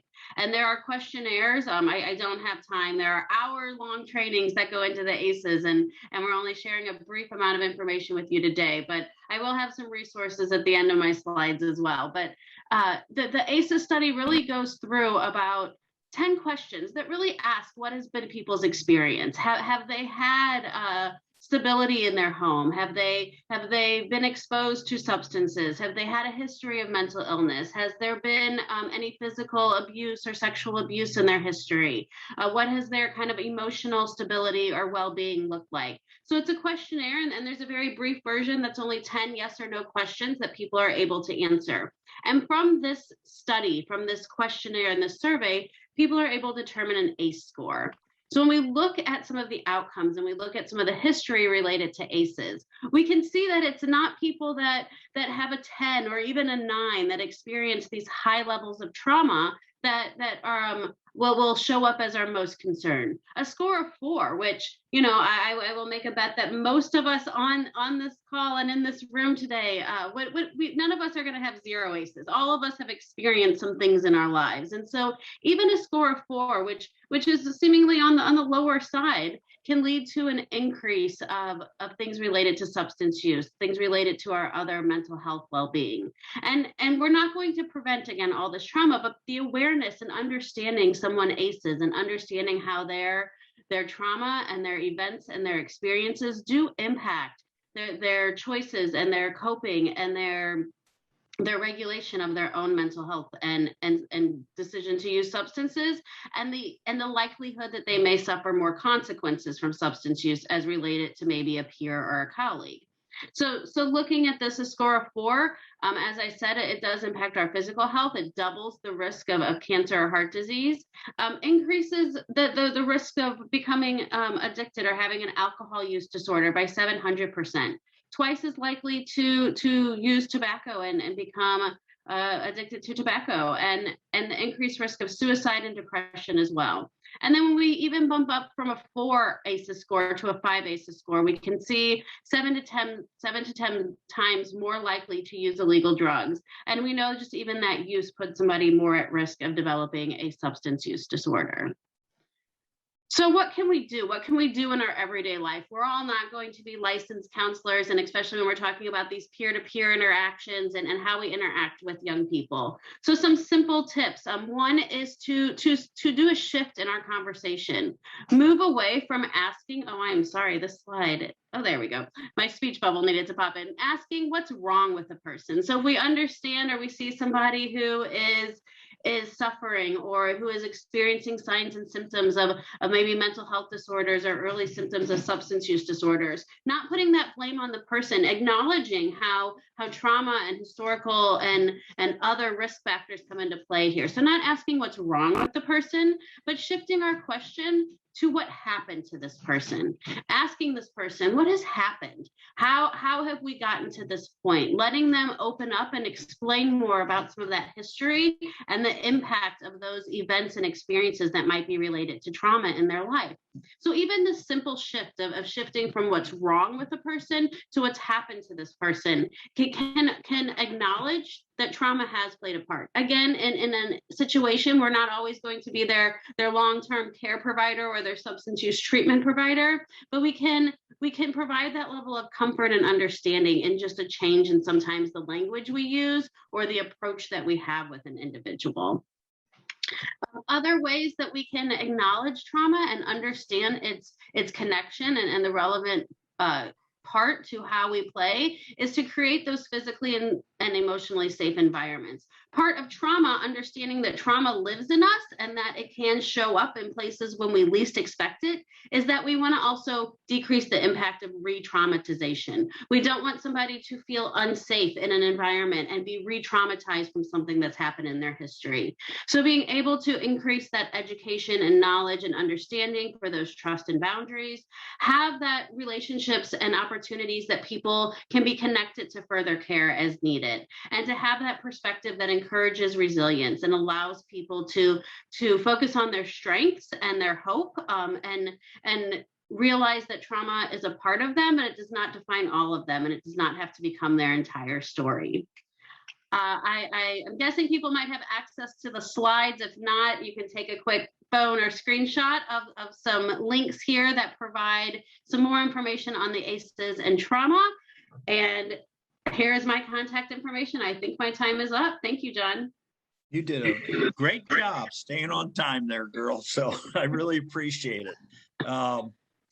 You know, I think it's really important to let the other ones know that many of the people that I've reached out to serve as experts on this panel, I've dealt with in other aspects of my life.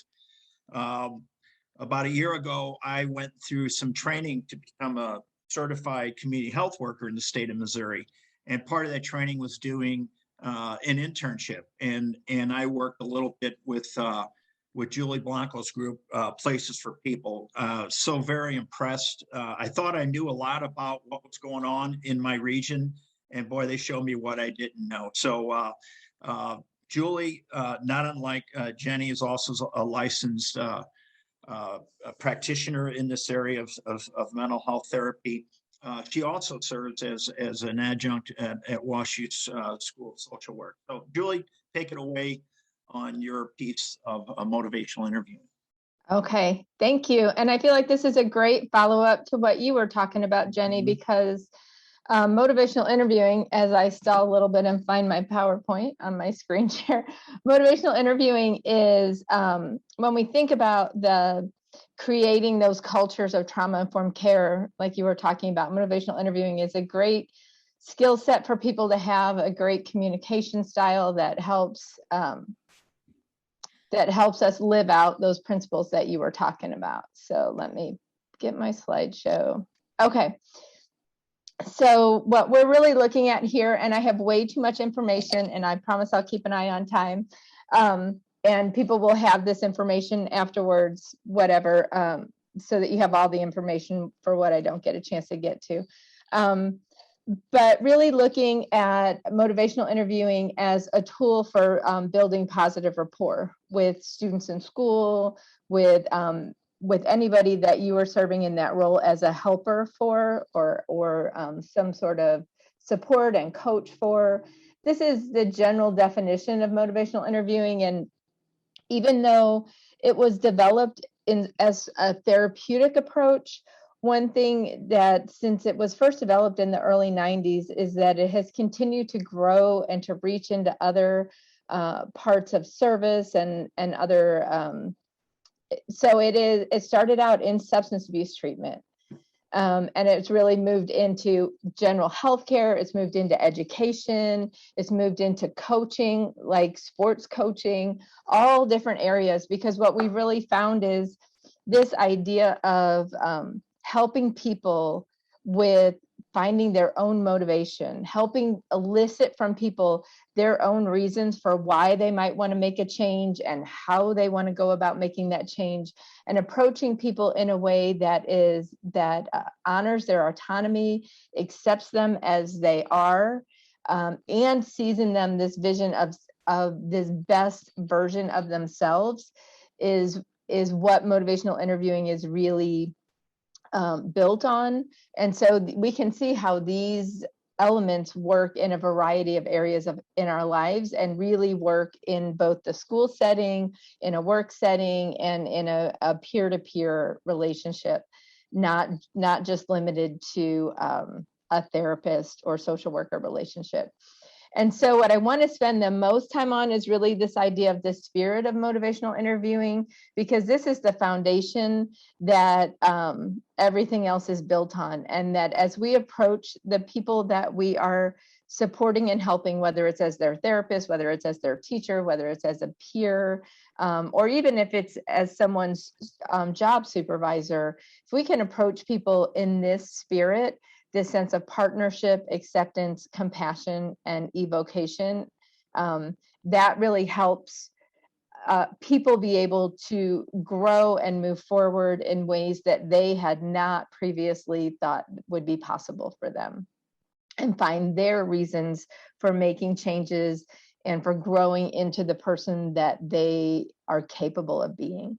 And so I love this quote, that if you treat an individual as he is, he will stay as he is. But if you treat him as if he were what he ought to be and could be, he will become what he ought to be and could be. And this is really foundational in motivational interviewing, this idea of seeing in people this best version of themselves, seeing in people, certainly being realistic about, what skills someone might currently have, what might be some obstacles are in people's lives, but also always approaching people with this sense of curiosity and this sense of hopefulness of what is really and calling forth from this person all the best things that they have inside. Not that I'm here to fix you, but that I'm here to help you find all those things that are already inside you, and to put this puzzle together so that you can be that best version of yourself. So that's what we're talking about when we're talking about motivational interviewing.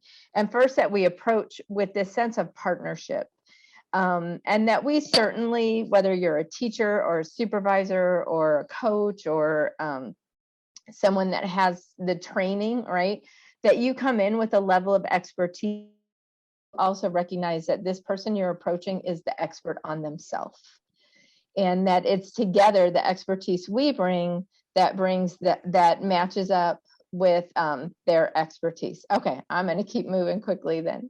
And then acceptance, really prizing that worth that people have, that human value. Because someone is a human being, they have value, not because of something that they've accomplished.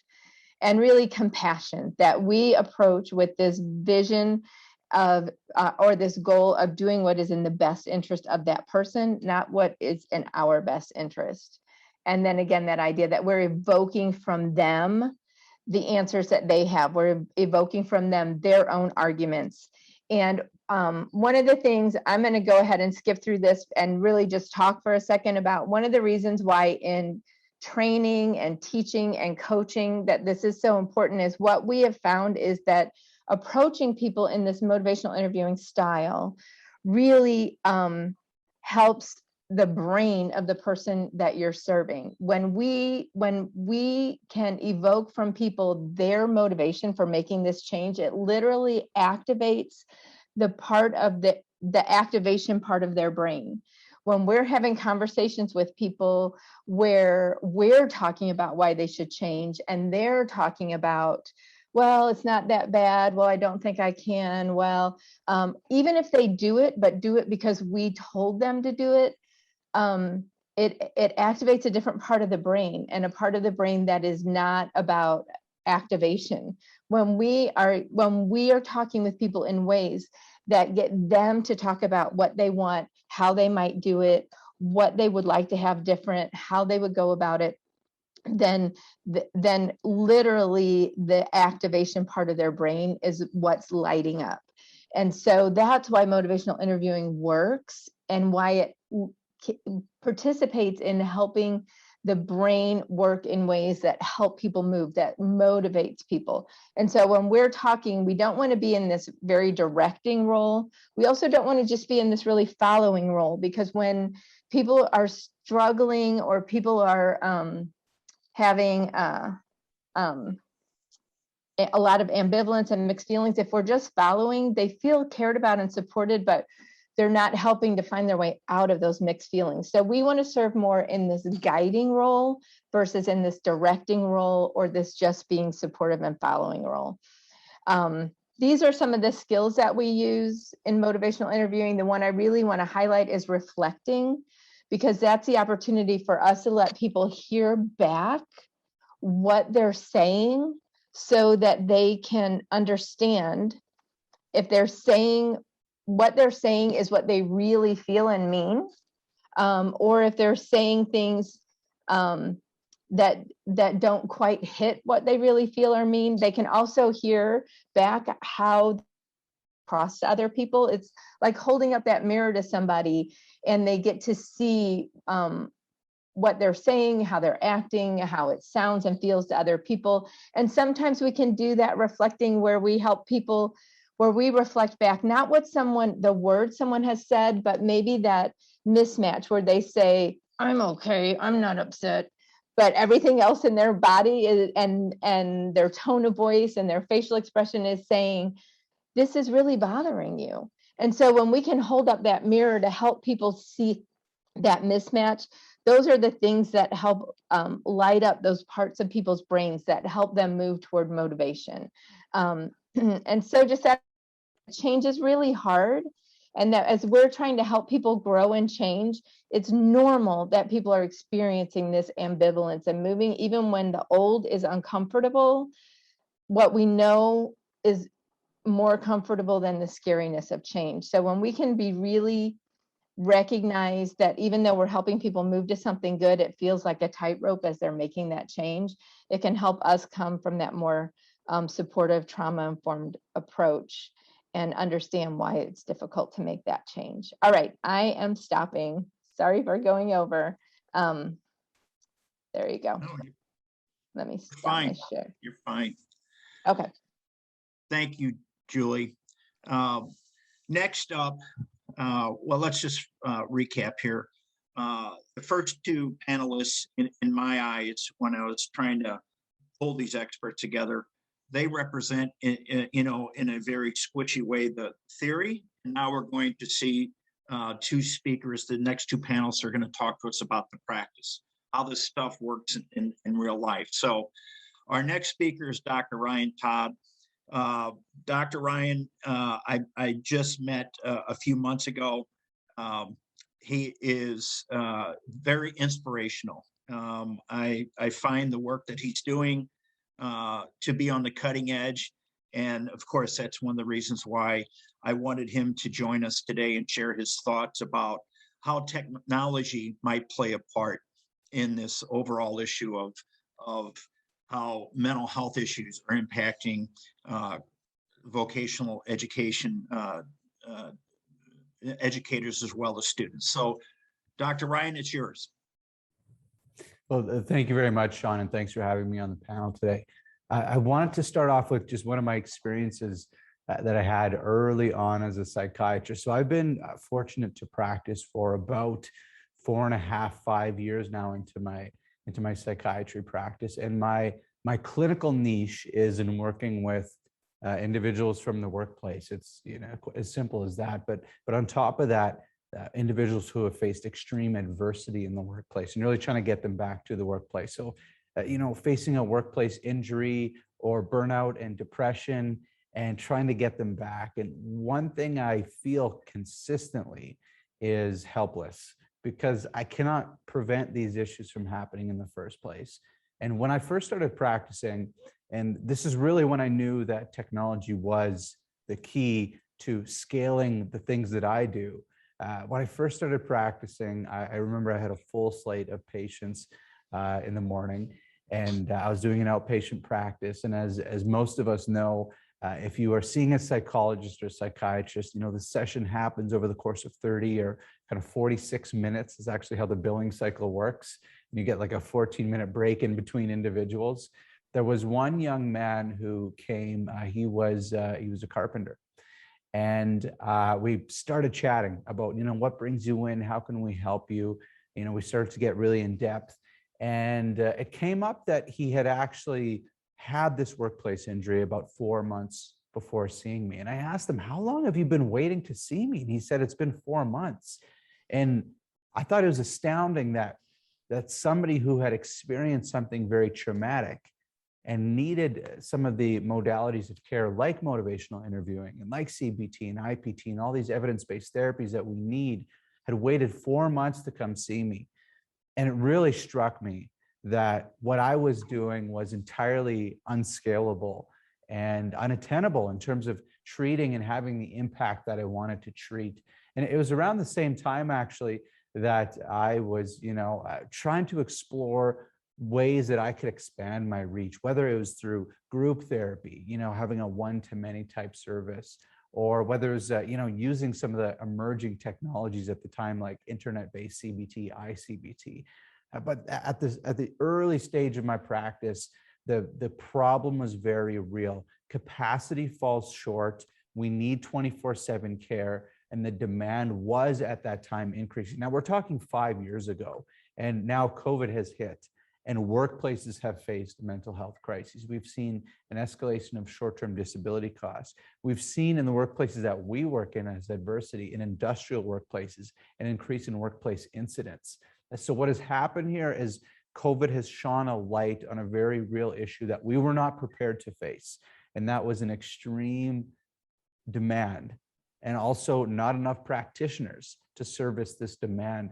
And where we were most ill prepared was utilizing technology to scale the practitioners, to scale the skills and the teachings and the learnings that we need to give our folks on the front line, in particular in industrial workplaces. So that's the problem that we had seen. This became tenfold during the pandemic. Now we're going on to a full 2 years of the pandemic, and mental health issues continue to escalate in our workplaces, and the training needs to be there. And that's the primary idea here, is to scale what I learned, what took me 10 years to learn as a psychiatrist in residency in medical school. How do we scale that? Because I believe it is truly scalable. There is absolutely nothing special about me as an individual outside of that I was willing to endure 10 years of training to become a psychiatrist. That was it. There was a little bit of resilience there and hardiness to get through medical school and MCAT and residency, but that is it. There's nothing special about what I did. Everything that I do can be scalable with technology. So we must provide real-time leading technology to get that skill training down for the folks on our front line. And if we talk about technology, well, of course, we have to talk about this little guy right here, the mobile device. Why? Because this is where our world is going. This is where our world has gone. At 98% of people around the world have a mobile device. We're moving more into 5G and being able to scale everything that we do on a mobile device. And where I knew that everyone was on their phone outside of, going on the train and seeing everyone, watching their device. was when I was talking to my niece. So this was a couple of years ago before she entered university. My niece is a very high achieving individual, a great athlete, a top student. She was on a platform called Snapchat. And I asked her, how much time do you spend on Snapchat? And she gave me, some rough estimates. And I said, how many Snapchat messages have you sent since you've started using Snapchat? So she looked in her history, and it had been about 5 years that she had been using Snapchat. Very common, when she was like in her mid-teens, got on a social media platform. She said to me that she had sent 1.2 million messages over the course of 5 years. Could you imagine that this is your main mode of communication to her friends? That really highlighted to me that no matter where we go with technology, there's really only one piece of hardware that we should be considering for skill development and mental health for our frontline workers, and that is using a mobile device. And that can, I believe, be the solution. We can talk about software and all the programs that are available to help support things like peer support, to help support things like evidence-based motivational interviewing, cognitive behavioral therapy, all the modalities that we know can work, but we need to consider them and meet people where they are at. And where they're at right now is on mobile devices, in particular our frontline workforce that is decentralized. Our frontline workforce, they don't often have large town hall meetings. We know that e-learning as a modality of teaching skills is not the most effective type of teaching. If I'm doing an e-learning module on a computer, I treat it like a time trial. I try to get through it as quickly as I can. We must build the technology and the tools to, one, upskill people on core mental health skills. Two, we need to integrate this into the teams. Why? Because our frontline workforce works in teams. We have safety meetings. We build everything that we do in teams, and that needs to be considered as a core area that we skill. And I would love to and get into the discussion around peer support and how we consider that with teams. And finally, this type of support, this type of upskilling needs to be readily available, and actually has to be 24/7, because we learn best when we want to learn, not when our employer tells us to learn when we get on site for orientation, but we learn best when we want to engage in that learning. So thank you, John. I'm really excited about the discussion on how we can continue to upskill mental health using technology, and the hardware that we should and need to consider, because the world has already gone this way, of course, is the mobile device. Thank you, Dr. Ryan. I am always impressed with your side stories. It's drives the point home even further. I know that colleagues of mine have bought into the use of an app that that you have a lot to do with, called Adversity, for their membership and their families. I think the most important thing you said is, when people need help, they need it now. They don't need it 30 days from now or 90 days from now. And too often the system is up against us when it comes to that. And I appreciate your efforts to use technology to break down those barriers. The next person is Kate Fossil. She is our panelist that's going to discuss with us an on-the-ground, face-to-face model that the laborers in Massachusetts are utilizing. Kate has worked with a number of colleagues of mine, and I appreciate the hard work that she and her colleagues have put into making this model the envy of anywhere else that I know of in the United States. So I know there are similar models for suicide prevention in Australia and the UK, but yours is more specific to opioid use disorder, and I think it's going to be enlightening for the participants to see what you have to say. It's all yours, Kate. Thanks, John. It's not surprising to me that Dr. Todd's example was a carpenter who had an injury on the job. This was definitely a rising problem that we recognized and our trustees started talking about in 2018 And we really wanted to throw everything we had, all the resources we could at this problem. And we, as part of this, we developed a peer-to-peer recovery program we've had great success with. And before I go into details, I'll just share a little video about the program and with the 3 recovery specialists that are working for us. If I can get my tech skills to share the audio. Share sound. It's a powerful video, by the way. All right. Can you see the blank video? We can see it. Just all right. Wonderful.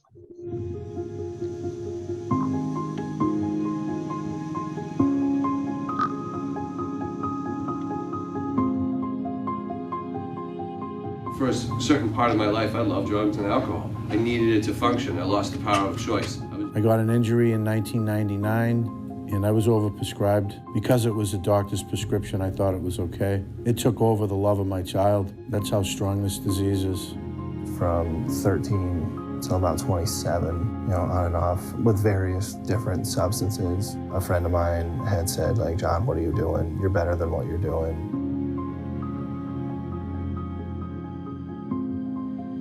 Glenn, Mark, and myself just want to help members who are struggling. We're constantly putting work in every day on our own recovery. We share with people that we're in recovery. Maybe it'll help someone else. We're trying to help kill that stigma. We have a hotline number that doesn't shut off. Our phones the ringers are on all the time. 24/7, one of us mans the hotline different nights of the week.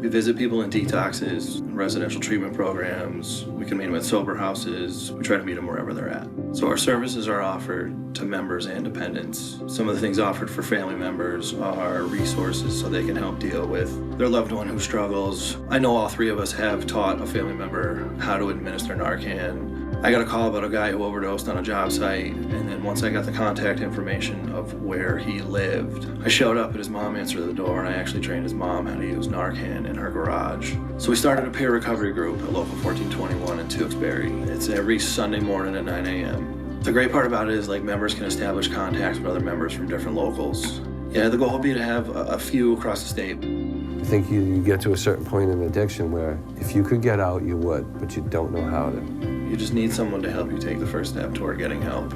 That's where we come in. I wish this program was in place when I was in need of treatment. Use the services, use these resources. You deserve a better life. You really do.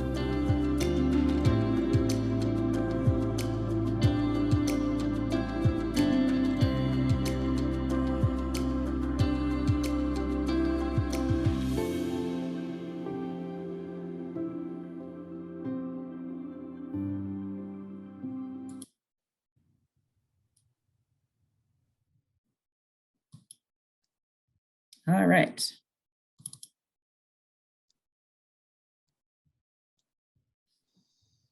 So our trustees had decided to bring on 3 different recovery specialists, if I can get my slides up here. And they're all very different. So we have someone available for everyone. I apologize. I got them, Kate, if you can't. My slides. There you go.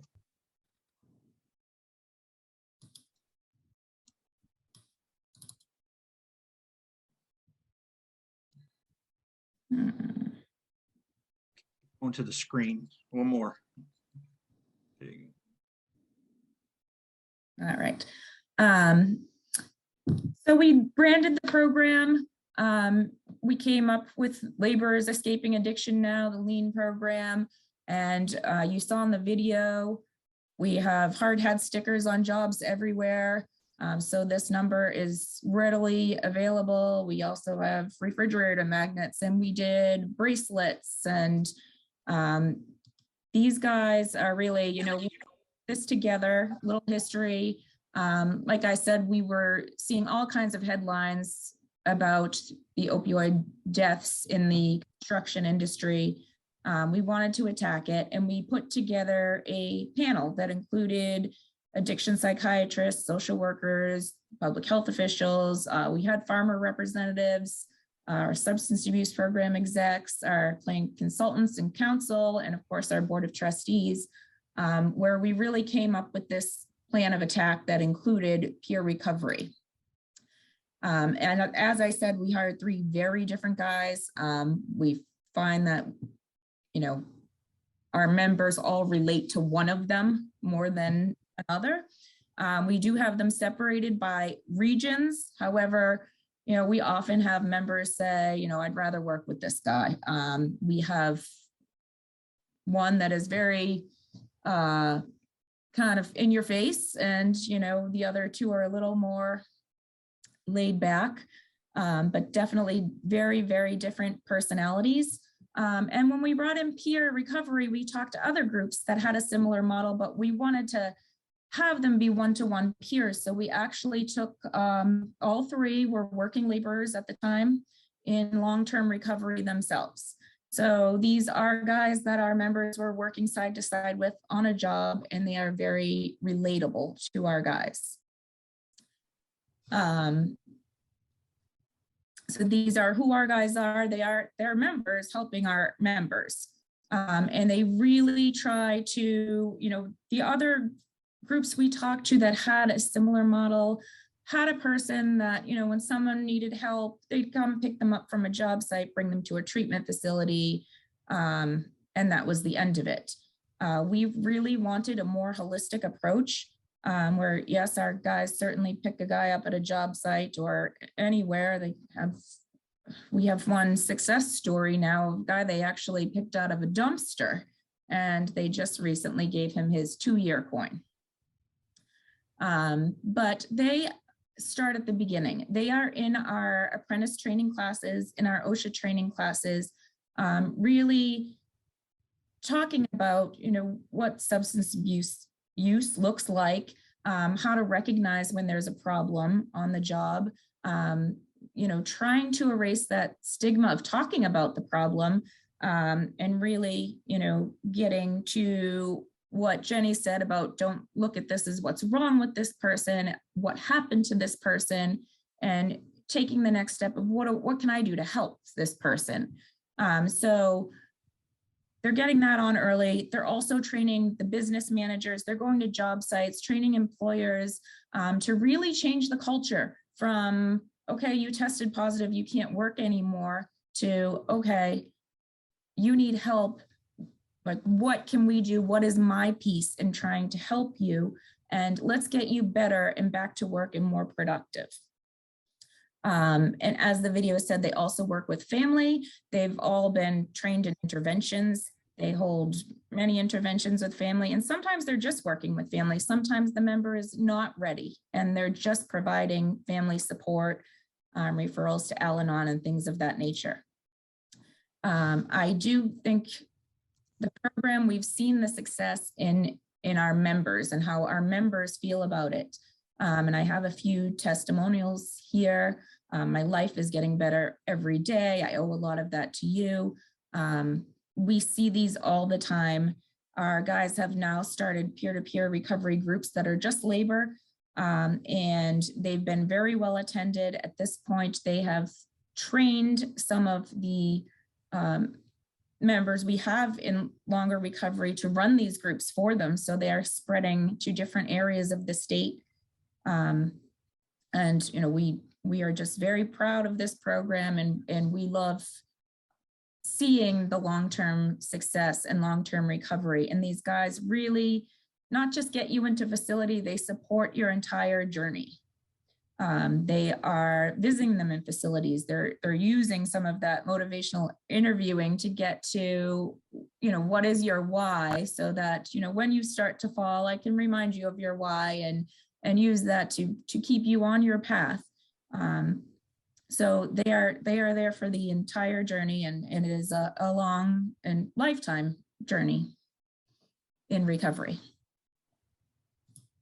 And unless there are any questions, I think we're good with time. Yes, Kate, you're right on. So I've requested anyone to send me a question, or if they want to open their mic, they're welcome to ask a question. In the meantime, what I'd like to do is go back to the panelists and essentially ask them to, with, you know, in a minute, if you can do it, share with us again. You have your topic you spoke to this morning. How is it, getting back to Giovanni's pressing issue at the very beginning, how does this impact, for the good or bad, K through 16 vocational education educators and or students? So think about what you offered today, and let us know what's the nugget that we can walk away with in making that connection. Jenny, you want to start off? Thanks, John. Yes. Okay, in a minute. Here we go. So I think thinking about trauma and substance use, and anything we talk about, really, it's that understanding and acknowledgement, especially when we're talking with younger people, is we have to recognize some of those signs and symptoms. We have to be able to have honest conversations about these issues, because we know it doesn't matter what we're talking about. It doesn't matter if we're talking about mental health or substance use or other physical concerns.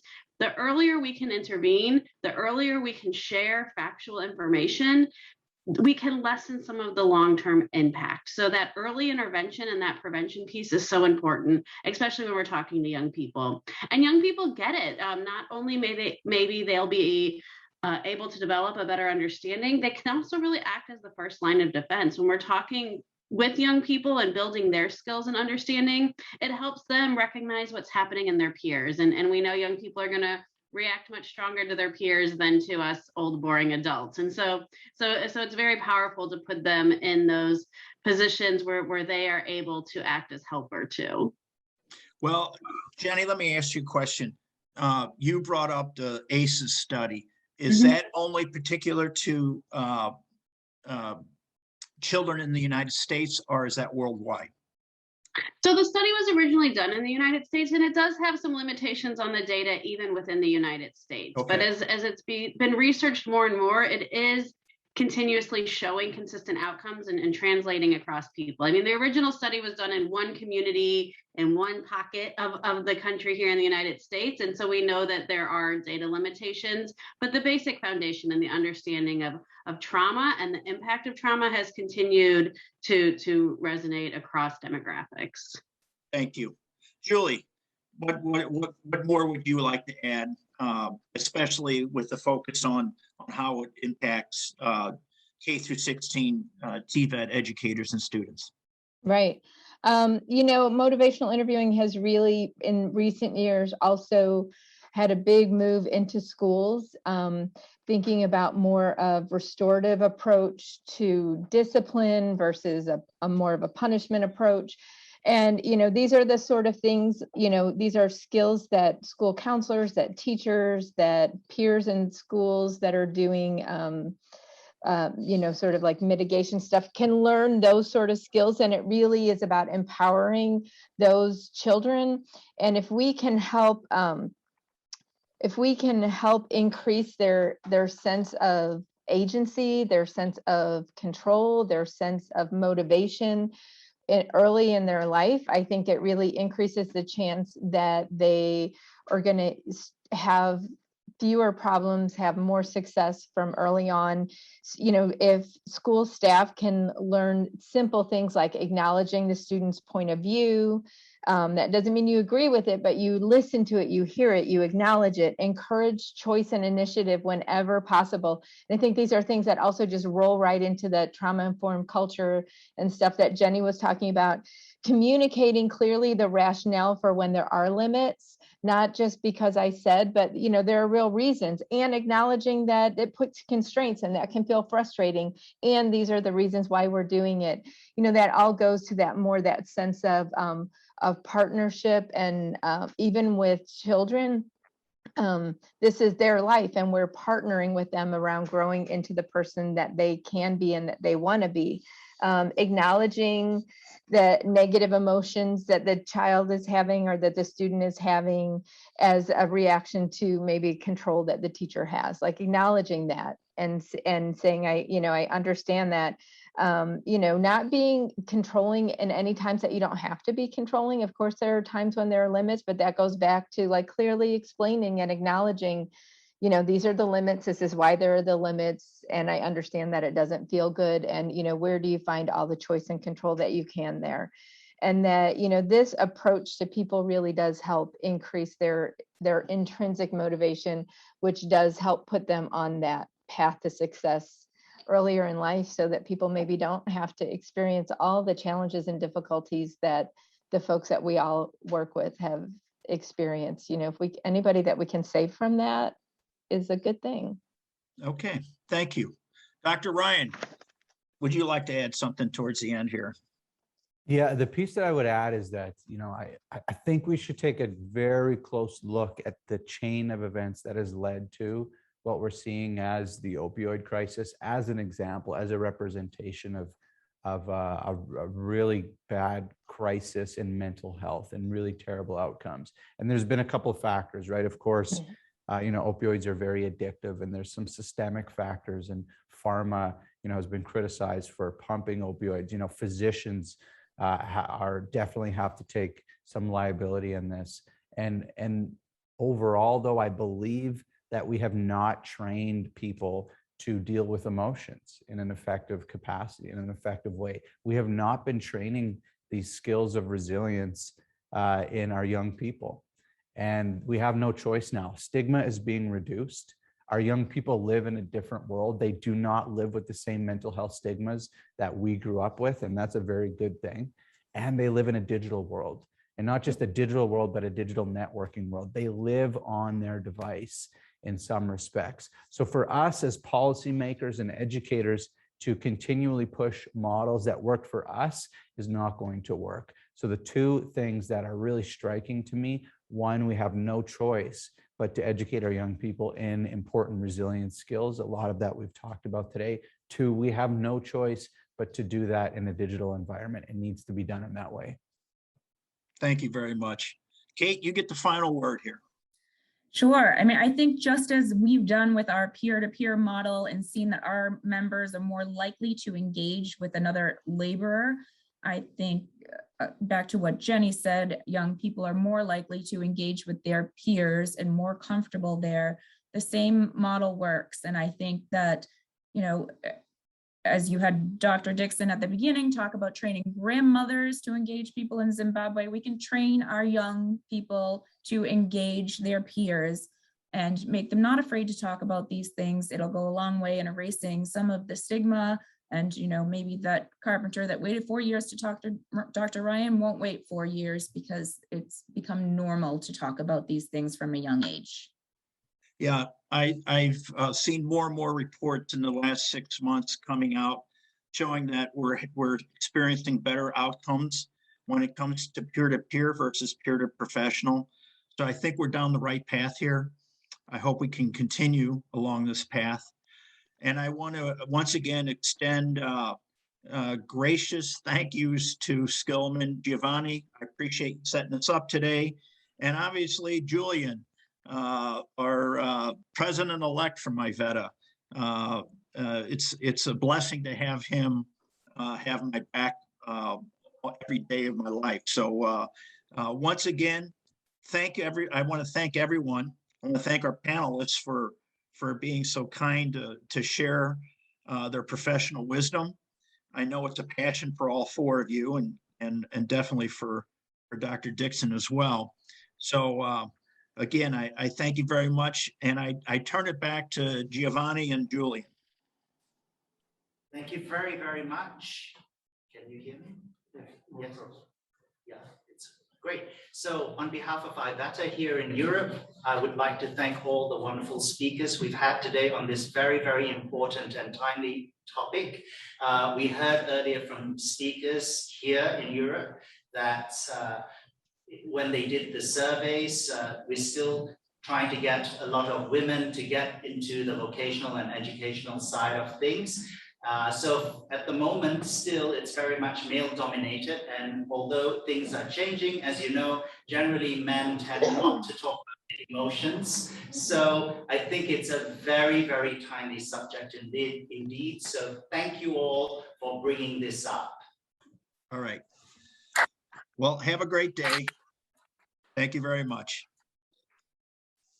Have a good day wherever you are. Yes. Take care. Thank you. Thank you, Julian, to lead this interesting conversation. Thank you to the United States members from IVETA with such important discussion on skills that are not directly related to what we have introduced yesterday on manufacturing, but that are very important, as we said, very much connected with the Entrecom research that we have seen presented this morning from JRC. I see also Manos in the room. So now I think, Manos, it's your turn to manage the meeting on entrepreneurship, if I right remember. I'm not here the program open, but I see screens that I know and faces that belongs to the entrepreneurship session. So Manos, would you like to take the lead of this session? Would you like to open your microphone, and would you like kindly to introduce the members of this session? Thank you. Yes, thank you, Giovanni. First of all, I would like to introduce Ms. Anna Comaccio from the Assembly of European Regions, who have taken the role to organize this very interesting session about entrepreneurship. Already since yesterday, the president of AER made a reference to today's workshop. So first of all, I would like to ask Ms. Anna Comaccio to say a few words about AER and the workshop we organized today. Thank you, Manos. Thank you, Giovanni. Very briefly, my name is Anna on behalf of AER and the overall SIP conference. Thank you for joining this webinar session on edupreneurship.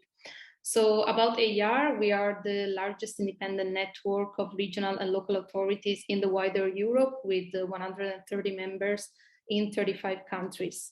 We are part of the SkillNet project, also in alliance with Skillman, IVETA, EAPRIL, and Innovation for Inclusion.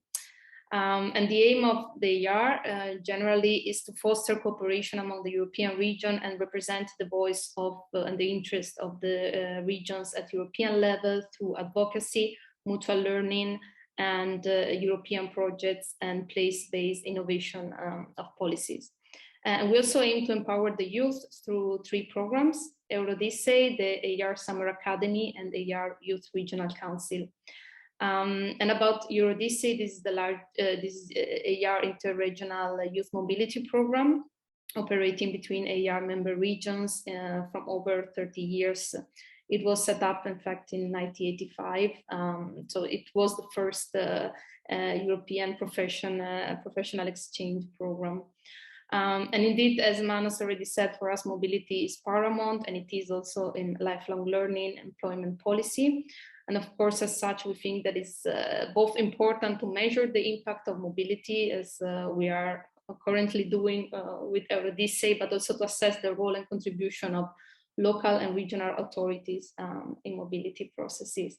And with AER, we did also some solid work when it comes to entrepreneurship. Just in 2019, we had a summer university named the Regional Solution to Global Challenges in Youth Entrepreneurship. And in particular, yes, so we look at it through the angles of youth, female entrepreneurship, diversity, and social inclusion. So in this framework, we also identified some common challenges and obstacles that concerns youth entrepreneurs in the regions. And among those, the need of incorporating an entrepreneurial perspective into the education system and creating an entrepreneurial culture. So here we are, and we're glad to bring in this important topic forward today. And we're also going to hear the experience from some regional ecosystem, as well as some contribution from academia. So I'm glad to hand over the floor to our distinguished moderator, Manos Andreadis. He's director at Asset Technology, responsible for business development, international cooperation, and entrepreneurship. So thank you, Manos, and now over to you. Thank you, Anna. First of all, from my part, I would also like to welcome our distinguished speakers and all the participants attending the Skillman International Forum, and of course this workshop, which is going to deal with edupreneurship. But what is edupreneurship about? It is true that the latest years there is a growing trend in entrepreneurship education, which has led to the concept of edupreneurship. So edupreneurship merges these two concepts of education and entrepreneurship and creates new learning capacity, driving the change and reform. So in our workshop today, we will examine how we can incorporate entrepreneurial perspective in the education system and form training offers so as to create an entrepreneurial culture to foster development and growth. Our experts will share with us examples, projects, and initiatives of their work and help us deepen our knowledge. Concerning the process, just mention that we will have the presentations first, and at the end we will have an open discussion. So please feel free to share with us your question by posting them in the chat. I will straightforward present you our first speaker, Ms. Christina Deteli, Associate Professor at Zagreb University, Faculty of Organization and Informatics of Varazdin. The Faculty of Organization and Informatics has a great curriculum for entrepreneurship, and they also have the Entrepreneurship Lab. So we definitely foster an inclusive entrepreneurial mindset. Ms. Deteli, the floor is yours. Thank you. I will share my screen, so I have just a few slides to lead you through that. So please feel free to ask afterwards whatever you want. So the first thing that I want to say is actually one project that we are at the moment dealing with. Faculty is about 60 years old, the university is 350 years old, and since 2007 at FOI we have program entrepreneurship, well, the economics of entrepreneurship, and through these 15 years or a little bit less than that, we have done different projects. At the moment, we are included in Women Entrepreneurs in Regional Inclusive Entrepreneurial Ecosystems, which is Erasmus Plus funded project, where faculty is one of 14 partners. 14 partners come from 6 countries, which are some Western European countries such as Norway, Ireland, Netherlands, and Germany, and also 2 countries from Middle and Southeastern Europe, so it's Croatia and Turkey.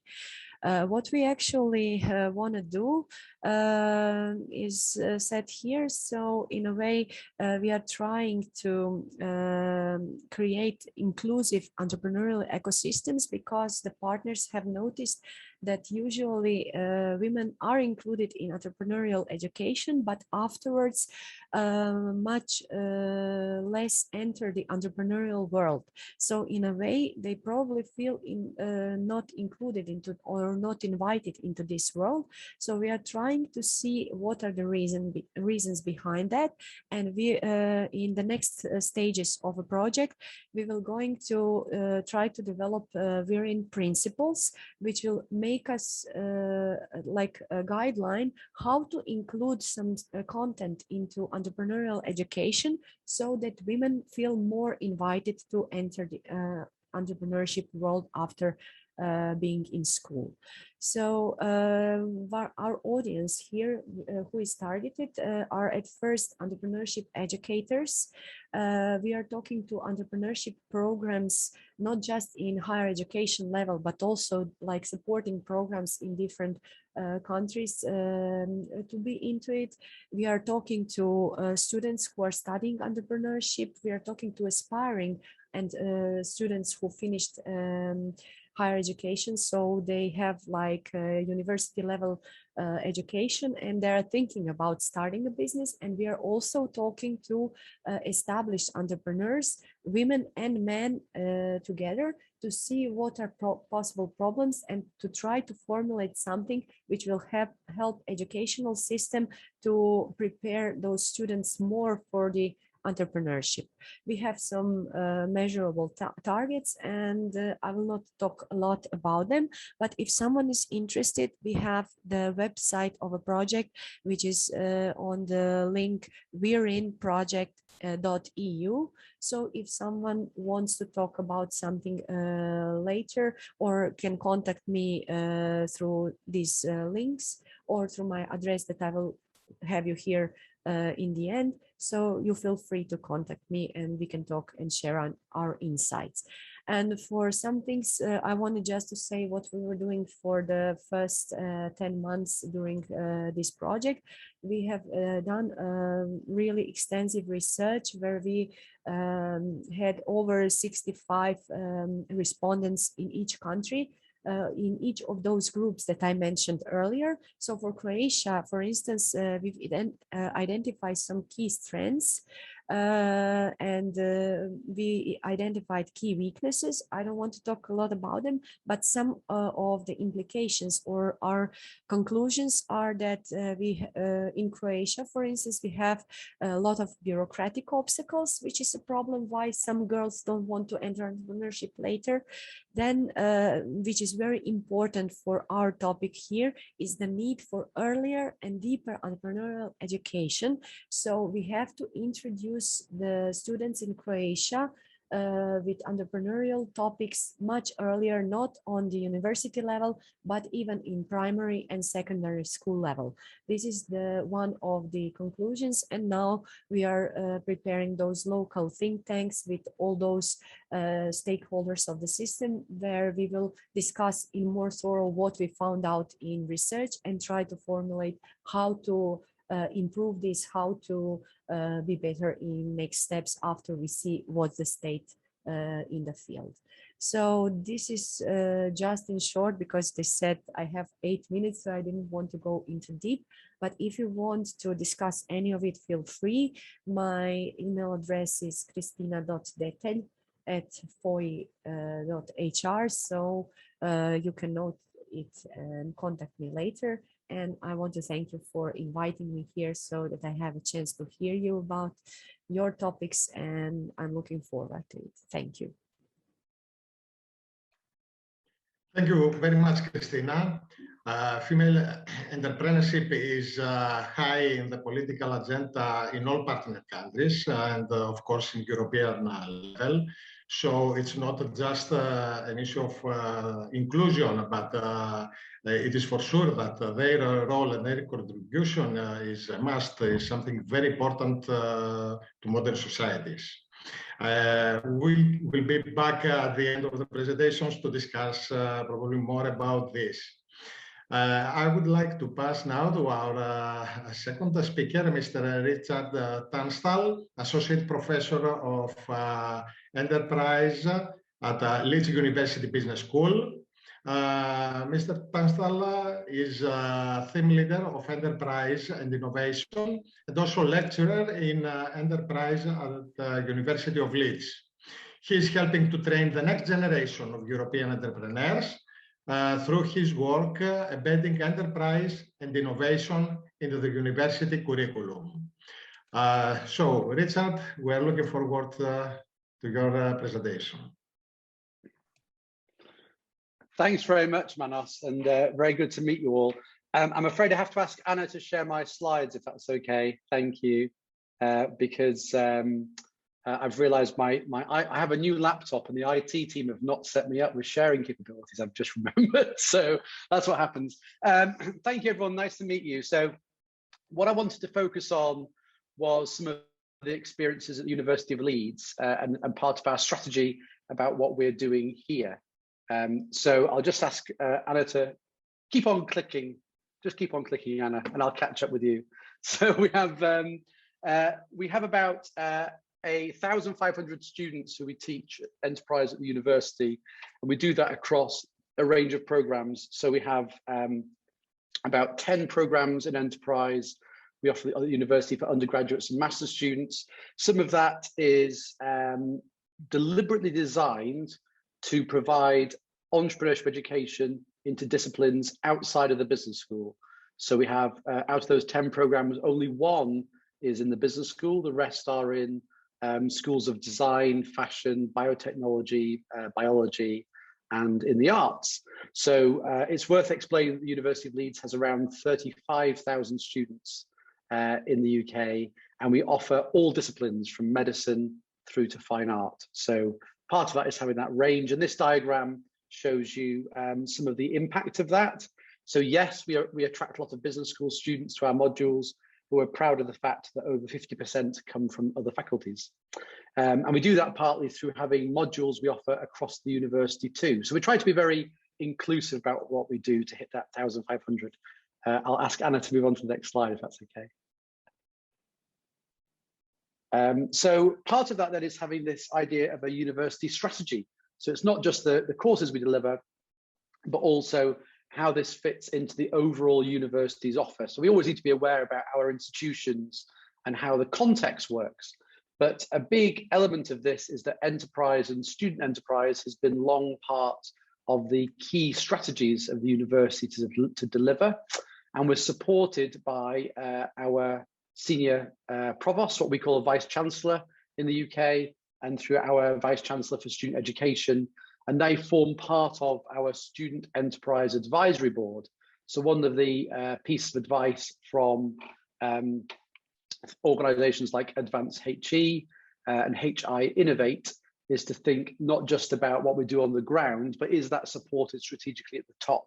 And that isn't just about people signing documents and saying you can do it. It's about them visibly endorsing it, because obviously for large organizations, there are other pressures. And so it's about making sure that that remains on the agenda all the time. Next slide, Anna. Thank you. So how does that work then across the organization? One more thing to mention. So we have student enterprise we deliver in different ways. We have the curricular element. So SEES is my center, which I'm an associate professor of. And we have our academic research activity and our courses, but we also have our co-curricular offer. So we have a unit called Spark, and they are professional business mentors for students. So they are free at the point of use. So students have a business idea at any stage, just an idea is fine. They can go to Spark and get advice for that. They also provide access to funding. So our university alumni provide some scholarships, which then students can apply as part of a competition or a business plan competition or for funding for their ideas. But when we go back to the curriculum side, we have those two different sides. On the curriculum side, we're also conscious of the activity of students too. So we know it's about learning, about their knowledge of the subject, but it's also about their activity. Are we encouraging them to develop their skills and to develop their attitudes or their mindsets? And so we're saying that actually in each of our courses, we have to think about all three. We're a research-led university, so we have to include knowledge, research-led knowledge. But we're also trying to actively include in the design of the modules and programs, how do we make sure that we're developing student skills? So we might think about EntreComp as a level of competencies that we're trying to develop amongst our students, but also how to develop their mindsets, their attitudes towards problems and challenges, how they think about stressful situations and how they approach them. Are they doing that in an entrepreneurial way or in a risk-averse way? So we're trying to develop all three things at once. The challenge, of course, is how does all this come together? And what I want to focus on primarily in this next few minutes is just how we do that. So Anna, I'll let you progress. Next slide, thanks. So you might be aware of this. I know you talk about Entrecomp today, but another element to consider is this is from the UK's Quality Assurance Agency, who support universities. They have a guidance model for entrepreneurship education in any discipline. And this is quite relevant to us. We have this idea then that we have the development of a student's enterprise awareness, that they understand what enterprise is. We develop their mindset, how they think. We develop their capabilities, their competencies, like an Entrecomp. And from that, you get effectiveness. How are students actually doing something with it? What's the outcome from it? Not just what they learn. And we're saying there are two sides to that. So we have learning in the curriculum at the top, and underneath, learning outside the curriculum. So again, like we talked about with C's and Spark, curricular and co-curricular. The key thing about this model, and I'm about to explain a bit more, is this question of, it's not just about what we do, it's how the students develop through it. And perhaps one of the things we have paid less attention to in entrepreneurship education research is we tend to focus on one program or one initiative. Actually, perhaps what we need to think about is the student's total experience. What's their context and what's their journey through all these things? And that's what I'll refer to a bit more now. So Anna, next slide, thanks. So in our courses, we're trying to do some of this. Keep on clicking if that's right, Anna. I think there's a few few animations to get through. And so we're trying to do this as a whole. We might start off with lectures and teamwork and case studies. We want to quickly move towards more ways for students to practice things and act them out. So as they learn and develop, they go from the content to the action. Of course, they can deliver those things through Spark and through being involved with online course, through creating their own business. But we want to give soft ways of doing that on the way. So it might be to develop business ideas in the classroom, but it could be some authentic learning projects, such as doing student consulting projects as part of the course for local small businesses, trying to apply what they've learned to those businesses. And we're saying that leads on to this experience and how they do it. Next slide, if that's okay. And then we have a few people involved in that. You can click on to the next slide, Anna, as well. So we have our academic staff. And we have our student societies too. So we try to bring this into the model. It's not just what the university is delivering, but what the students are delivering. They're creating enterprise societies, and we act as mentors to those societies. We get the societies come pitch to us. If they run events, we'll come and help them. We try and bring students into those as well. And then next slide, please. We also include our enterprise ambassadors. We have about 25 local businesses who act as entrepreneurs in residence, and they come into the classroom, they do guest lectures, they provide projects, but they'll also run masterclasses and workshops. And we see them very much as part of our community. They are external, but we give them a special name. We call them officially enterprise ambassadors. They have a little badge, and we say you're part of our community internally and supporting us, also advising us too about where the curriculum should be going, what's most relevant to business now, and are we thinking about that when we work with our students as well. Next slide, Anna. So just to finish off, I just want to show these two examples. There's three of these. I'll let Anna just click through these three. So Nick Aylett and Nick Howard. And with each of these are people who've gone from taking part in a course to maybe then taking part in a Spark business plan competition, to then delivering these ideas and ultimately doing anything with it. So Aylett started off in a social enterprise course with us. She came up with an idea with a team. They went off to Spark and entered the business plan competition. After that, they got proof of concept, and their idea was wireless medical devices. They'd seen in hospital wards on their visits that people are often plugged into equipment, and their idea was, how can we change that experience? We'll create wireless devices, and they ended up turning that into intellectual property, which they sold as a business after they graduated. But they only did it because they iterated this through each of these experiences, the classroom, the competition, and the support they got along the way. And then next slide, if that's okay. And the final one, if that's all right. So just to kind of summarize from this with these examples, I think what we've realized is that perhaps some of the things we need to pay attention to in entrepreneurship education is not just the staff and the student in the classroom, but all of the stakeholders in the experience, our local entrepreneurs, our students, and see them as partners in that process, not just people who are receiving or users. everything we do has got to be about student learning and opportunity. I think when we try to merge entrepreneurship and education, there is sometimes a tendency for us to overemphasize the entrepreneurship side and say, well, should we be charging for this?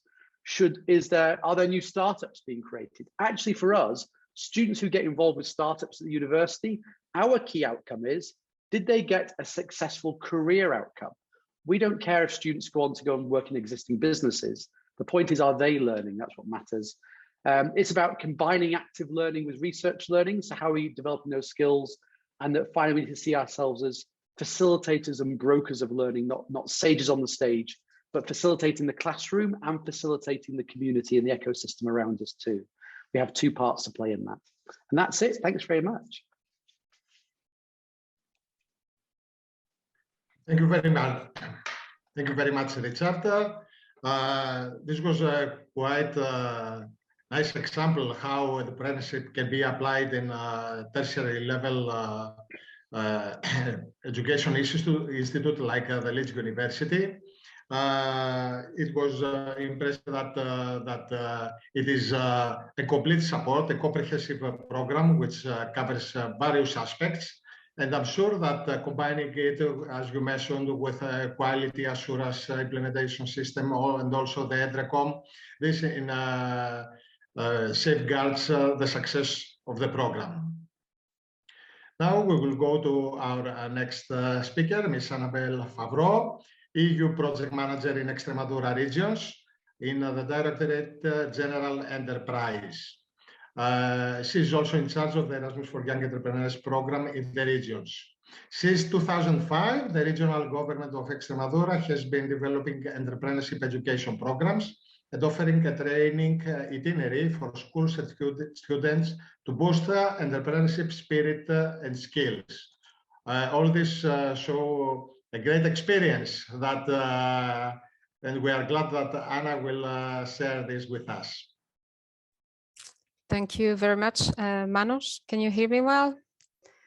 Okay, Yes. I've prepared some slides. Thank you very much for the organizers and your Association of European Regions for the invitation.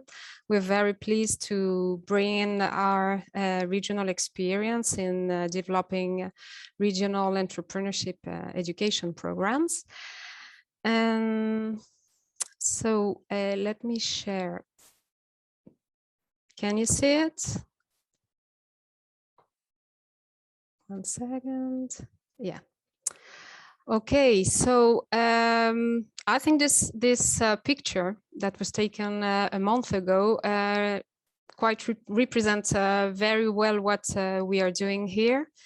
It says Somos Comunidad. We are a community, and definitely this is how we approach the development of entrepreneurship education in our region, with the work of several departments working together, the presidency of the region, employment, education, university, enterprise, youth departments, among others.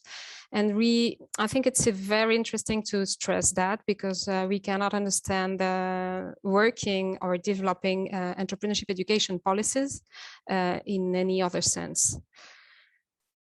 So for those who don't know, Extremadura is situated there in the southwest of Spain, near Portugal. It's a peripheral region, which is, well, quite challenging in sometimes, but well, now you know where we are. So as Manos was saying, I belong to the Directorate General for Enterprise, and our competencies at regional level is to develop policies for entrepreneurship and business competitiveness, mainly, with a strong bet on entrepreneurship education that we understand as cross-sectoral, as you may have understood, as I said previously. From 2015,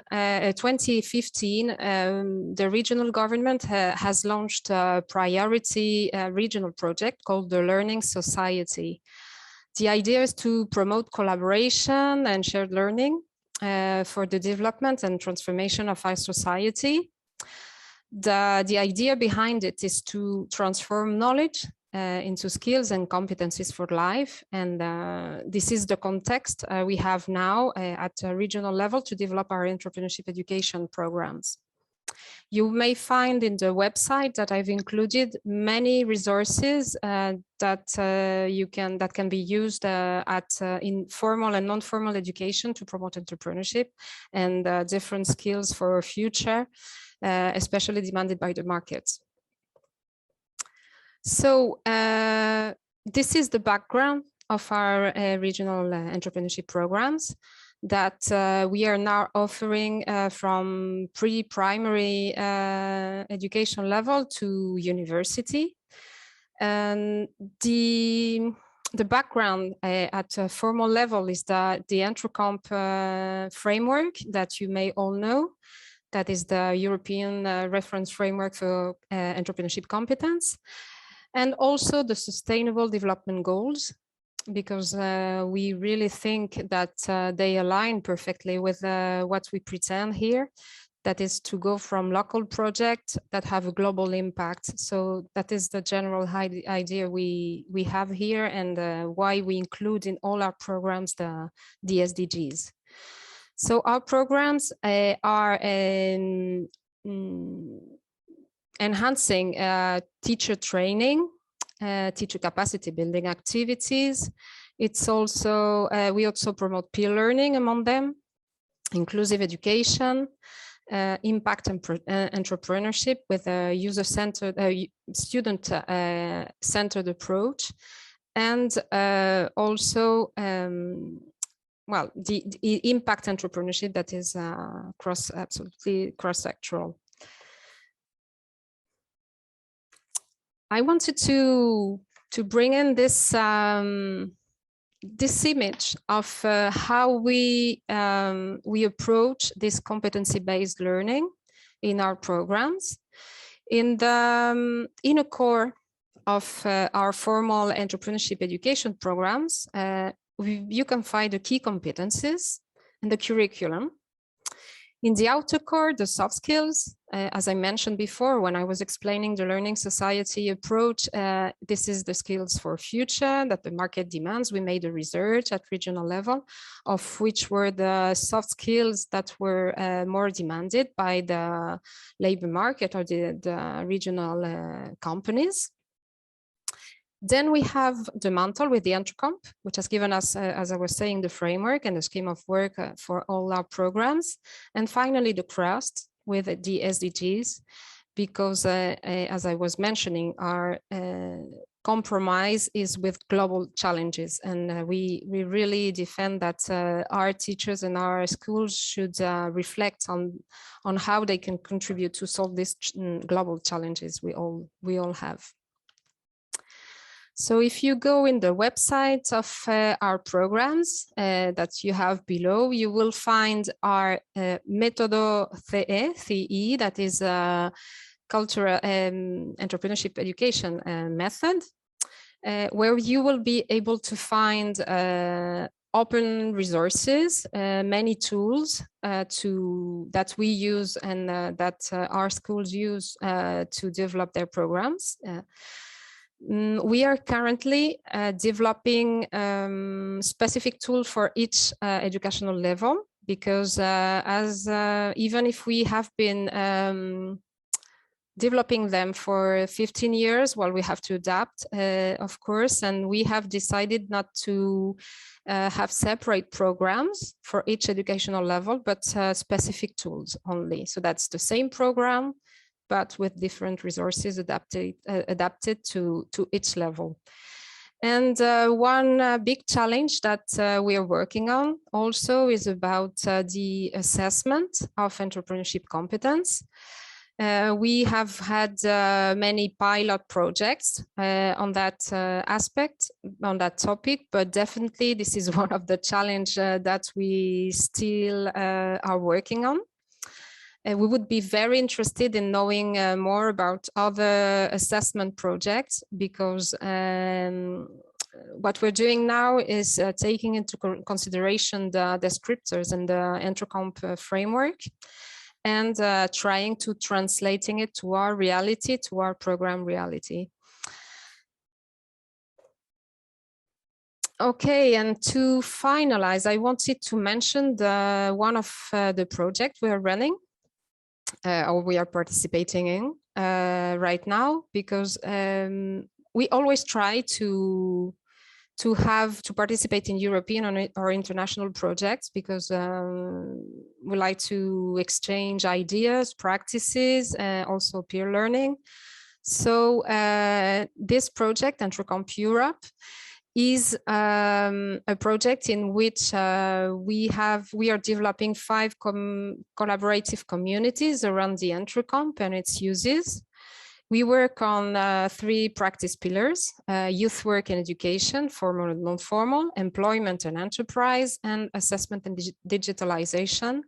And the idea is to collate practices around the implementation of the EntroCamp framework in Europe and beyond. So one of the interesting things I believe that we are developing is an EntroCamp Open Badges pathway to recognize entrepreneurship community development. So there are 4 maturity levels, from raising awareness to champion level, and from the individual level to community level development of entrepreneurship. We are still working on it, and definitely we would be very interested in having new people on board to reflect on them and build them further. Because we are trying now to define what are the evidences we need to assess each level and to award each badge. So we are under construction, and so anyone is welcome. In case you're interested, we have 5 collaborative communities running in Belgium, Spain, Italy, Turkey, and Moldova. But we are aware that there are other countries that have great EntroCamp or entrepreneurship communities that we would be very happy to welcome here. You have my contact, annabelle.favreau@gpex.s. And well, that's it from my side. Thank you. Thank you, Anna, for sharing your experience with us. It is impressive that in your case, as you mentioned, it seems that all this effort is not one institution only, but it is a joint effort of various stakeholders in local level working together. Yes. And the second characteristic that I like very much is how you use EntroCamp in your work, and especially how you combine it with the sustainable development goals. Leading also to having impact to the society. Thank you, Anna. Thank you. Last but not least of our speakers in today's workshop is Ms. Mina Meleri from GA Europe, Director of Advocacy and Growth. Ms. Meleri joined GA Europe in September 2018 as Hub Director, and for the past 3 years, she has been the CEO of GA Iceland in Reykjavik. Besides consolidating the GA company program in the Icelandic education system, our speaker worked with a broad range of Icelandic stakeholders to further develop entrepreneurship education in Iceland. Recent development is that GA Iceland took part in a Nordic Council-funded research project and signed a new membership agreement with GA worldwide. So, Ms. Meleri, the floor is yours for your presentation. Thank you very much, and hello everyone. It's an honor to be here. Yes, so in fact, I'm since 3 years now working at Junior Achievement Europe in Brussels. So I agreed with the organizer of the session that I would rather talk about the European level and especially our micro-credential for entrepreneurship education, Although the experience in Iceland is certainly very interesting, but I think for this conference, it's more relevant that I speak about that. So those who don't know, Junior Achievement, we are the largest provider of entrepreneurial education programs in Europe. We work really across 42 markets, so Iceland, but all the EU member states and many others. And we are part of a global network that has existed for 100 years. So it's a lot of history and experience in empowering young people for their future economic success. And as was mentioned already, it's not only about creating the new startup founders in Europe, but also really developing a broad set of skills for these young people. And I wanted to share a few slides with you. I don't know if you are able to see my screen. So there was already a lot of talk by the previous speakers about these entrepreneurship programs at university level. Our programs work in the same way, but we really cover from ABC to PhD. So all levels of education. We believe that entrepreneurship education should be available to all young people at school, of course, with very adapted programs. And our company program is a very unique one because it's on the upper secondary level, so younger than university. These are European youngsters from the age of 15 to 21. And so it's a one-year program that really goes from all the way from motivation and ideas to organizing yourself as a company, shaping and establishing it, selling, and then organizing different competitions. So for this age group, it's really a unique experience, and it really develops all the skills that are also tracked in the Entrecom framework. And our concern since many years was that, well, how do young people, how can they prove that they have these skills? Because traditional education systems don't always allow for showcasing these skills and competencies like teamwork and motivation, leadership, communication skills that go beyond the sort of subject competencies. And therefore, we embarked on a project funded by the European Commission to launch a micro-credential called the Entrepreneurial Skills Pass. So it's a micro-credential certifying and assessing the learning outcomes of the JA company program. So it's today an international qualification. So it's even, it has gone beyond Europe. It's already in 39 countries today. And it certifies that the young people who have it, they have had a real entrepreneurship experience. So the one-year program and all the learning outcomes that are established there. And they have the necessary knowledge and skills and competencies to start a business or be successfully employed. So it's really a kind of combination of this experience of the mini company during the entire school year. It has an online exam afterwards, and we adapt this to all the local markets. So it's translated and adapted to the local context. And what we really call for now is the part on recognition and further opportunities, because the more these kinds of micro-credentials are recognized, the more they can really be valuable on the job market for young people. Let me take the example of vocational schools, where our programs are very much implemented. For that category of youth, they will enter the labor market at an early age and immediately after that education traditionally. So for them, it's really valuable to have this kind of certificate in addition to boost their CV and to really show the skills that they have acquired.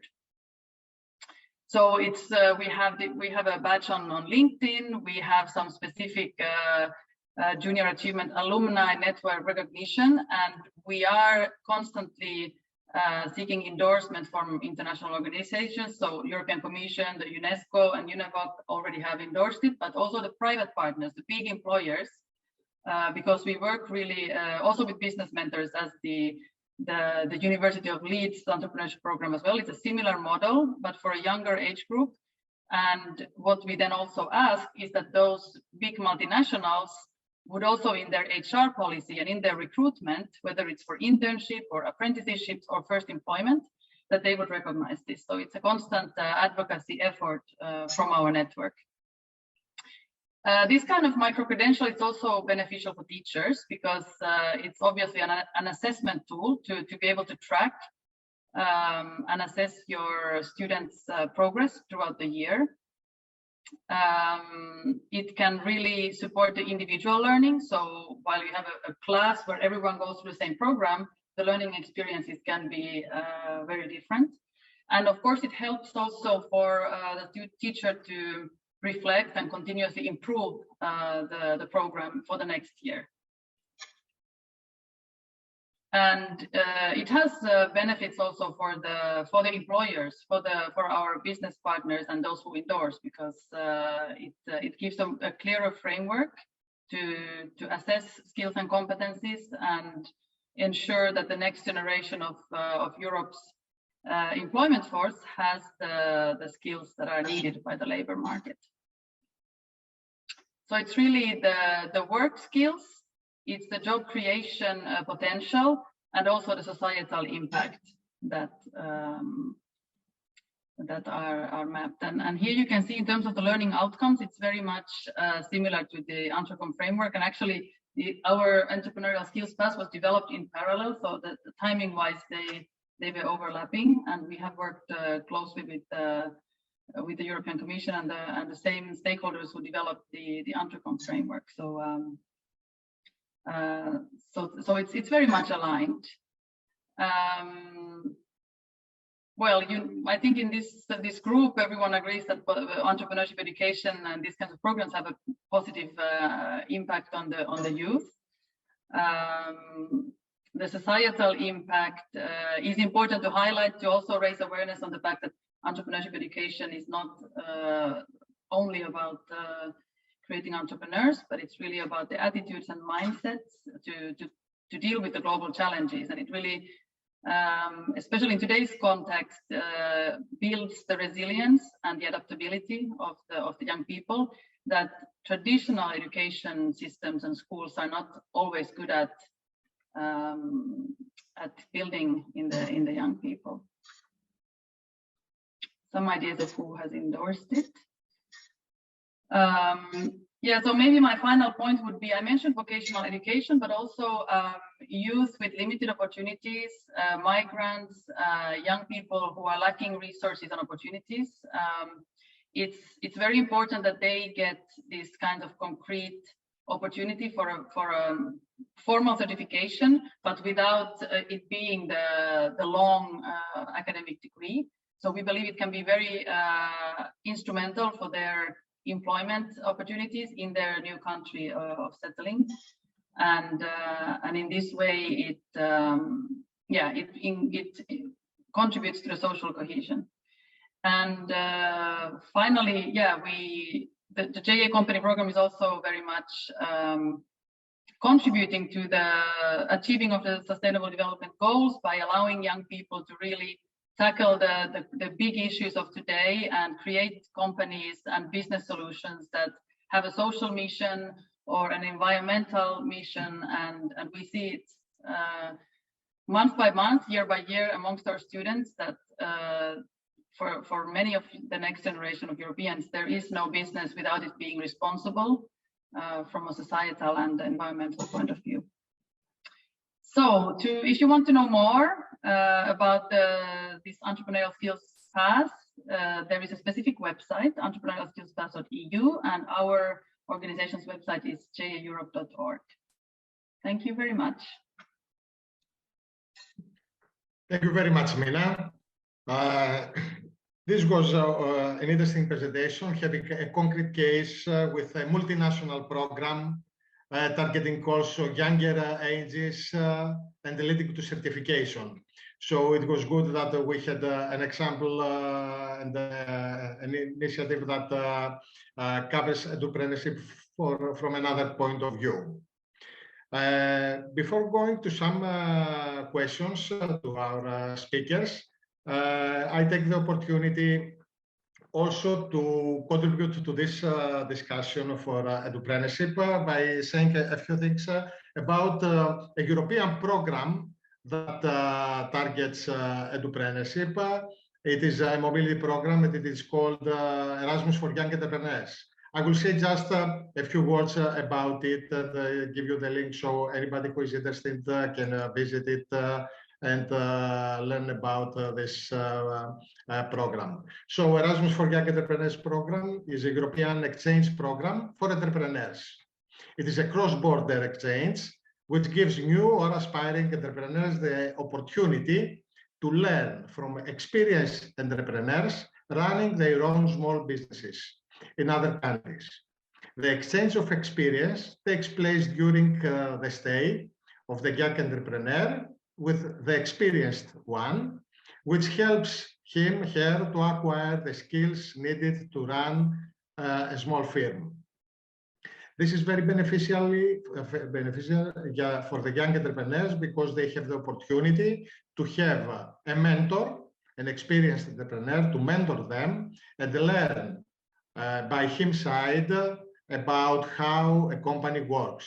And then they have the opportunity and to proceed and in a more safe way establish their own business.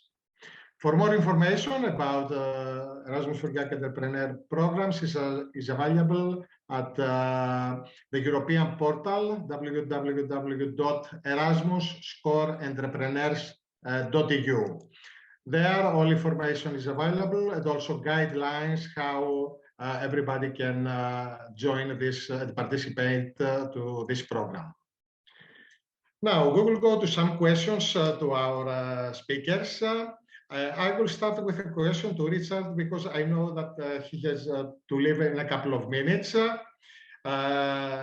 So I would like to ask him how the situation with COVID-19 and this challenge has affected your programs, both in terms of providing all these support services that you described earlier, and also if and how it has affected the efforts of the young people to establish business, to be entrepreneurs.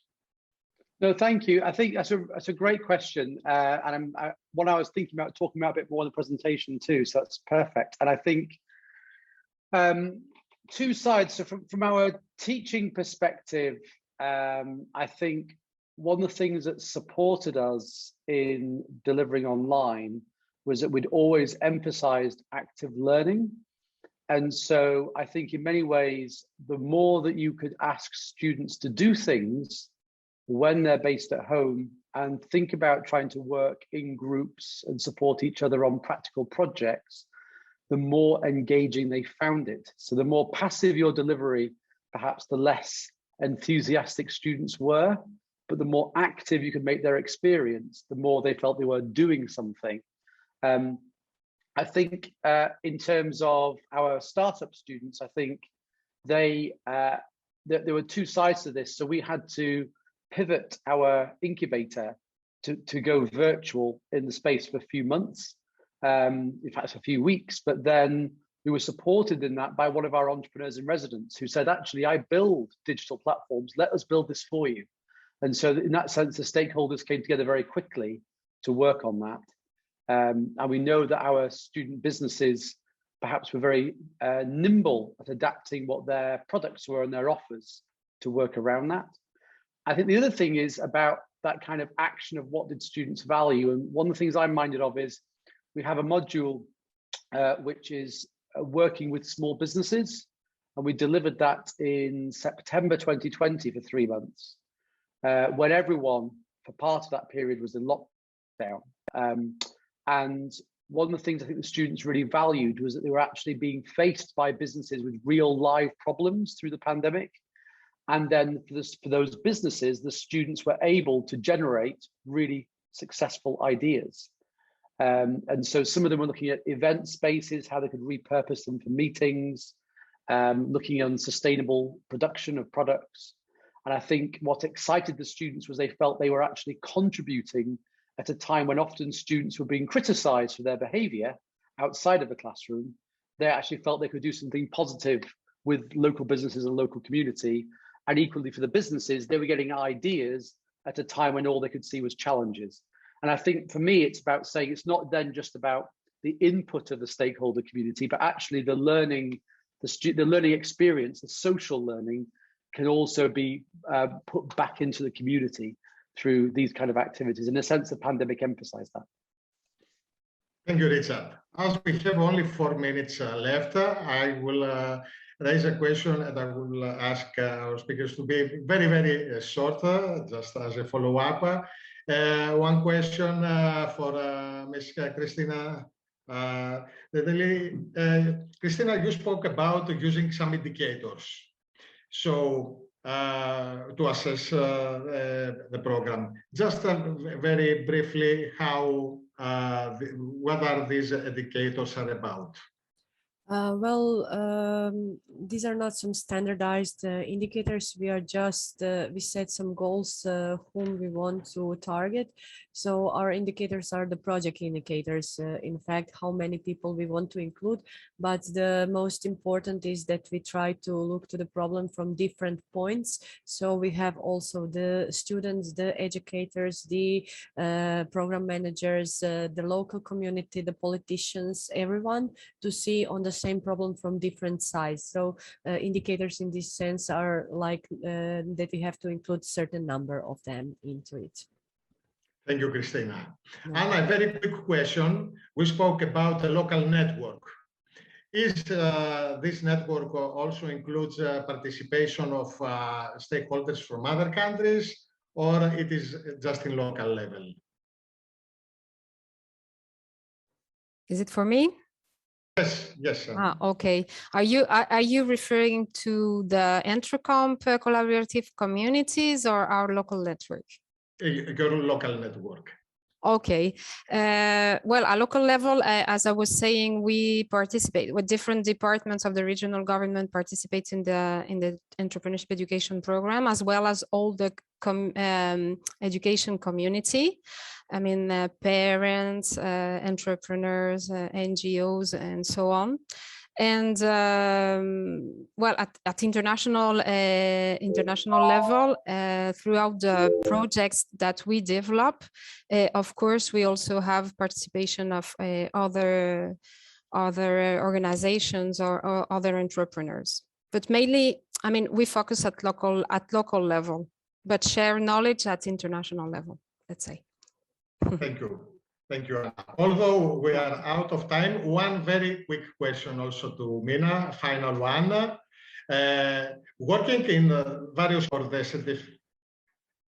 certification, if I remember well, you work in 60 countries, this micro-credential model.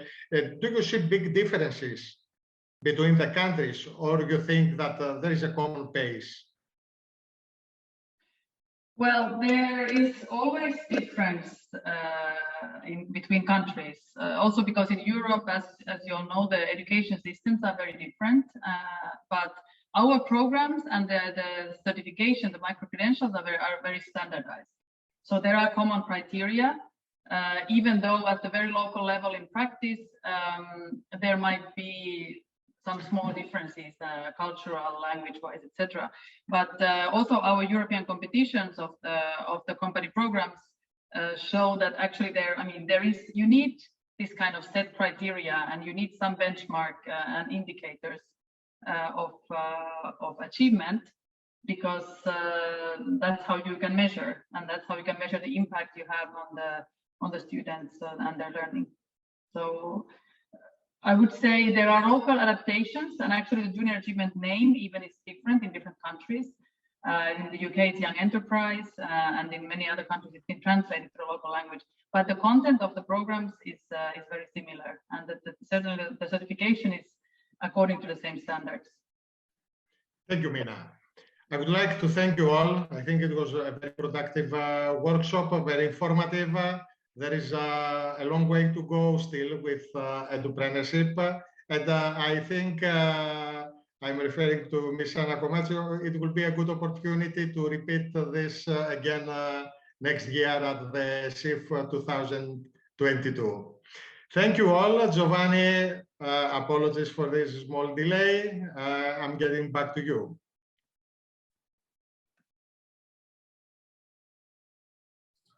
Thank you very much. Thank you very much, Manos, and all your speakers involved that gave us and made us to touch with hands really the value of these contributions that also had the capacity to reconnect what you were communicating with what we discussed in the previous sessions. We have seen even the relevance of the intercomp in all the different phases that it can be valorized. Thank you very much. I have, sorry, to take out this because I'm going to die today. So Manos, thank you. Last remark was very effective, this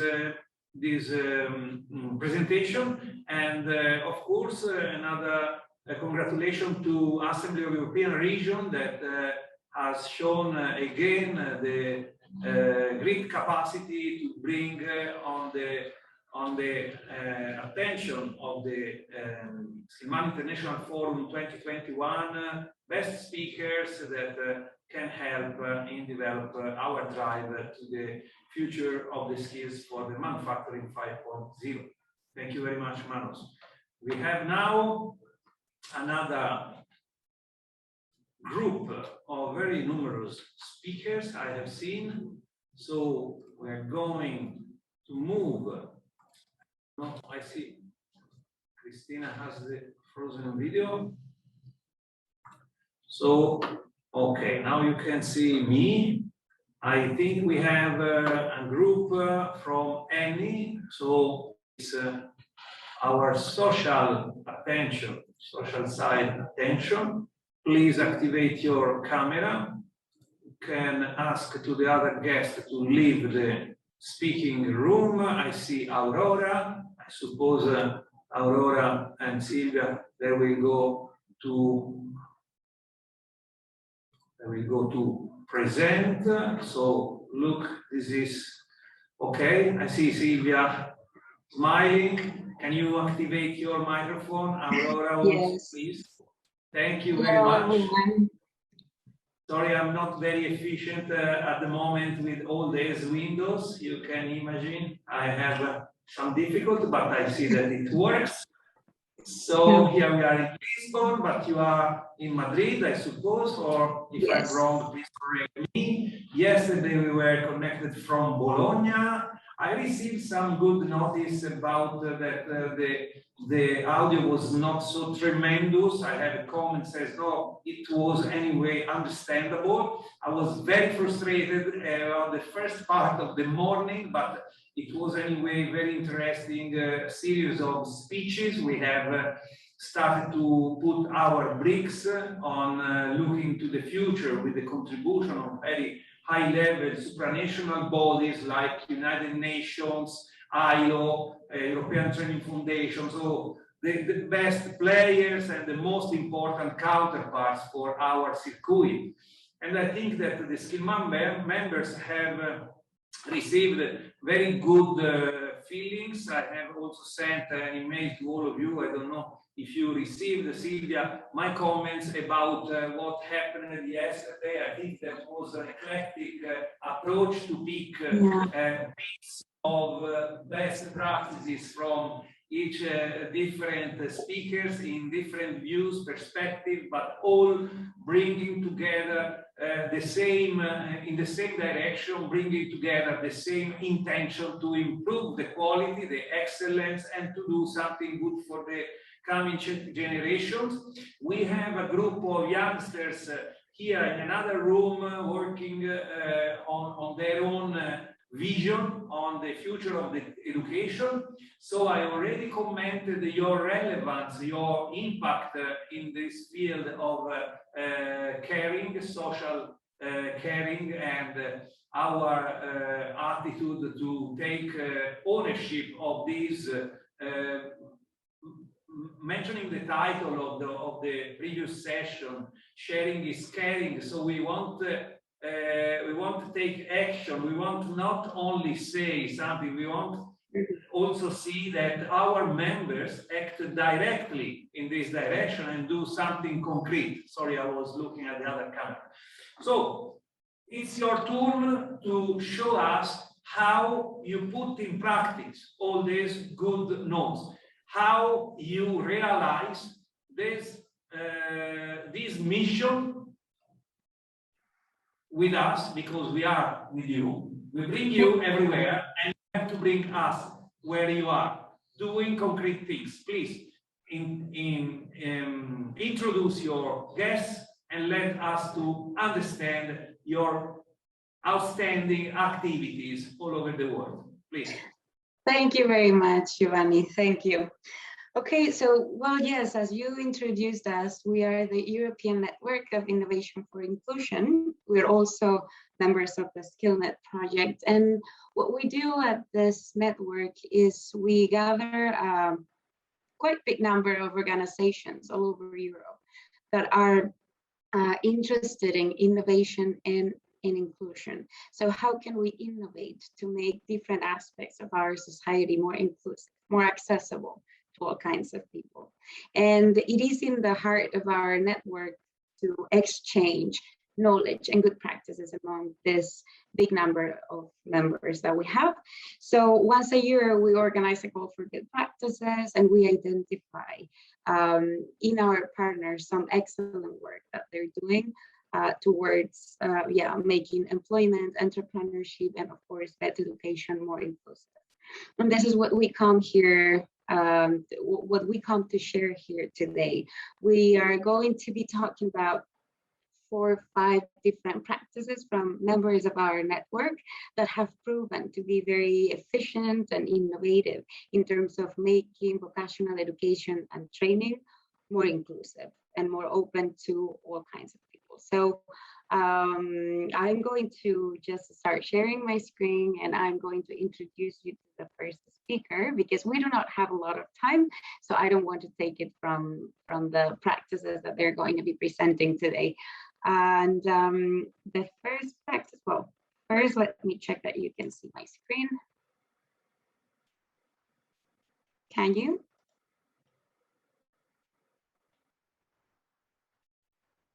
Can you see my screen? Yes, Silvia. Perfectly. We see yours, but we don't see the presentation. We see the program. We see PowerPoint. Yeah. Okay.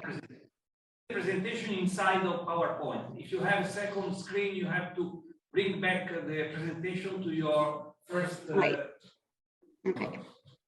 Let me try again. How's it looking now? No, now we are not anymore. We have not anymore your screen sharing. You have to start again for the sharing. Share your screen. Okay. Okay. Launch your presentation. Now your presentation. Perfect now. Is it? Yes. Okay, good. Okay, good. So these are the 4 different practices that we're going to be sharing with you today.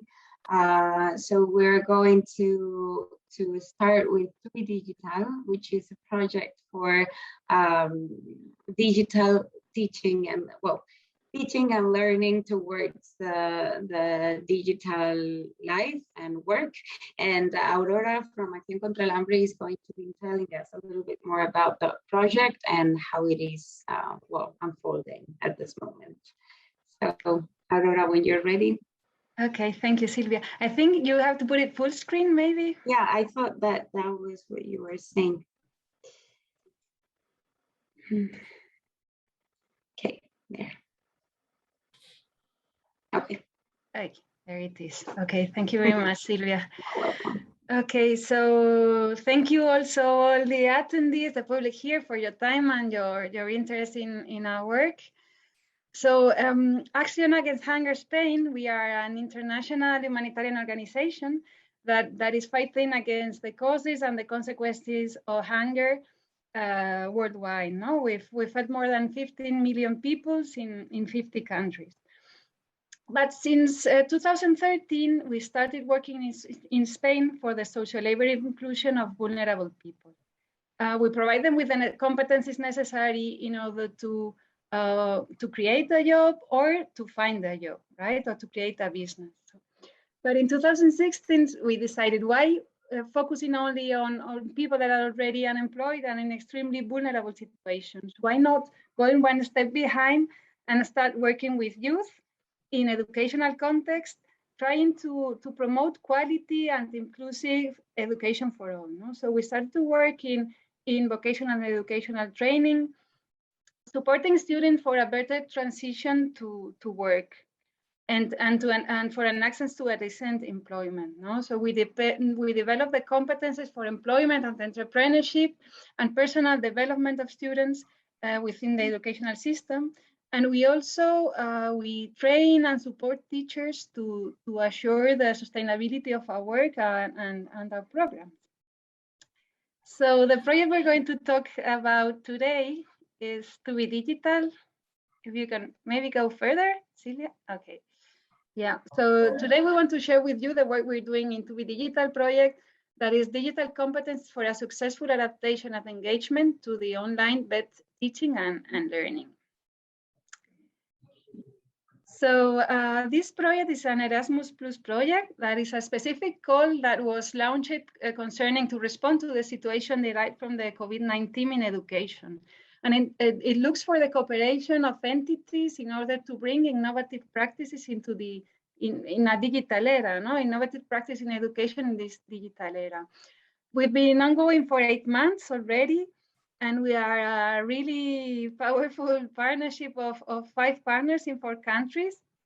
We count with 2 educational and vocational educational training agencies in Croatia and Latvia, and other entities that we'll be also sharing now. Vantani that works, well, they will explain further on what their expertise, no, they have big expertise in innovation in education and entrepreneurship education, and also iVox, that is a company dealing more with digital innovation and solutions. Please go ahead. Okay, why To Be Digital? No, what is the challenge this project is trying to address? No, as we mentioned, it's based in the COVID-19 context. No, and in the digital transition in education that we saw that was magnified by COVID-19. No, the lockdown placed a lot of stress on the educational system, and teachers immediately had to put, from the night to the morning, they had to put forward online teaching and learning solutions. And this often, a lot of time took both teachers and learners were outside of the comfort zone. No? So on the one side, teachers had to struggle in order to convert their physical classroom into digital environments overnight. And they tried to adapt to these new digital models of teaching, but they had in many occasions not been trained for. No? So this situation manifested a high need of teacher training on ICT competencies for teachers. No, they needed this in order. They need this training in order to improve the effectiveness of student learning, and also the efficiency of the teaching preparation. No, the avoiding those long working days of teachers, the stress and the risk of burnout. No? And on the other side, we saw that learners also had to adapt to this online learning environment on record time. And some students didn't have the specific digital, personal, and transversal competencies that were needed to keep up with this digital learning. No, there was a training divide. And the most vulnerable students that had specific educational needs, normally lacking motivation and these transversal competencies we just mentioned, increase the risk of disengagement and dropout of education. No? So this is particularly remarkable in the case of early leavers from education and training that are more likely to become needs when they abandon education at such an early age and well, suffer the consequences that this might derive of unemployment and social exclusion. So we also observed that transversal competencies have already proved to be key for engagement in education, social, and employment settings. I'm moving. I'm in the last, sorry, moving now, Silvia. So what I was saying, transversal competence have proved to be key in order to engage and to keep and remain in education, social and employment settings. However, when shifting to digital training, they are the first to be forgotten. No? So these transversal competences are normally forgotten in online settings. So we saw that BED must adapt to provide this high quality and inclusive online training that is adapted to the needs of all students, including those that are at risk of early leaving and not leaving anyone behind, and also an online training that includes the development of these key competencies and that takes all the advantages and the potential that technology can provide to enhance students' learning. So the aim of To Be Digital is to support this effective digital teaching and learning experience for both teachers and learning, especially teachers and learners, especially those that are at risk of dropout and early leaving. And the project intends to do so by encouraging the development of teachers' pedagogical digital competencies.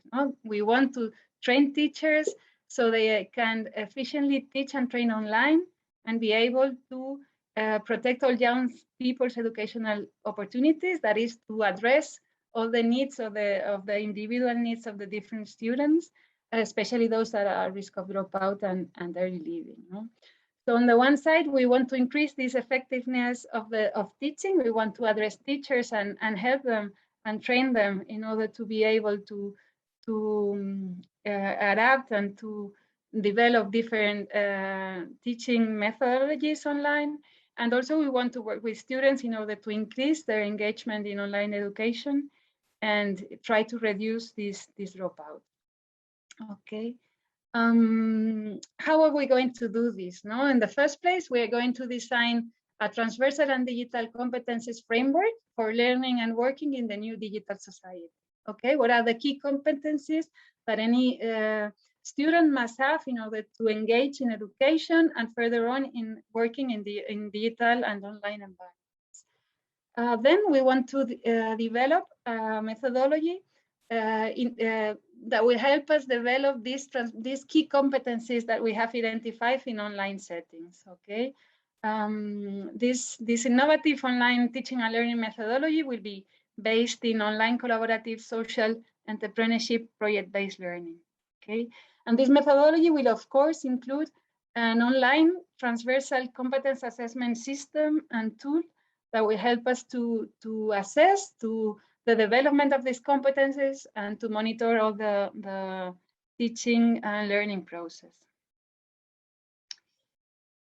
Okay, so the project results. To Be Digital aims to teach, excuse me, to train teachers all over Europe on our project methodology, to implement and mainstream this innovative online teaching and assessment methodology that will allow BED students to promote their transversal and then digital competencies and to boost their engagement in education. Okay. We are therefore going to train at least 100 teachers through a specific online training and also through a MOOC. We're going to design that will help us mainstream our project methodology all over Europe and further on. And then we're going to pilot the project methodology with at least 200 students, for them to also benefit of the project methodology and to help us validate and finalize the project methodology. Okay, so what have we done so far?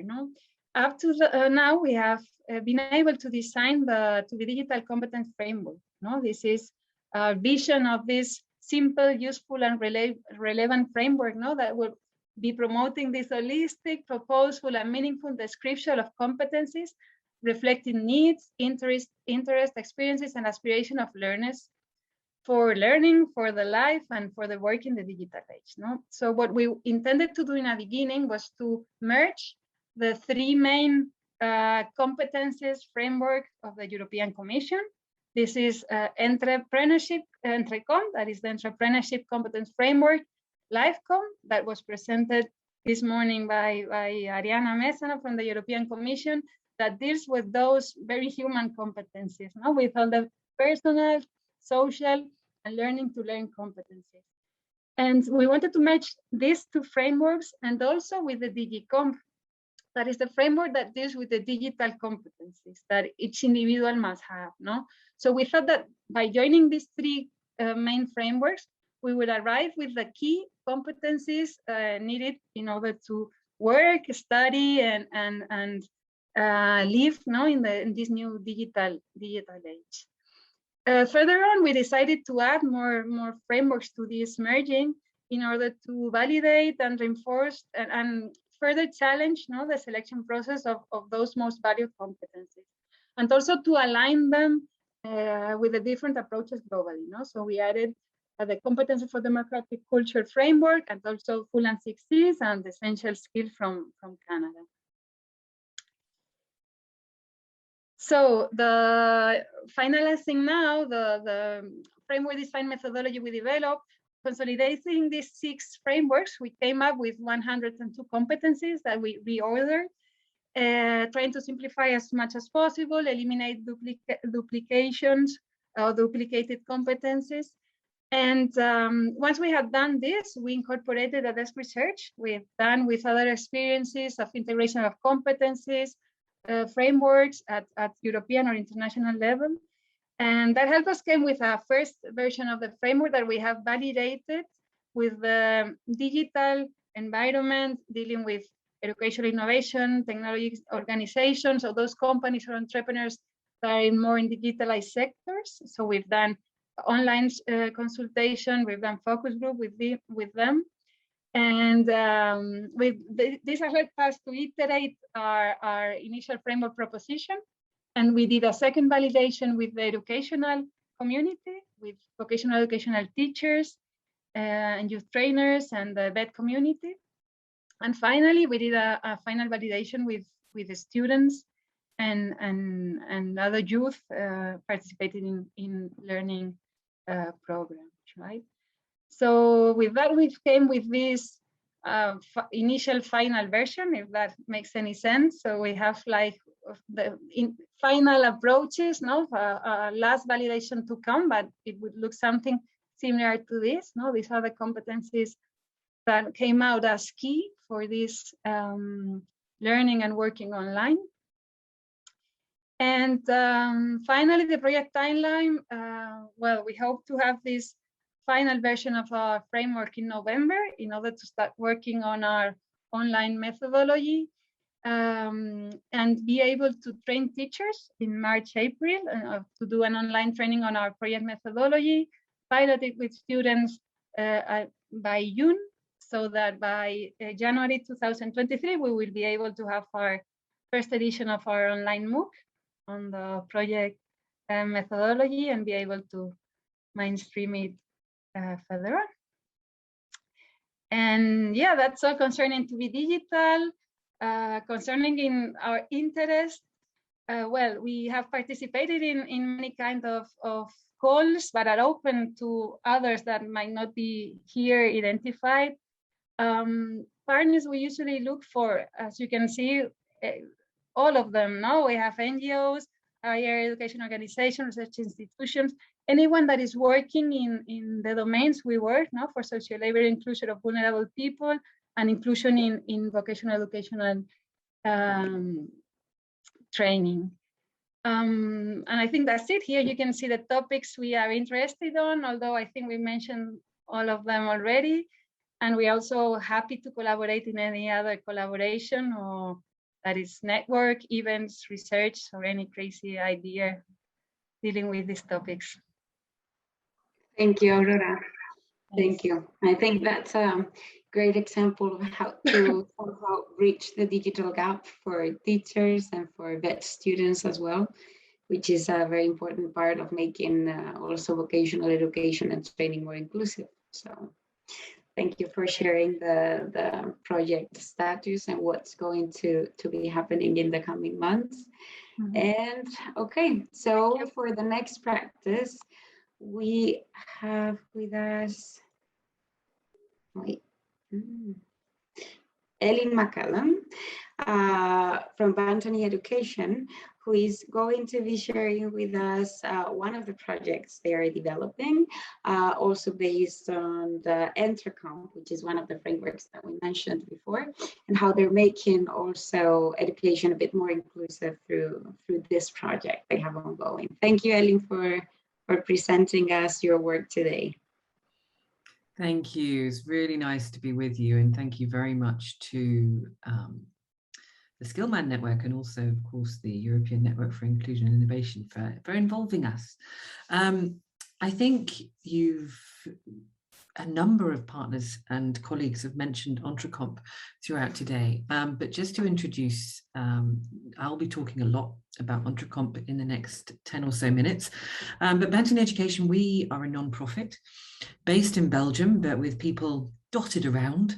And we are a collection of individuals who are passionate about entrepreneurial learning and these competencies that help us be more entrepreneurial in our mindset and in our ideas and in our actions. And we look to apply this lifelong.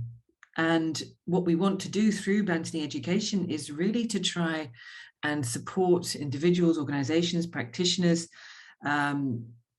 governments, policymakers to see the way to introduce these competencies, this approach of lifelong learning into what they deliver and how they work. And we're passionate about that because of many of the reasons that have been mentioned.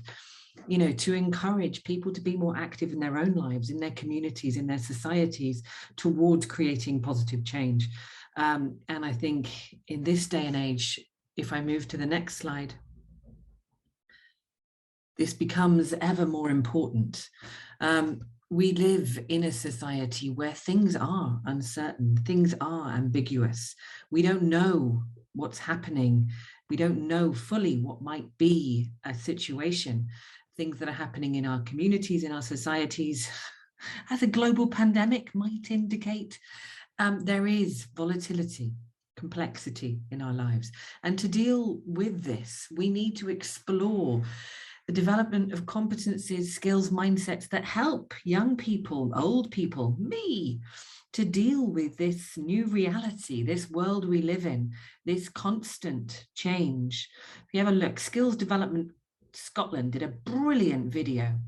And if you look at it, I think it's called Future Skills, but it's a great video to look up on YouTube by Skills Development Scotland that really illustrates, you know, how our lives are changing constantly and how we cannot easily predict the future, nor can we easily predict the situation our young people will find themselves in 20, 30, 40 years in terms of their society, the world they live in, the challenges they have to face, and also the skills they need to do that. But we can understand a little bit more about it by exploring, you know, these soft skills, people call them. I don't think they're soft. I think they're rock hard, quite frankly. These skills that help us to deal with these challenging situations, that help us to understand, look for solutions, create better resilience for ourselves, and look to ways in which to navigate through through ideas, towards actions that can help us to create potential ways forward for us, for our society, for our community, wherever we work and however we work.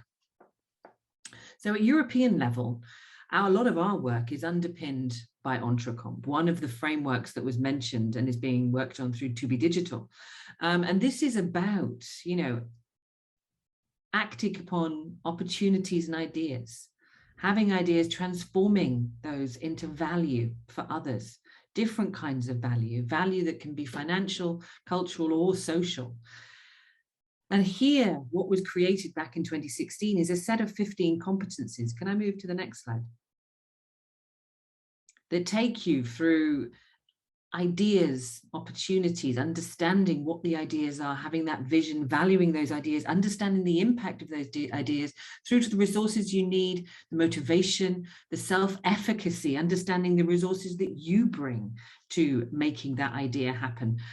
looking at financial literacy and that resource, looking at mobilizing others and the resources they bring, mobilizing resources, material, non-material resources, through to then putting that idea into action, from really looking at coping with ambiguity, that uncertainty, taking the initiative, that step, planning it, having to work with others, working cooperatively and learning from experience. This cycle, this process of an idea into action can help us in so many areas of our lives and can be implemented in so many different ways through lifelong learning, from primary, secondary, PhD, vocational, right through to adult education and youth work and non-formal contexts. And what we see here are some examples of how it can create value.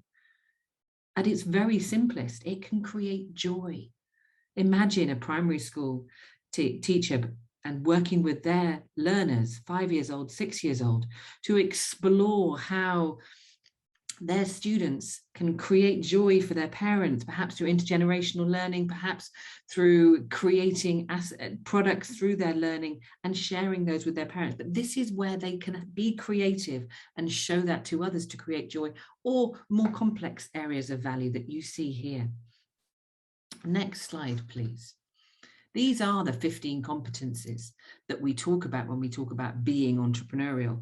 And the emphasis here is on this being entrepreneurial in life, work, and self-employment across our lives. And this is our vision.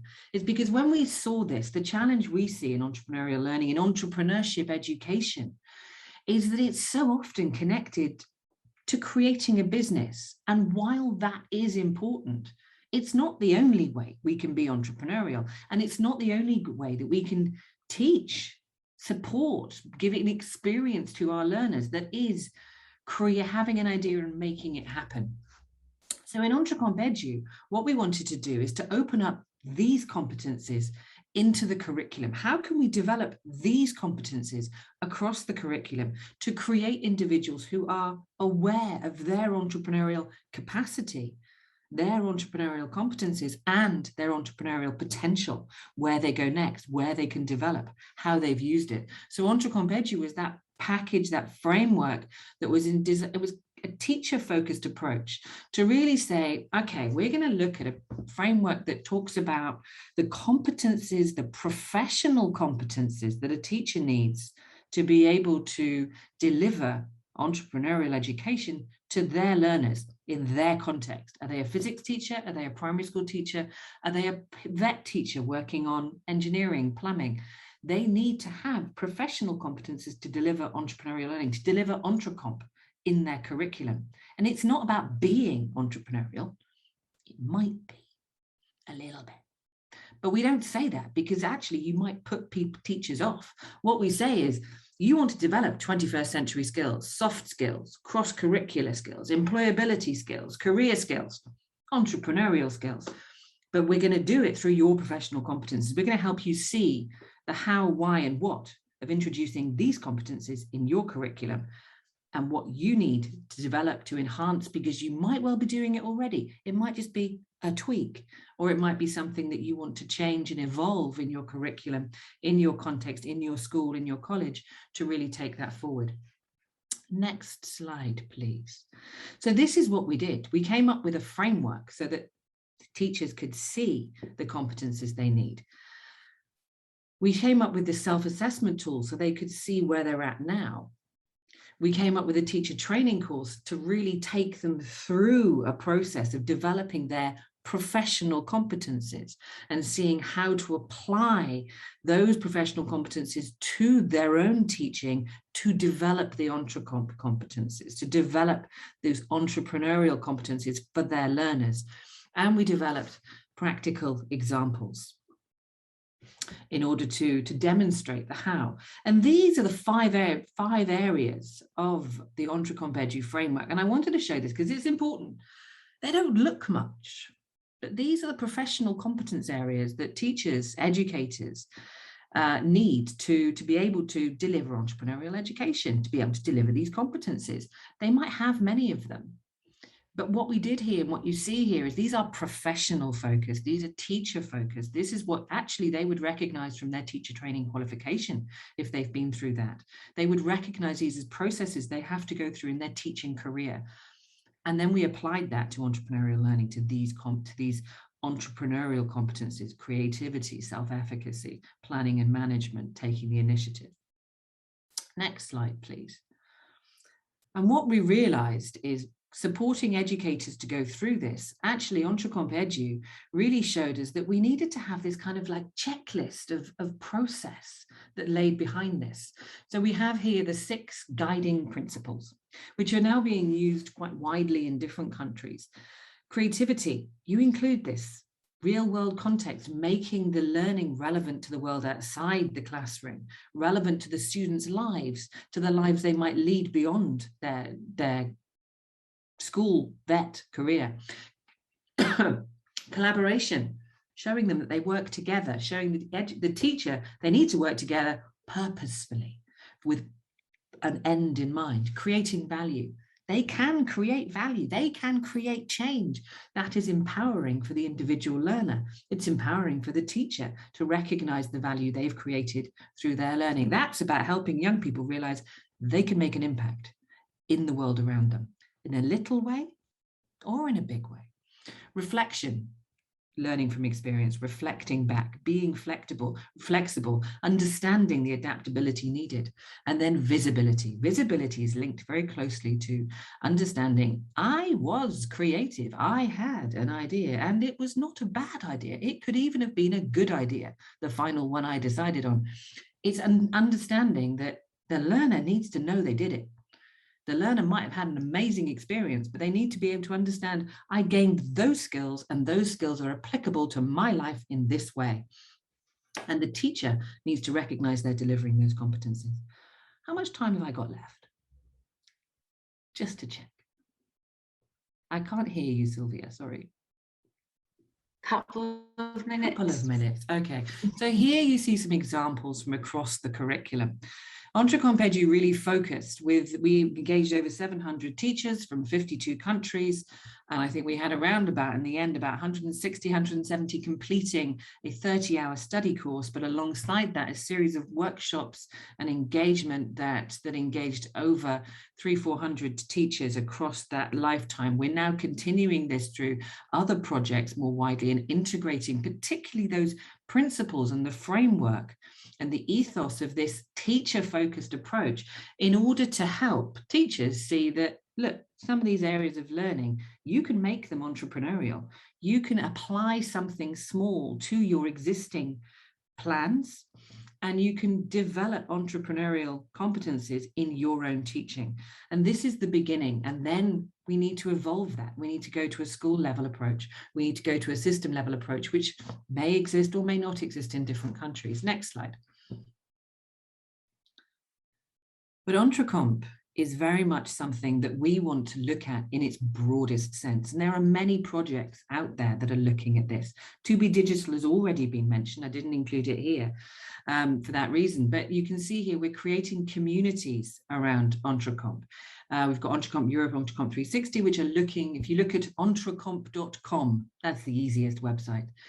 You'll see a community being built there. And I've included the Tunisian flag there because there's a great initiative in Tunisia to create a network of entrepreneurial TVET centers that are working to a framework of center competencies aligned to this understanding of being entrepreneurial at Nov.16th. There are projects that are supporting educators, and you see Nov.16th.eu among those. And there's projects that are supporting youth work and non-formal learning. All of these target audiences are being addressed. And these are all practices that we're trying to then work to share through the Nov.16th community. Next slide. At Nov.16th.com. And this is something that, you know, very much aligned to the idea of sharing practice, the idea of supporting practitioners and organizations to connect, share, and learn. The Nov.16th community is something like, there are so many European projects that create a small platform, and we had this in many of our bids, and we realized it's an opportunity to try and bring it all together into something that is more meaningful. that will be sustainable, that will bring together different kinds of organizations from these target communities. And Annabelle in the previous session also spoke about Entrecomp Europe, which is part of this. Next slide. Thank you very much. I appreciate any questions, but you can always get in touch with us or sign up. With our Entrecomp community is just about to launch at entrecomp.com, so you'll be almost a founding member. Wonderful. Thank you very much, Ellen. That was very, very interesting. We're sorry about the time limit because we could be listening to projects like this for hours, but it was a very good taste of what you're doing at the Entrecomp.eu project and the Entrecomp community. So really nice. Thank you. And to go on, we're going to have with us Michael Miller from the Opportunity Center. And he's actually going to share with us not one, but two examples of how they're working to make vocational education and training more inclusive place, both regarding gender and regarding mental health. So welcome, Michael, and thank you again for joining us today. Thanks, Sylvia. So as Sylvia said there, my name is Michael Miller. I'm Project Officer for the Opportunity Centre. We are part of Aspire iGen Group, which is the largest VET provider in the Yorkshire and Humber region in the north of England. We are headquartered in Bradford, which is a large city in the north of England in West Yorkshire. We're a not-for-profit social enterprise, and I work for the international arm of the organisation, which has a relatively vast portfolio of Erasmus and other European funded projects. You'll be able to find links to our project website, departmental blog, as well as Facebook, LinkedIn and Twitter social media presence via this presentation to give you a better idea of what we do as a whole. Next slide, please, Sylvia. Thank you. So just to summarize, Gender Plus was another Erasmus KA2 or Key Action 2 project focusing on innovation. It was a 2-year project which actually finished at the end of last year. But thankfully, it's kind of gained traction even after the project funding's come to an end, being awarded as a finalist as a best practice by Sylvia's organisation. So thanks again for that recognition. Gender Plus is focusing on making VET a more gender inclusive environment. And we're using the term gender in a pluralistic way. What I mean by that is we're not just talking about the sort of stereotypical image of maybe a girl going into a STEM career, but also looking at male students going into previously female-dominated arenas such as childcare and healthcare, as well as looking at trans and non-binary young people who are more likely to be NEET, so not in employment, education and training, and face several barriers in society. With VET, both in the UK, but probably across Europe, VET is often seen as like a second chance at educational success. A lot of our learners have faced barriers, so socioeconomic barriers, or they fail to attain educationally within mainstream education. Therefore, when they come to VET settings like the Opportunity Centre, we want to try and eradicate or remove or lessen any barriers that they face. And we feel that gender should not be a barrier. So whether it's somebody wanting to follow a gender atypical career choice, or somebody who is either confused about their identity or they are identified as trans, feeling comfortable in that to be open about their identity and accepted within the VET setting.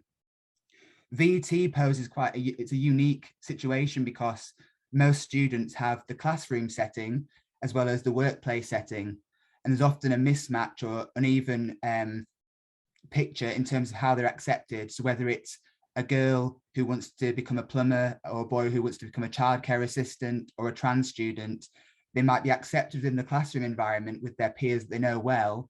But when they go out into the workplace, they might face barriers or people not accepting their identity. We pursued a top-down approach to the project. So what I mean by that, again, just to sort of break down some of the Erasmus terminology, is that when people who work in VET actually access our resources, they're doing so on behalf of their organisation as a whole. So being completely honest with themselves and analysing their VT organisational culture and structure as a whole, to basically decide currently how inclusive are we to young people who are gender diverse. So whether it's that they are trans or non-binary, or they're following gender atypical career choices. To provide a short example here, an anecdote, we had a learner at one of our centres in Wakefield, which is another city in West Yorkshire in the north of England, a female identifying student who enrolled on a construction course. When she was in the classroom, she was accepted. She felt, even though the tutor was male and most of her colleagues in the classroom were male, she felt comfortable and very much part of the group. When she went out into the workplace, onto the building site, she found various sort of relatively minor things that made the experience not that great for her. So things like there was no provision of overalls or coveralls which fitted a female frame, or a hard hat which fitted a slightly smaller head, or steel toe cap boots for a female sized foot, no unisex or female toilets available. So these small things that VT providers need to be aware of, both classroom but also in the workplace, to make the setting more gender inclusive and gender diverse. Very much so, gender, the reason we focus on gender especially is because gender, understanding of gender is very much uneven and mixed across Europe. So this was a consortium of, the next slide is fine, Sylvia, thank you. The consortium involved partners from Finland, Slovenia, Bulgaria, Cyprus, and Italy. And as you can probably imagine, topics such as gender identity or gender diversity are very much, it can be quite contentious or controversial talking about these topics. So maybe, for example, maybe in the UK and Finland, talking about trans rights and trans identity is maybe a bit more free to do so than in countries in maybe West and Eastern Europe. But we all had a different starting point, but we all kind of brought our own skill set to the project. And we were very clear from the offset, from start of project research, what we're talking about is gender identity. A lot of the times, whether it's to do with translations or lack of understanding, people conflate gender and sexuality. So when we talk about gender, they're thinking it's something to do with the whole LGBTQ umbrella. What we're talking about in terms of this project is gender identities, whether male, female, or trans, whether that's cisgender, so the gender you were born with, or gender you recognize at birth, versus the gender you actually might identify as a teenager or an adult. Next slide, please.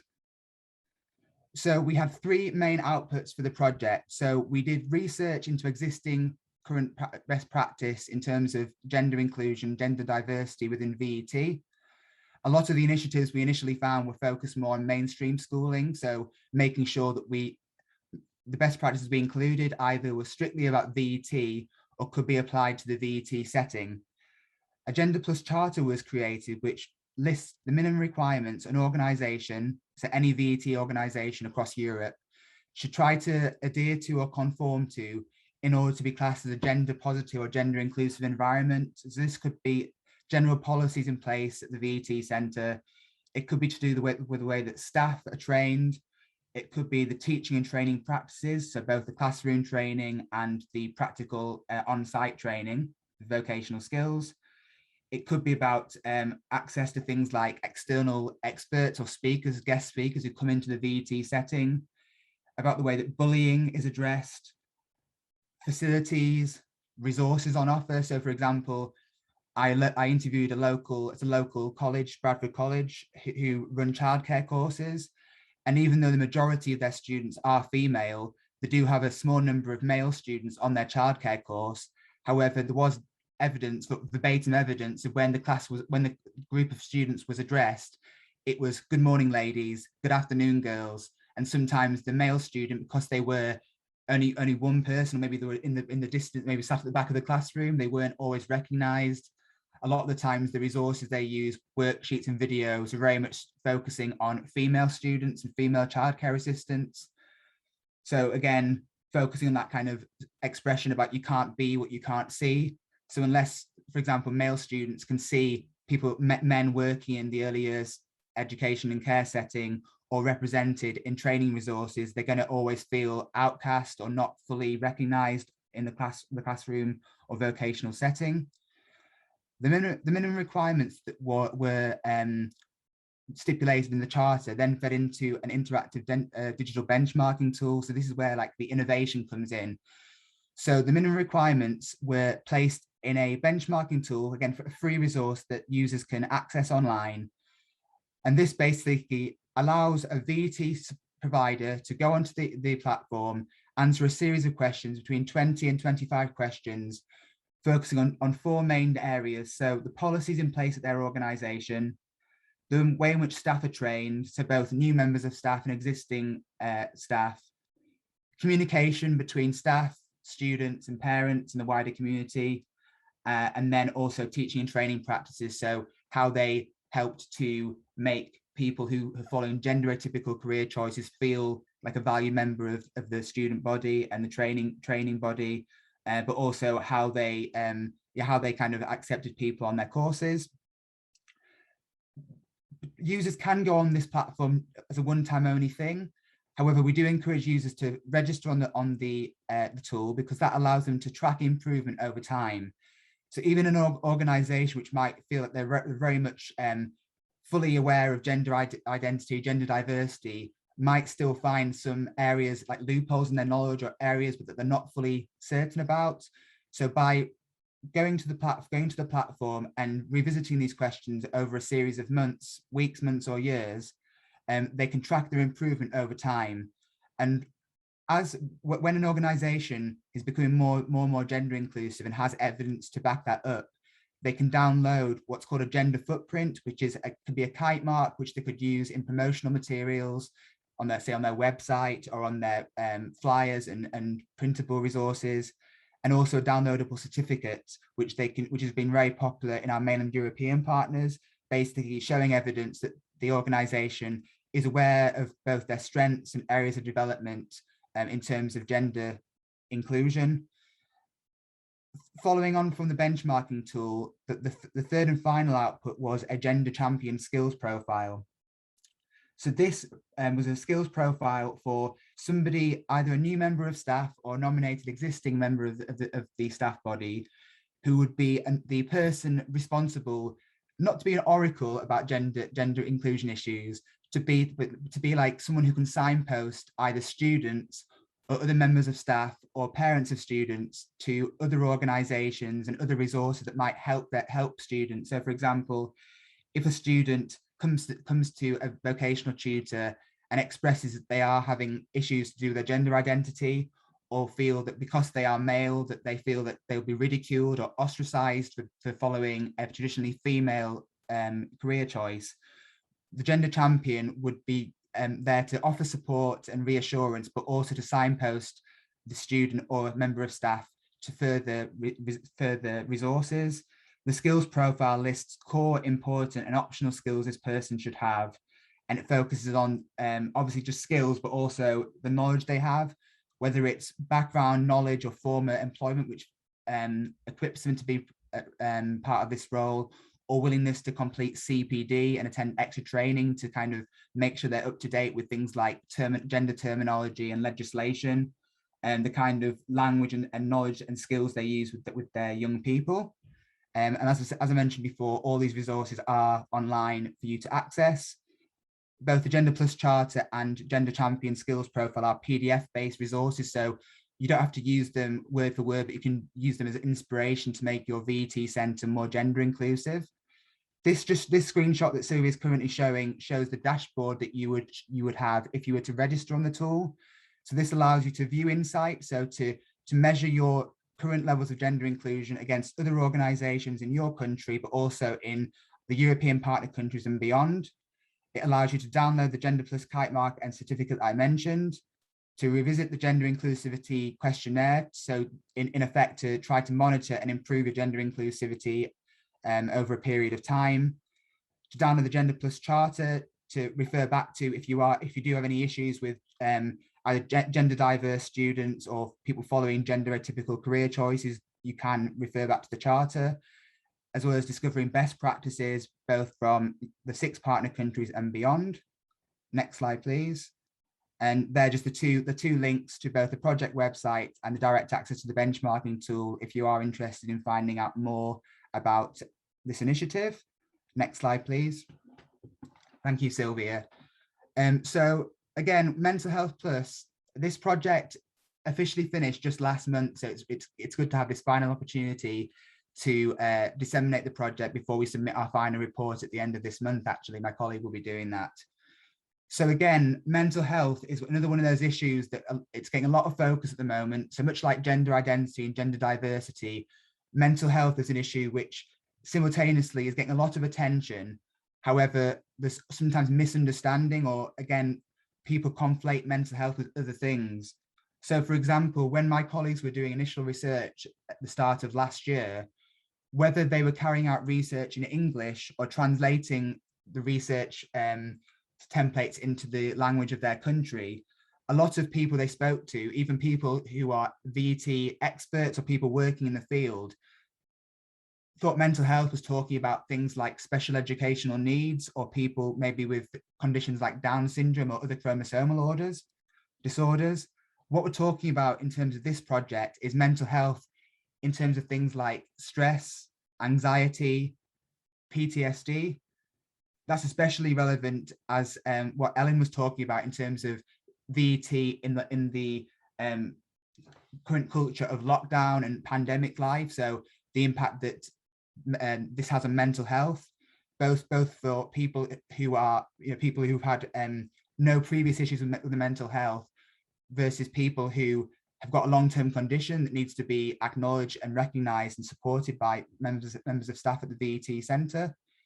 So much like with Gender Plus, we're using a very similar structure here, but applying it to a different topic. So the mental health resources that have been developed allow VET organisations to understand and improve their approach to mental health. So offering support, being flexible with their students, being understanding if they can't complete a particular task on time, for example. And again, with my example of VET offering that kind of unique environment in which maybe their classroom tutor is very supportive and understanding, and the young person feels they can go to this person to offload or to get kind of reassurance about their mental health issues. It could be that when they go out into the environment, the person who is leading them or the person responsible for them isn't always necessarily going to be aware or that understanding of any mental health issues. So it's making sure that it's a joined up approach between the two areas of VET provision. And as the slide says here, at the time the project was kicked off last year, there was no existing official services across Europe to support learners in this way. It was more piecemeal. So people who have mental health were overrepresented in early dropout and unemployment rates, and obviously had a higher risk of becoming long-term unemployed. So this project has sought to create a standardized approach to mental health within VET. Next slide, please. Thank you, Sylvia. So because of the success of Gender Plus, this led to the Opportunity Centre as the coordinator, joining up with our Finnish and Bulgarian partners from Gender Plus, but then also getting the expertise of Icelandic, Italian, and Spanish partners. This is especially important in terms of mental health. So our Icelandic and Spanish partners are both specialist mental health support services. So we are aware, because it's a very sensitive topic and something we can't take lightly, we've actively engaged and actively use the expertise or utilize the expertise of these two partner organizations in the development of our resources. Next slide, please, Sylvia. Thank you. So much like the Gender Plus resources, we have the three main outputs. So the charter, which breaks down minimum requirements that a VET centre should try to conform to or adhere to make their vocational setting as inclusive and understanding of people with mental health issues as possible. The online benchmarking tool, which again allows you to assess and make improvements over time.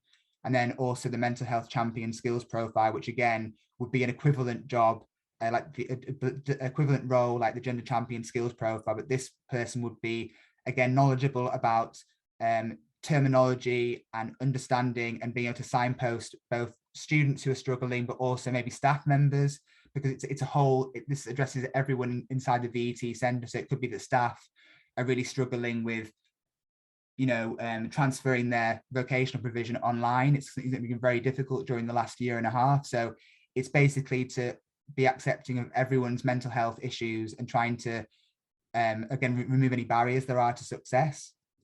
Next slide, please. Thank you.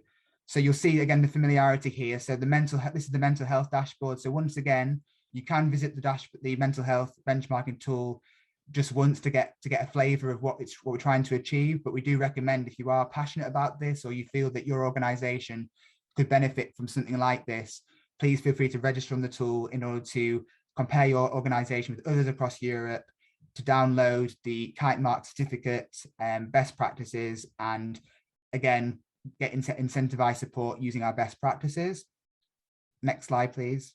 Thank you, Sylvia. Again, the project website with the direct access to the benchmarking tool is available for everyone.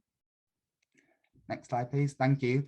Just as a final note, because of the success of both Gender Plus and Mental Health Plus, which kind of overlap with each other, despite the fact that we had left the Erasmus scheme because of Brexit, unfortunately, we were lucky enough to be part of a consortium of a 3-year Key Action 2 project led by Chiappe, who are Italian partners on Gender Plus, but they're actually coordinating this project. But this project uses the structure of both Gender Plus and Mental Health Plus, but it applies it to the early years education and care setting.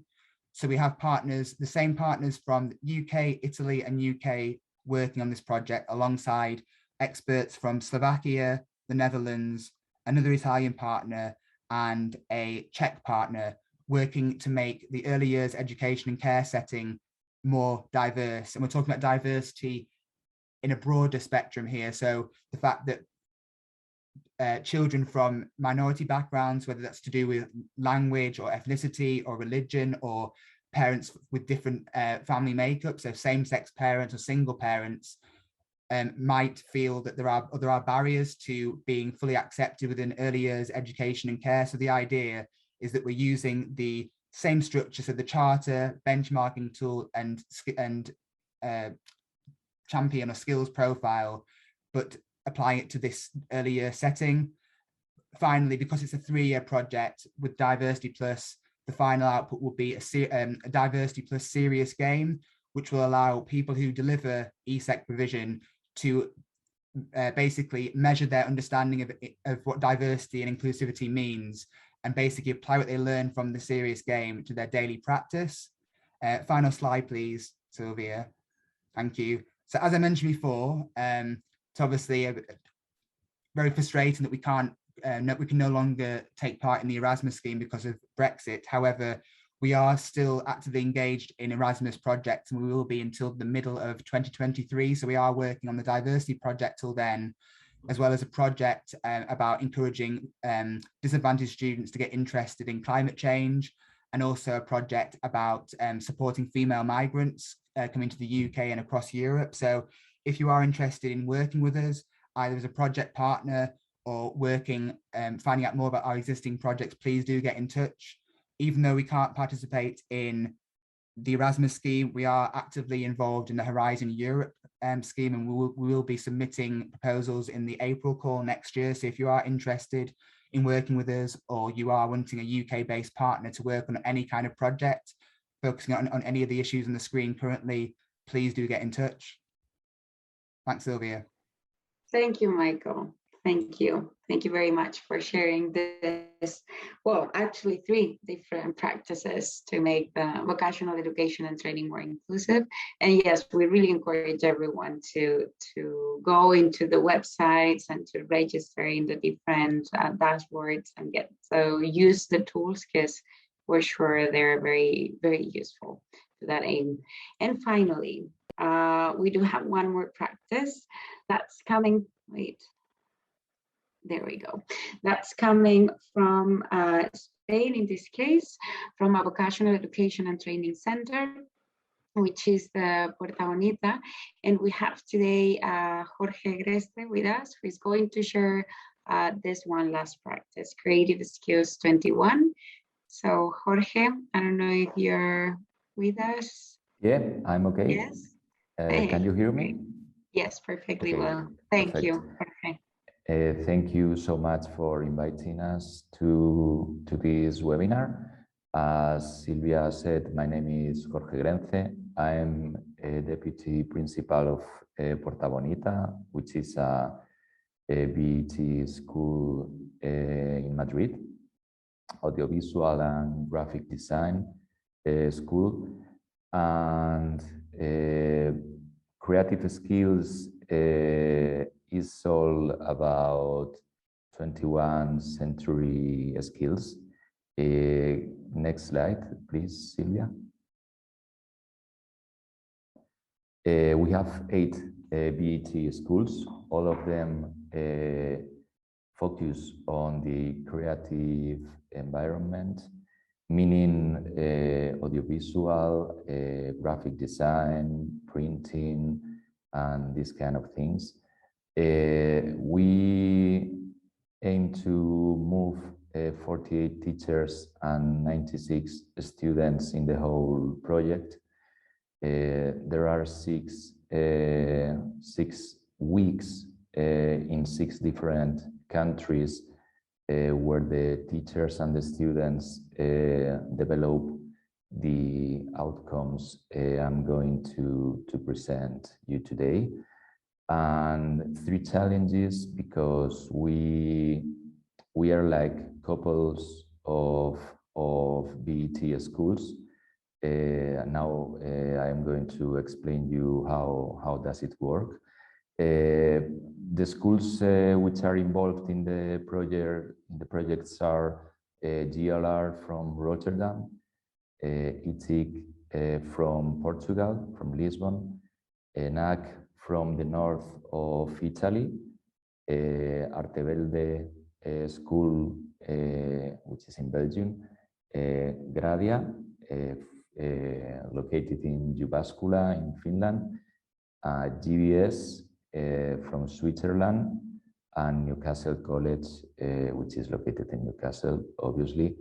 And it's a KA 202 Erasmus Plus project with the collaboration of Movetia agency in Switzerland. As you probably know, Switzerland is not inside Erasmus projects anymore, so they have their own agency and they collaborate with us really often. Next slide, please. Thank you. The goals. We have 2 levels in the project. One level is the teacher's level, and the other level is the student's level. They linked at some point, but they have different outcomes. The goals for teachers, the main goal for teachers is improving the soft skills in the school, in their daily life. What does mean? This is that we realized that 21st century skills are quite important for all of us. Companies tell us all the time that we must focus on 21st century skills, and that they are really important for the future of our pupils. But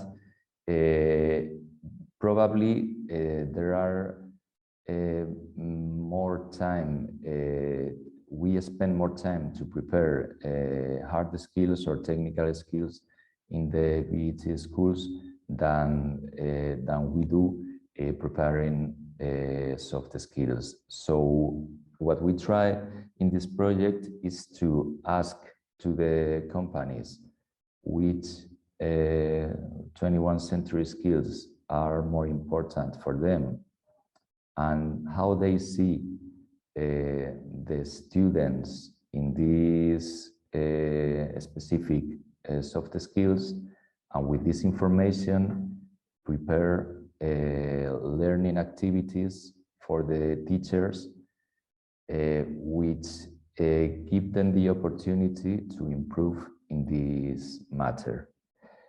Obviously, there is a second level, which is the students level.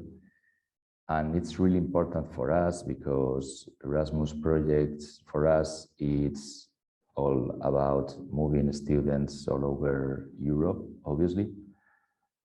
So what we decided was to take advantage of the students and make them do something that they like. I'm going to explain later what they do.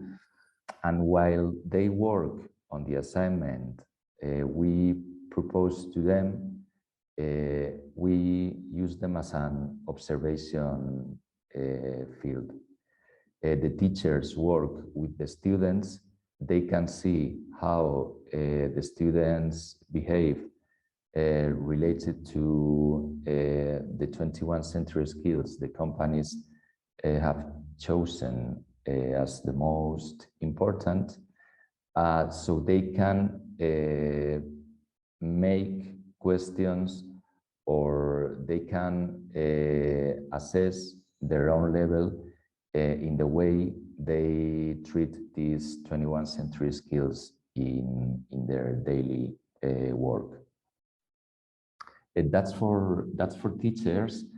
For students, the most important thing is learning a methodology called design thinking, because it's really important in the entrepreneurial world, and it's something that our teachers do all the time in the school. So we propose the students to work within this methodology to come up with a communicative idea to solve one issue related to a sustainable development goal.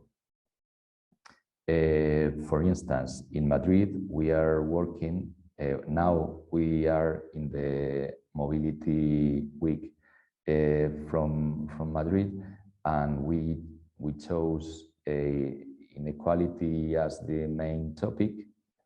We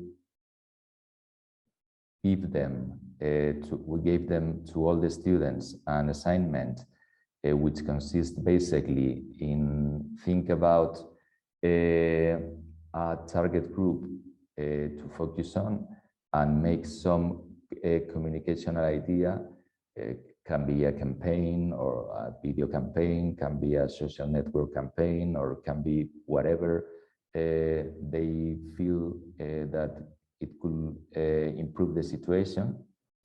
And then they use the design thinking method to make this idea. In the first week, which is Madrid, they come up with the idea, and in the second week in St. Gallen, in Switzerland, they make a prototype out of this idea.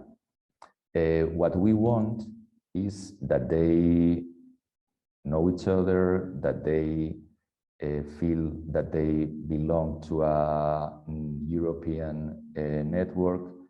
Obviously, they improve their 21st century skills as well, because it's in 1 week they must get to know each other, work as a team, and reach some outcomes. It's a lot of things to do in only 1 week, and they must organize their time, and they must be more efficient in the communication and these kind of things. So the main goal for us is this. And obviously we wanted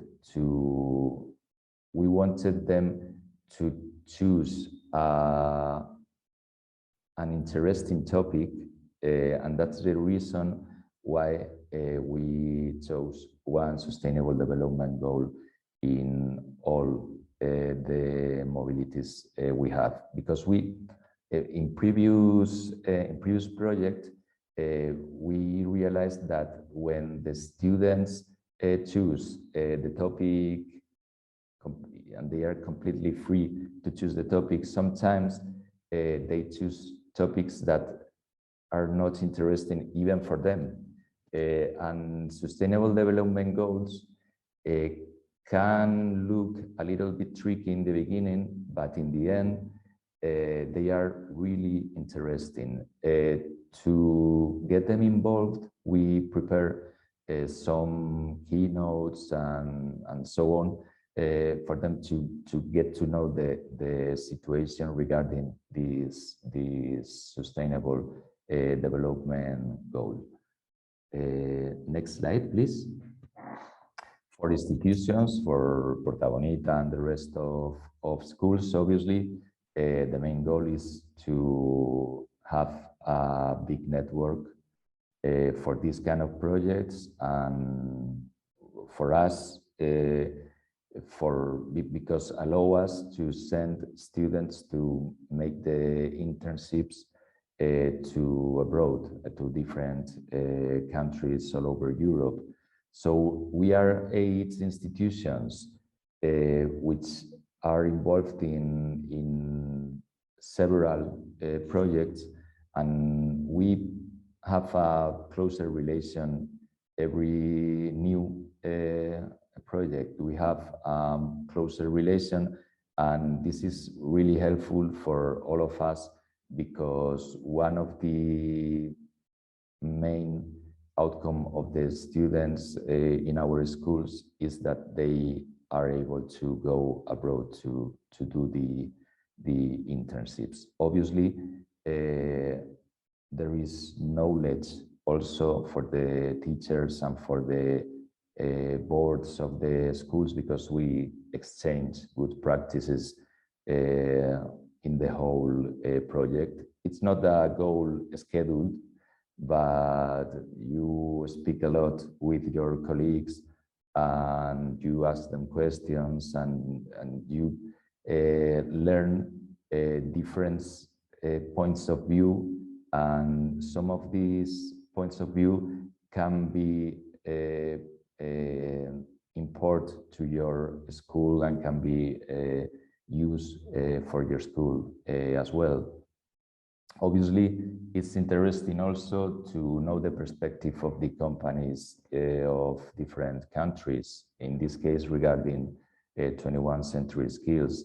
As we made a survey and I sent them to the rest of countries, it has been interesting to see how different is the point of view of the companies of the countries involved regarding the soft skills of the students and how they behave when they reach the company. So it's interesting for us, this point of view as well. Next slide, please. Thank you. For the teacher, regarding the teacher's level, as we told you, the first step has been to elaborate a survey. We sent the survey to all the companies. Most of them answered the questions we asked them. And with the results, we chose 2 21st century skills for Newcastle and Belgium, 2 21st century skills for Madrid and St. Gallen, and 2 21st century skills for Finland and Portugal, which is going to be the 2 latest travels that we are going to do. And we prepare learning activities for the teachers, just to suggest them to think deeply in these matters. But I put some examples there. Is there any technique which I can use to facilitate the communication, or how can we assess 21st century skills, which is one of the main issues in the schools, because all of us give a lot of importance to soft skills in the school, but then we assess only hard skills. So we need tools for the schools to learn to assess these soft skills. And obviously, the learning for the teachers is made by people from the university in every country who made keynotes, and people from companies who made keynotes. Next slide, please. For students, the process is choose sustainable development goals for each two meetings. The first day, there are 5 days. First day is breaking the ice. Second day is learning about sustainable development goals and start working within the design thinking methodology. Normally, the third day is like a cultural day because most of them don't know the city where they are, so we go to museums and this kind of thing, cultural activities. Thursday, they come up with the idea and prepare a presentation, and Friday, they present to a panel of people from the creative world. This panel makes suggestions, and with these suggestions and the idea they have before, they go to the second country, and in the second country they make something out of it, a short video, print something, or make a prototype or whatever. And we organize in the same way.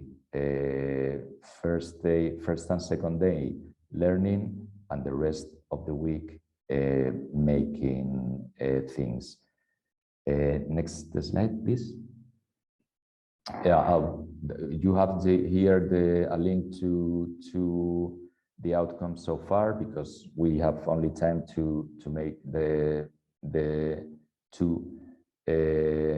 first meeting, or the two first meeting, and then the COVID comes and everything stopped, and now we are resuming. So what I recommend you is to visit our website, and there we are uploading all the things we do. Next slide. Thank you so much. There, our profile of Instagram is in the last slide, and also our website. So I appreciate if you go and see the work of the students, because it's really good, the things they can do if you take into account that they don't know to each other the first day they arrived in the country. Thank you so much for inviting me, and whatever you want to ask me, you have my contacts in the website. Thank you. Thank you very much, Jorge. And thank you, everyone. I think these were very good examples of what we mean by making innovation more inclusive, and in this case, putting it at the service of making vocational education and training a more inclusive place, a more inclusive ecosystem. So thank you for that. And thank you to everyone, because I think we have overdone our time a little bit. So I apologize for that. But thank you for staying and for listening to all these practices. We will be very happy to share with everyone the PPT where you have the contacts, and you can further get more information and directly contact to each of the speakers. And well, I think that's everything from our side. Thank you.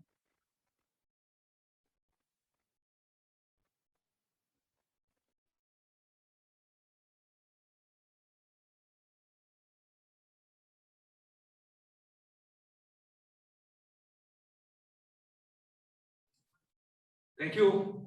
Sorry, I had to go back to switch my microphone and to set to be online with you again. This presentation was very interesting, and I remark again that you have called back topics that are guiding us through the forum. We have discussed yesterday and even today many of the aspects that you have also called back. I remember in your presentations, I appreciate very much what you do in your environment, and you have this concrete impact. We talk about digital, no? Digital is the key for many doors, and your to be digital project is very important. Yesterday, if you remember, we commented that more than 40% of the European population lack of digital skills, and so this is a meaningful information for us. And of course, that is not a generic approach to skills. We have a specific way to view the relevance because there's that we consider skills for life are necessary to face the future and not just the present. So we need to equip people with credentials related also and with competencies related also to specific aspects that you have very well explained to us. And the other topic, the mental health issue that is also was the focus of the previous workshop, the previous session. And so there is like a red line that connects all these parts together. I have a question for your speakers, if they are still on, I suppose. Yes. I think that except for Ellen, who had to leave, everyone else is online. Yeah. Good. I would like to know by their, because we have seen these fantastic presentations. They have given us the temperature and how they treat the temperature, no? Because they have identified the concrete needs and solutions. What is their commitment for the future to continue to work together? Because you know, the Alliance is looking to extend his impact in the future, and so we know now what they are doing, where they started, and where they are going as individual organizations. I would like to have a feedback, if you agree, to understand what is the commitment for the future within the Alliance, within the activities that the other organizations have presented in the other sessions. So do you have an idea on how to improve our match, our collaboration? This is to you, of course, and to your speaker. Thank you. Okay. Sure. I don't know if anyone wants to go ahead and answer that, or. I was just going to say, Sylvia, as part of the Gender Plus and Mental Health Plus project, all the project partners across the 6 partner countries made a pledge to keep the project active. So for 3 years, so basically we've come to the end of the first of those 3 years, but to actively promote our project, so attending events like this, hopefully face-to-face one day as well, making sure that our resources are up to date, so we have social media that we're still posting on, and that our website stays live, that we are troubleshooting, so the platform, if there's any kind of issues with the platform, that it's dealt with as quickly as possible. It's obviously difficult because with most of our organizations, we're quite small organizations with quite a large amount of work to do. So it's sometimes difficult to allocate enough time to projects that where the funding has expired or come to an end, but especially being given the opportunity to come to events like this and to show that there is life after the Erasmus funding ends. I'd say that's kind of something that all organizations should do as much as possible, especially those projects that have kind of gained traction and have had a good response, to make sure that you actively keep promoting them and that sort of kind of sit on a hard drive somewhere, not being, you know, engaged with.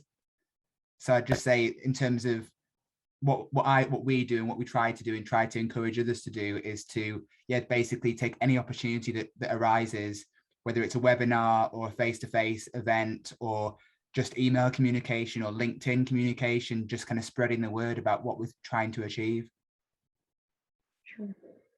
Thank you, Michael. Thank you.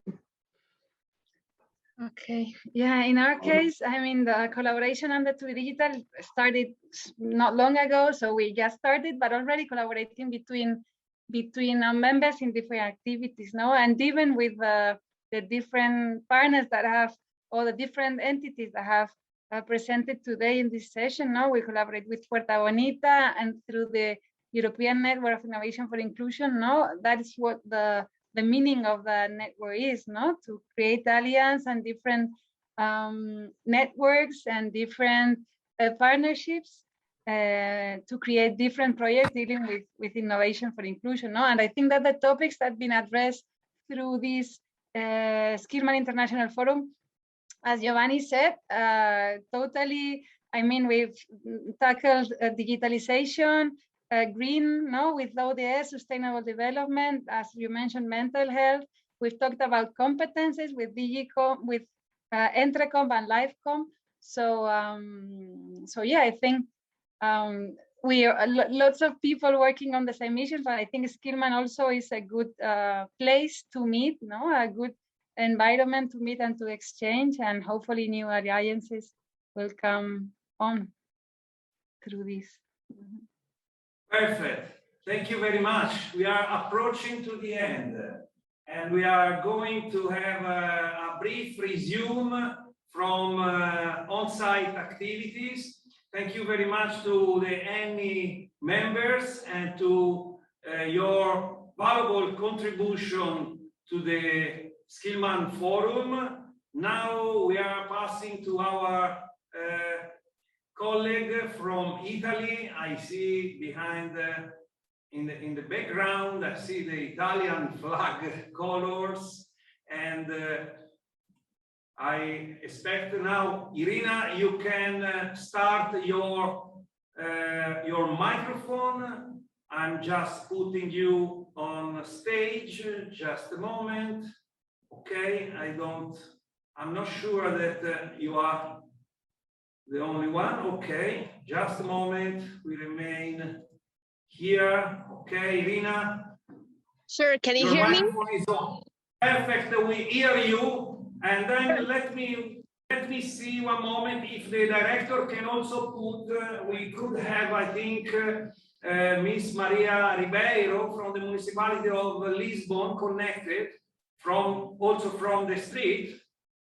So Irina, please go on with the very short resume, but meaningful, because on-site activities that were running in parallel in two cities. So let us to know what you have done in Italy. Please, Irina, go on. So hello to everyone from the rainy Italy tonight. Today we had the intervention in Cento. It's Emilia-Romagna region. So today we had the whole day dedicated to the green immersion and to the green revolution. At the beginning of the evening, we had at the beginning of the morning, we had an intervention of Chiara Pancaldi of the Cento Forum, and also we had the presentation of Cento Cove. Later on, we had the intervention of different speakers that show us the importance of the green revolution and importance on the recycling. Later on, we had the study trip to the factory of Guidetti that are occupied for the recycling. They are preparing the machines for the clients that recycle different types of the electric devices, different types of the washing machines, cables, and so on. And their machine are able to, the most potential one, is able to recycle up to 1,000 kilos of cables at 1 hour, and it recycles to the plastic, crops, and iron and aluminium. So it was quite impressive view to see how everything works in reality. Great, thank you very much for this interesting and stimulating picture of this study visit, on-site study visits, and this beautiful background. Irina, thank you very much.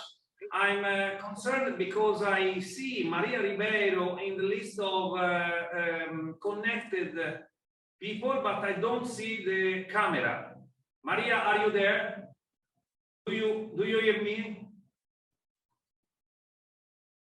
I'm asking to activate the video of Maria and the audio, but probably some difficult in the connection.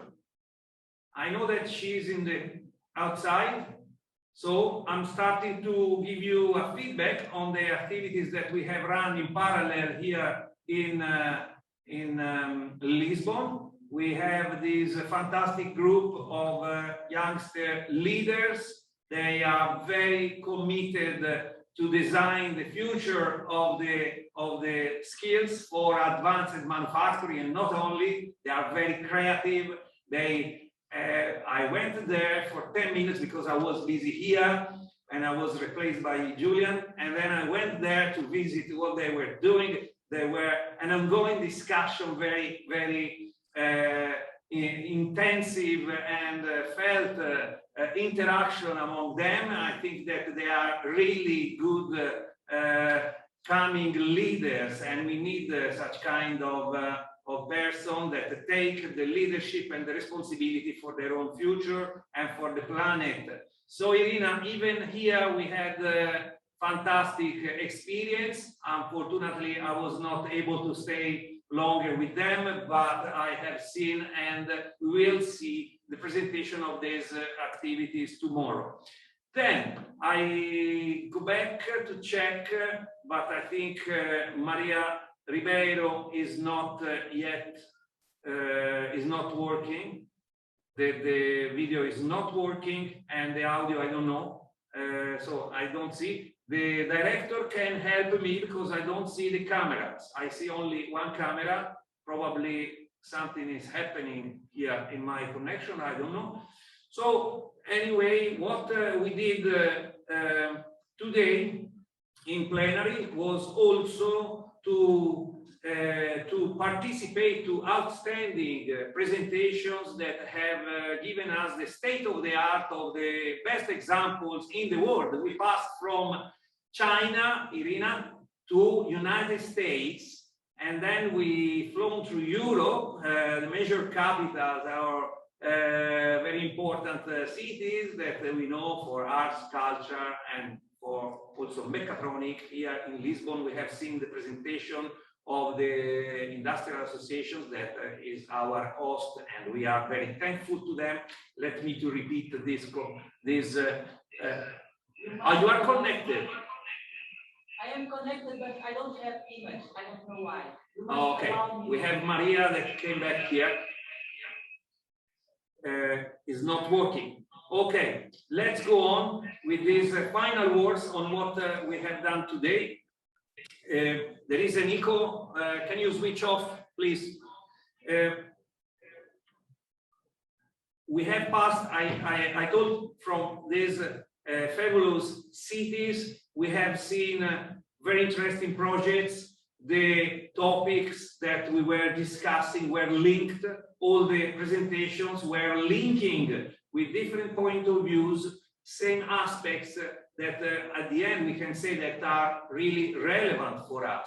I don't want to repeat everything, but I would say that one of the leitmotifs of today under the sharing is caring idea was also the very high relevance of the Entrecomp framework. We have taken this comment of about the history and the creation and the contents of the framework, hearing the creators of this, one of the creators of this framework.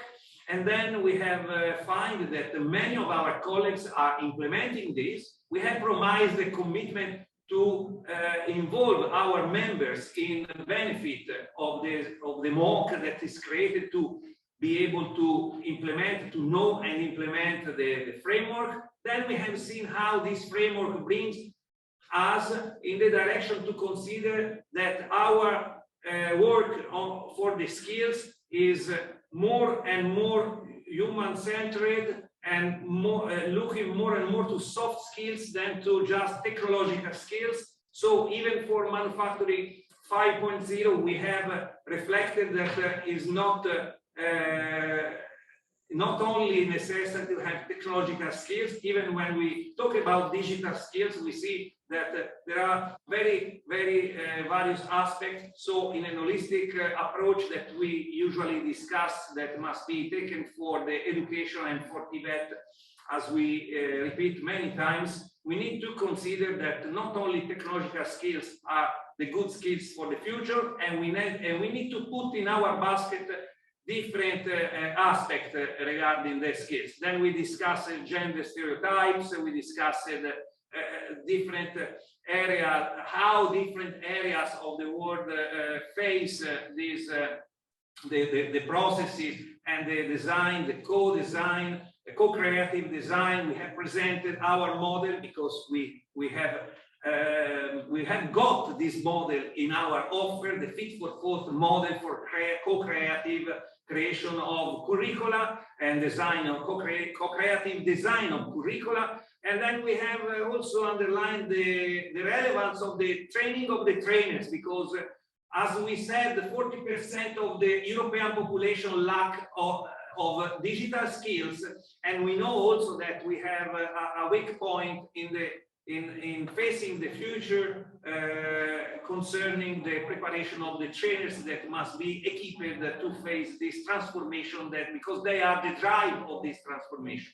So thank you to everybody for being with us such long journey. Even today, I would say eclectic journey, holistic approach to consider all our ideas and to valorize differences and not to make barriers, but to make bridges across the world. Last part, thanks particularly thanks to and remarks to the high-level contribution given by Dr. Claude Bayoun, bringing this group of newcomers of the Skillman network from China. We have seen a very impressive commitment because several directors of very important institutes were connected together to talk with us and to make their own pledge to collaborate in the future. We have taken the occasion to establish the idea to make a specific